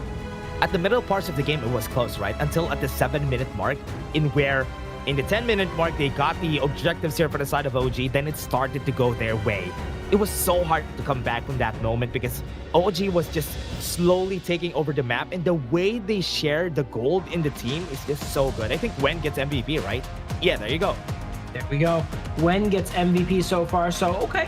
He's, you know, breaking the dynamic. Usually it's Dao Dao and Keke that, you know, steals all the MVP. Occasionally there's an On, but it's great to see that Wen is getting some recognition there on the Ganemo, and he deserves it. 40% of the team's damage on Ganemo. This is the Ganemo that everyone wants on their teams when they go ahead and play.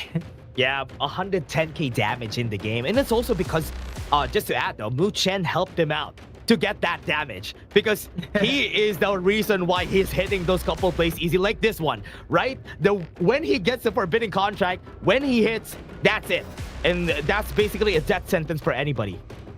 And you count the damage he does to Muchin, because he is doing damage to Muchin when he gets the forbidden contract down. He's probably doing like 50-60% of the team's damage, right? True. He's responsible for a lot of kills, Muchin included. That's true. I think Muchen is also part of the kill streak that he has here. But again, OG 3-0. Reverse sweep is on the table. It's hard to do. It's hard to reset after losing 3 consecutive games. And the endurance that you need to get there is hard, but it's possible. It is possible. We've seen Twisted Minds turn back series in the past, right? They were actually down. They weren't 0-3 down, right? But they were down in the series before they made a crucial play and turn it all around. This next match here is going to be their final chance to go ahead and do so against OG, or else they're going to have to be going to the last call. Yeah, is this going to be the perfect season that they want from the side of OG or no? That is the question. What a nice game that we have seen here for game number 3. It's a 3-0 already, everybody. But before we head into game number 4, we're just going to be taking a short break. See you guys in just a bit.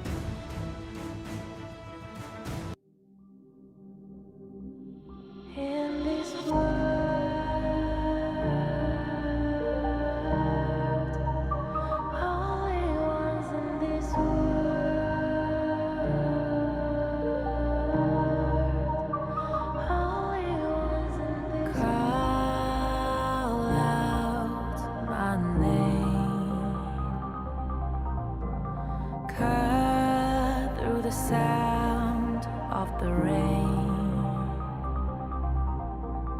No matter how I feed the flame,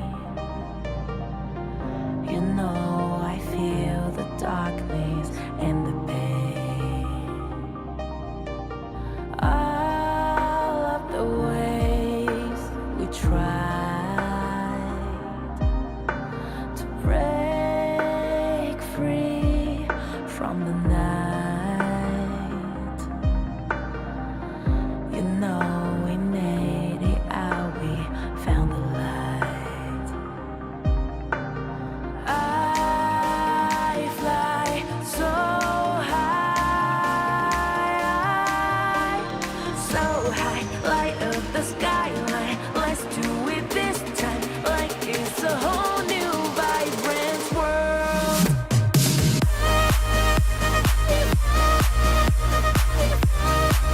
Like we're the only ones in this world.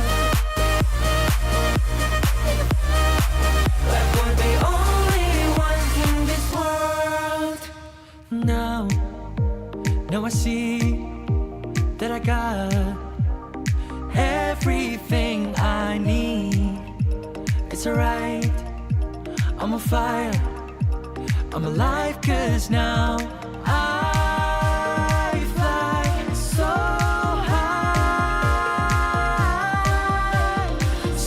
high, light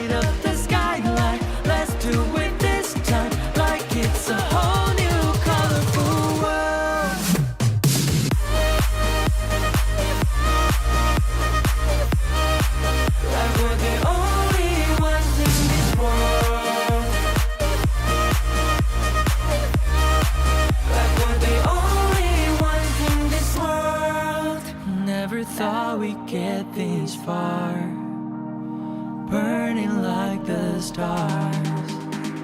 How we get this far, like we're the only ones in this world.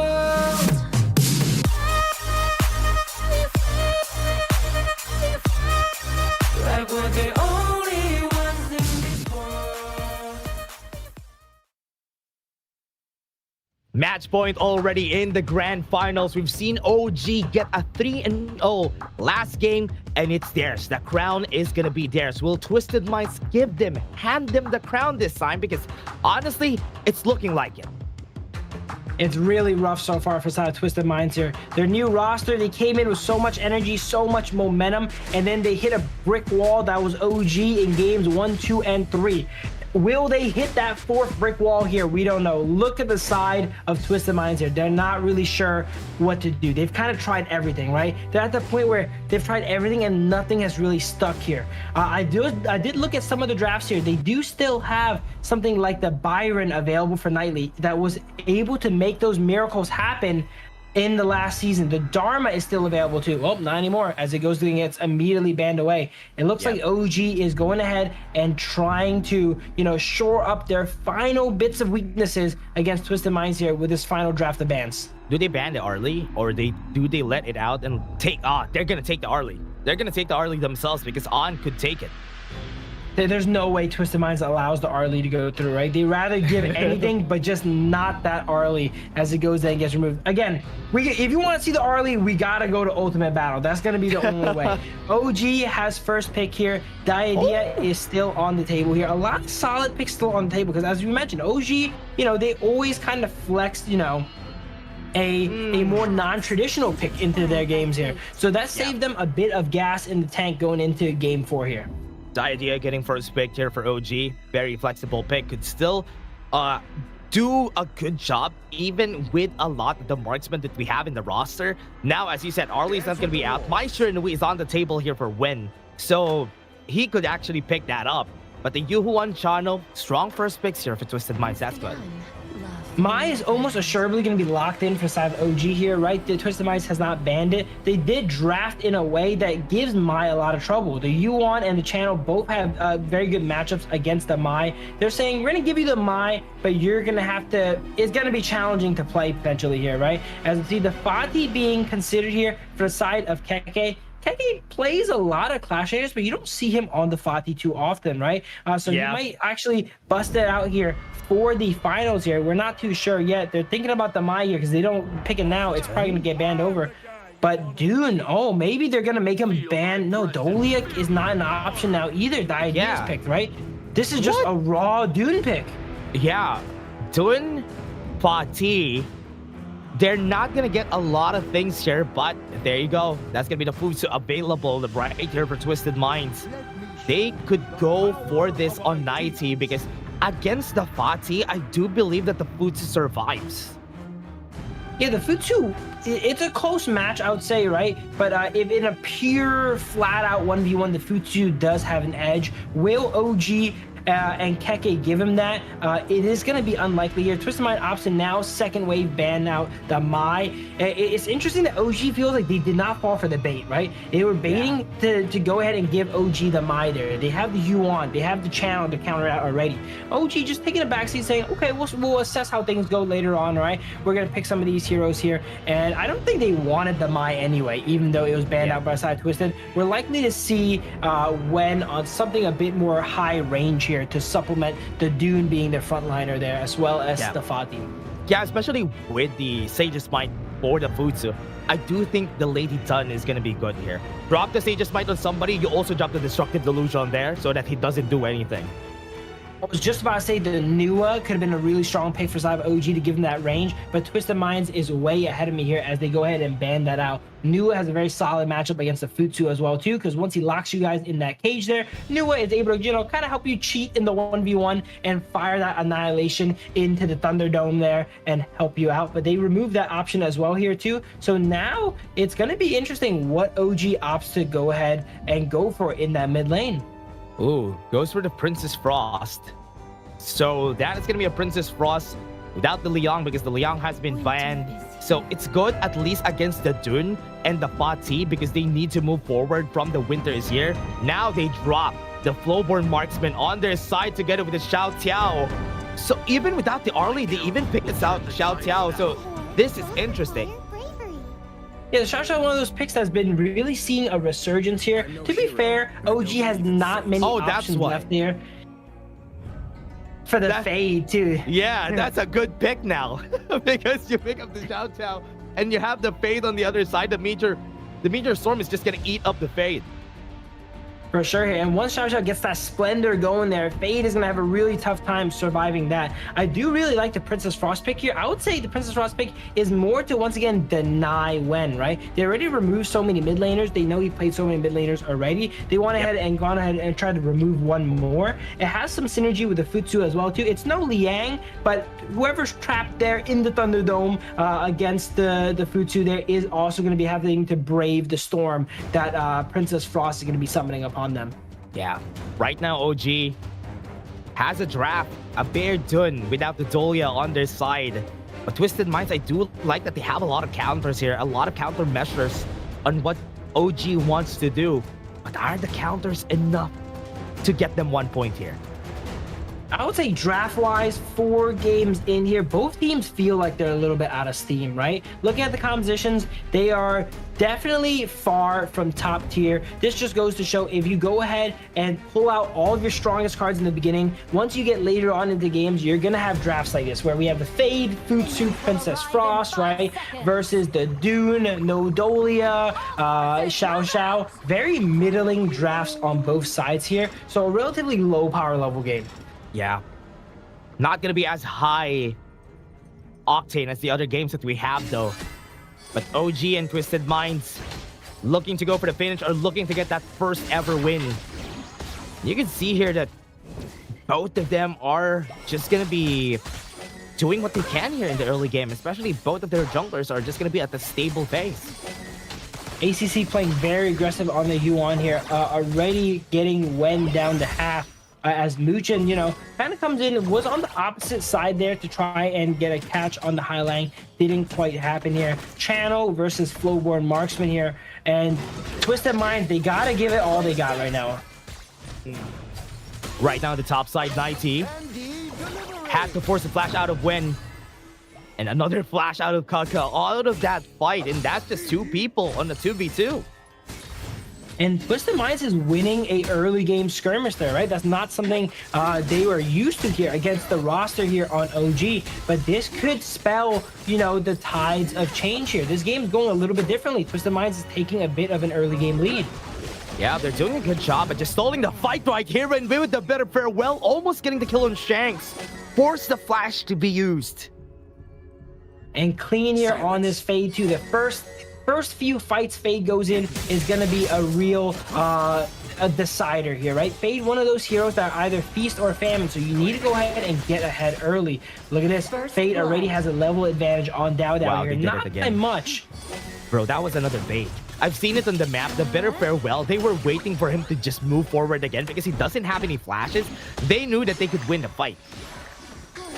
And there we go. That's OG set up the bait and hook, line, and sinker. Twisted Minds false right here. Now that lead that they had, I was talking about prior, gets erased away as OG are slowly trending ahead. Yeah, they're doing good job here of OG and winning the lanes. And this is the power of the Diadea, right? She has a lot of kill potential in the early game, which is why she's strongly paired with the Arlie every time because they can both die pretty fast. And now Shanks at half HP didn't even start the fight yet. That was just Arrow Storm used. Absolutely here. The idea is also solid on their composition because it's easy to set up the Dunes, Wind Slash potentially, right? When his combo is also easy for her to go ahead and set up there. That really reliable crowd control is a great reason the idea gets picked so much in the past. And I'm surprised it took into game 4 for it to get picked up. You go for the bait though. Goes in with the knockup. Flash is available for 90, but he's not going to go anywhere here. That's going to be a kill. Nice bait from OG. Wow, not much Nightly could have done there, right? From out of vision when full combos him there as he goes ahead and gets that ultimate off on Keke. But again, they were not stuck in there with him. He was stuck in there with them there as he gets evaporated, basically. Yeah. Now they have to look at it. Look at the vision score here. I think Twisted Minds were doing a good job getting vision. But for now, with 30 seconds on the clock, Twisted Minds are just clearing up some waves just so they could get ready for this Tyrant. I think Twisted Minds knows they need this first Tyrant, right? Every other game, OG gets the first Tyrant, and they basically just snowball the game from there. But I say that, but we see Fade trending upwards here. Oh. He needs to... That's a great timing there. That shutdown onto Keke there means they have a numbers advantage for this Tyrant. Will they go ahead and take advantage of that as we see Tyrant coming up here in the next few seconds? Only problem is they don't have the Winters here. They don't have the Sage's Might. They can just push the top side though. So Dowda can start this right now. From far away, Clean could still steal this. Honey Sweet Breeze denies them. The push right there. What a good timing. Okay, here is textbook on how to play jungle for OG here at Dowda, right? The second first objective comes up, you hit it. Dowda has been doing that literally every single game, and it's working so far, right? He was able to burst that out. Oh, speaking of burst out, Nightly getting dropped on the one. Wow, the last enhanced auto left in Keke's salvo there barely gets the kill. Good 1v1. And now on the 60 seconds here on the Tyrant, they can use this to their advantage. And you can see it though. Dowda moving forward with an Unruly Blade, not even scared. But remember, you can't really steal anything from a Fade at this point because he's just going to be going in and out of the fights. Honey Sweet Breeze gets the knockup, almost getting the kill in Shanks. So later on in the games, it's going to be a lot tougher to secure those objectives, as you mentioned, right? He's able to inseal his targets in Jade. Here we go. Here's a target he has spotted already here. Keke at half HP. Clean is looking for him. He's going to flash for it. Look for the fight. Shanks is going to be dead. What an aggressive play. He knew that he's going to die anyway, so might as well buy some time here. He's going to be dead, yes, but he bought some time. Keke is the hunter, not the hunted. It looks like he was, you know, caught out of position there, but he actually still picks up a nice 1-for-1 onto Shanks there. When, again, getting a knockup on the best targets that they can go for. Now they're going to go for the chase down. Highline trapped under his tower right there, and then they can go for the Jade Mark here in the last one. This is what they're looking for. Clean gets a triple. 1v1 against Dowda. Hardened Jade Mark has been used, but not enough damage. That is a 3-4-2 from that last fight. That is the energy we need from Clean here, right? Nice cleanup there. Gets himself a triple kill. Very important in that fight there. Before Highland went ahead and go down, he dropped his ultimate on the wave there, ensuring that OG, even if they win the fight, cannot push their tower there. And that eventually led to, you know, OG not having any minions. And minions kind of played a little bit of a part in that fight there too, when Dowda was trying to go toe-to-toe against Clean. Look at the 6k gold here. 1.5k gold lead for Clean. Just because of those 3 kills, that was very important. Also, he's getting a lot of resources from all over the map, right? Which is why he's getting a lot of this gold. So with this advantage, that's what you want from a Fade. Yeah, he is really ahead here, and he's going the full damage Fade build. Axe of Torment into Master Sword here. So it's going to be very explosive, the fights he's in. He's going to get one-shotted, but also he's going to be able to have the capacity to delete the enemy team as well. And I think that sort of high variance, chaotic gameplay could be what Twisted Minds needs to go ahead and get a win off of OG. He has 2 targets, though. He has 2 targets. Could go for on, could go for whenever he needs to. And when he gets the timing right, Dowda on the top side, 90 has to be forced back. Needs to retreat and pump the brakes for the team. But on the bot side, look at the push that's happening there. Clean is just cleaning up the towers. 90 is not even going to be moving. He has been blown up by the side of OG. Nightly just got the whole kitchen sink thrown at him there, right? Everyone on side of OG just wrapped around there, and they knew he couldn't really get out. He doesn't even commit the flash. He knows he's dead there, and they're just not letting this Futsu get ahead. Look at that, it's Clean. Got the damage in Muchen already. Kills on the backline. The flash coming in from Kaka. Got there on Shanks. Shanks was able to survive for a bit, but 2 kills already for Clean. And that's already good. They got what they needed. 2 for 1. This is not looking good for side of Twisted Minds. They were a little bit ahead earlier, but now they're back down to having a 2,000 gold lead, and we have seen this before, right? Has destroyed a tower. Every game OG kind of starts to creep away with the lead. They never go ahead and give it back up here. 9 kills to 7 kills, though, a much more bloody game. You know, this might have been the strategy they should have started with at the start, right? Picking these really high attrition characters like the Fade, like the Channel, and the Futsu, and forcing these fights. Yeah, we can see, right? The Clean has gold advantage against Dao Dao, but OG's gold has been spread across everybody. But here now, gonna go for the Destiny encounter in front. They're gonna go for 90 again, scattered onto the backline. Twisted Minds can't do anything. But Clean gonna go for the chase down, looking for On, goes in for the flash, gets the kill on him. Godlike, 1 for 1. Twisted Minds showing signs of life here, 10 to 8 still, though. I would say it's really even here, though. Even though OG is up about 1.5k gold here, Clean does have all of the gold outside Twisted Minds here, and that's who you want the gold to be on here. And if he hits that critical mass, he's going to be able to go ahead and cut through even the likes of Dao Dao. So far, you mentioned he has Wen and On as his targets, and oh, here we go. We got some more targets. He's going to go for it. For the backline, Bitter Farewell has been used, but the Hearted Jane Mark was able to sign the name of Mu Chen down. And that's it. They're starting to find their footing here, Twisted Minds, but is it going to be too little too late? This is the 4th match here.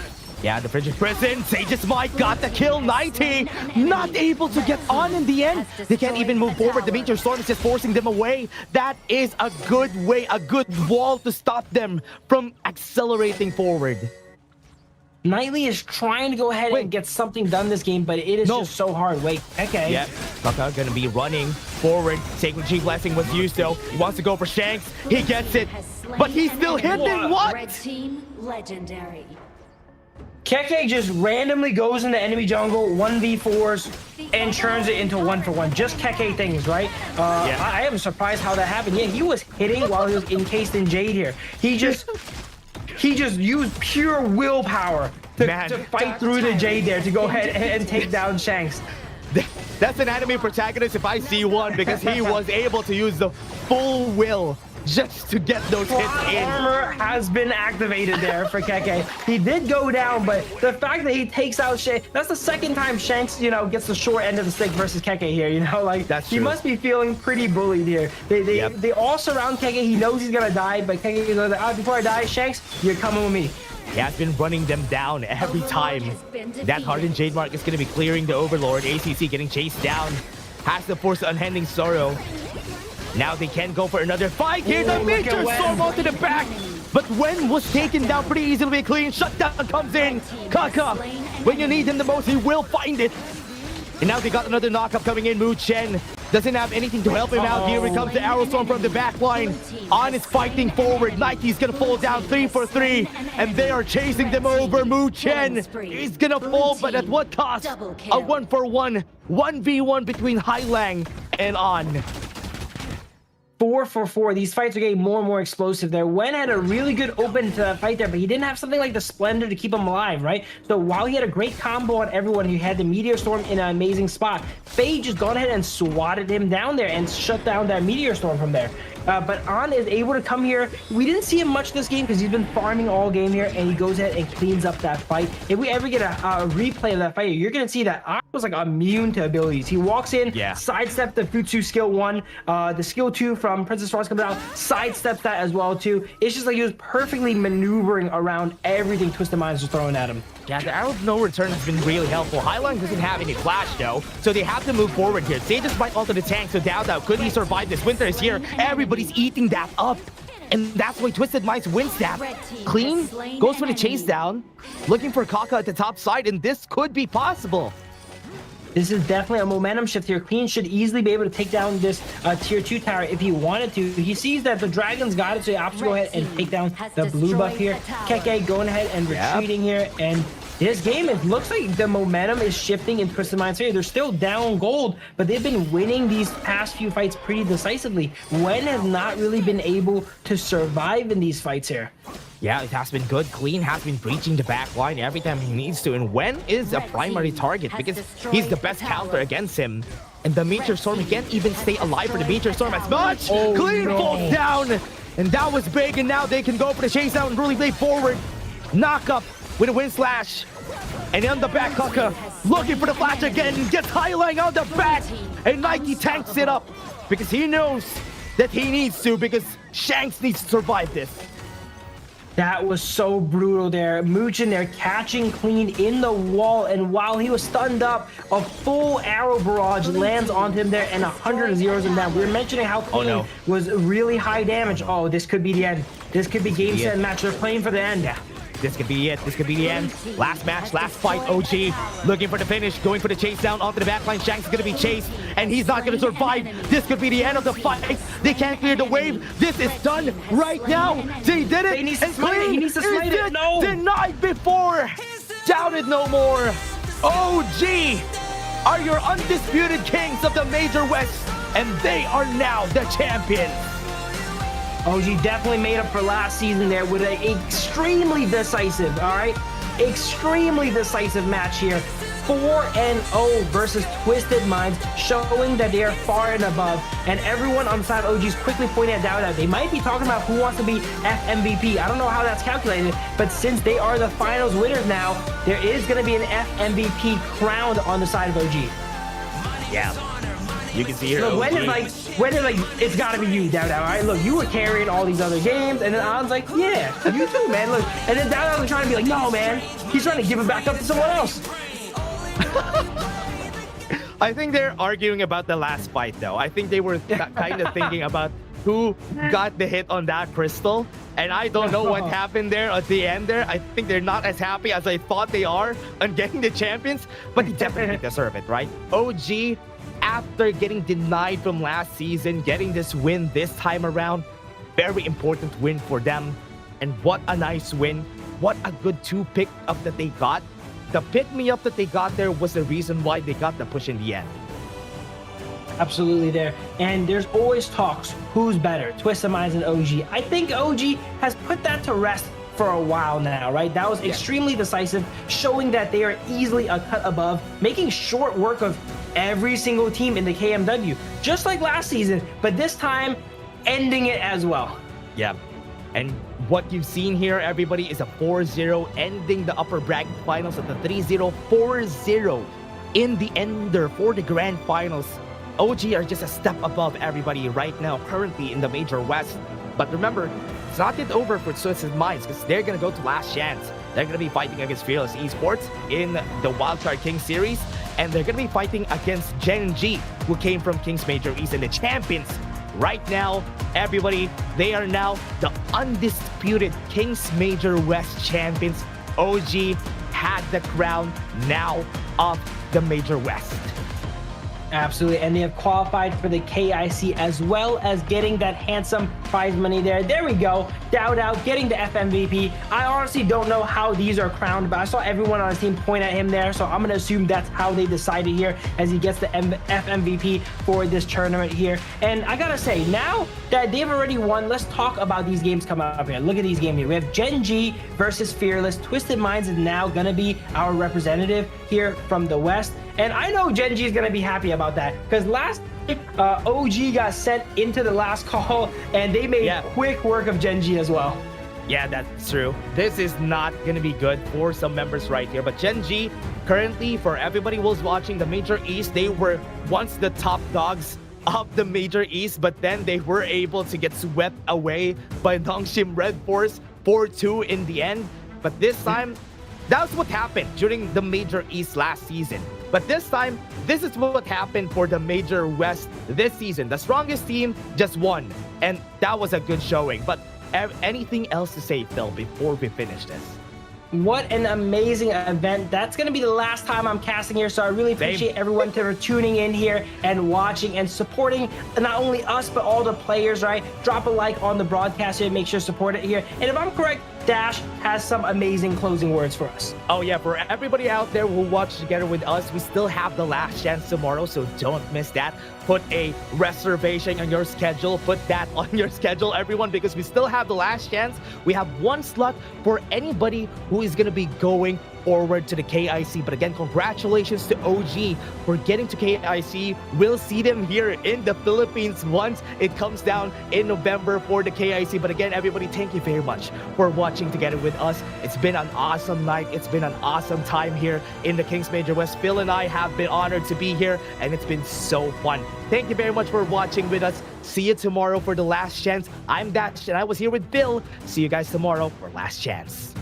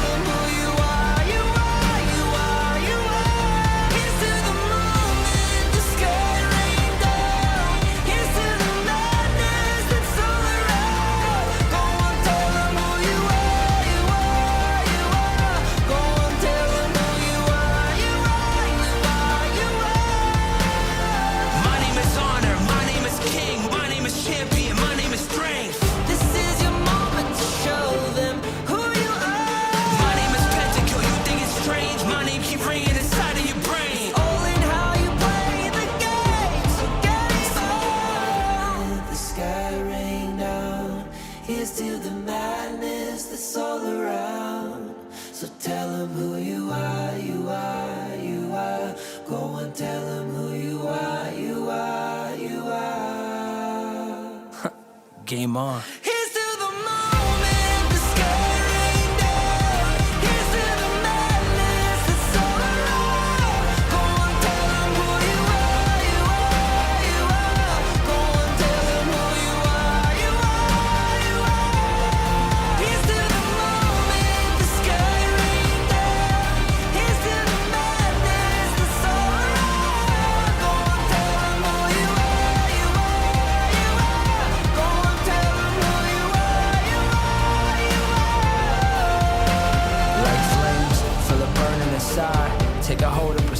prize, I've been told. Ain't no way to survive, keeping all of this fire that's locked aside. When this is the time, enter the ring. All those mental chemicals doing their thing. I got flashes of battles inside of my dreams. I was made for this moment. At least now it seems like it's time to come face to face with your fear. Been battling demons for all of the years, and I learned how to fight them with style and grace no one's ever encountered. You say it's amazing, I'ma come out swinging when they open the cage. Go ahead.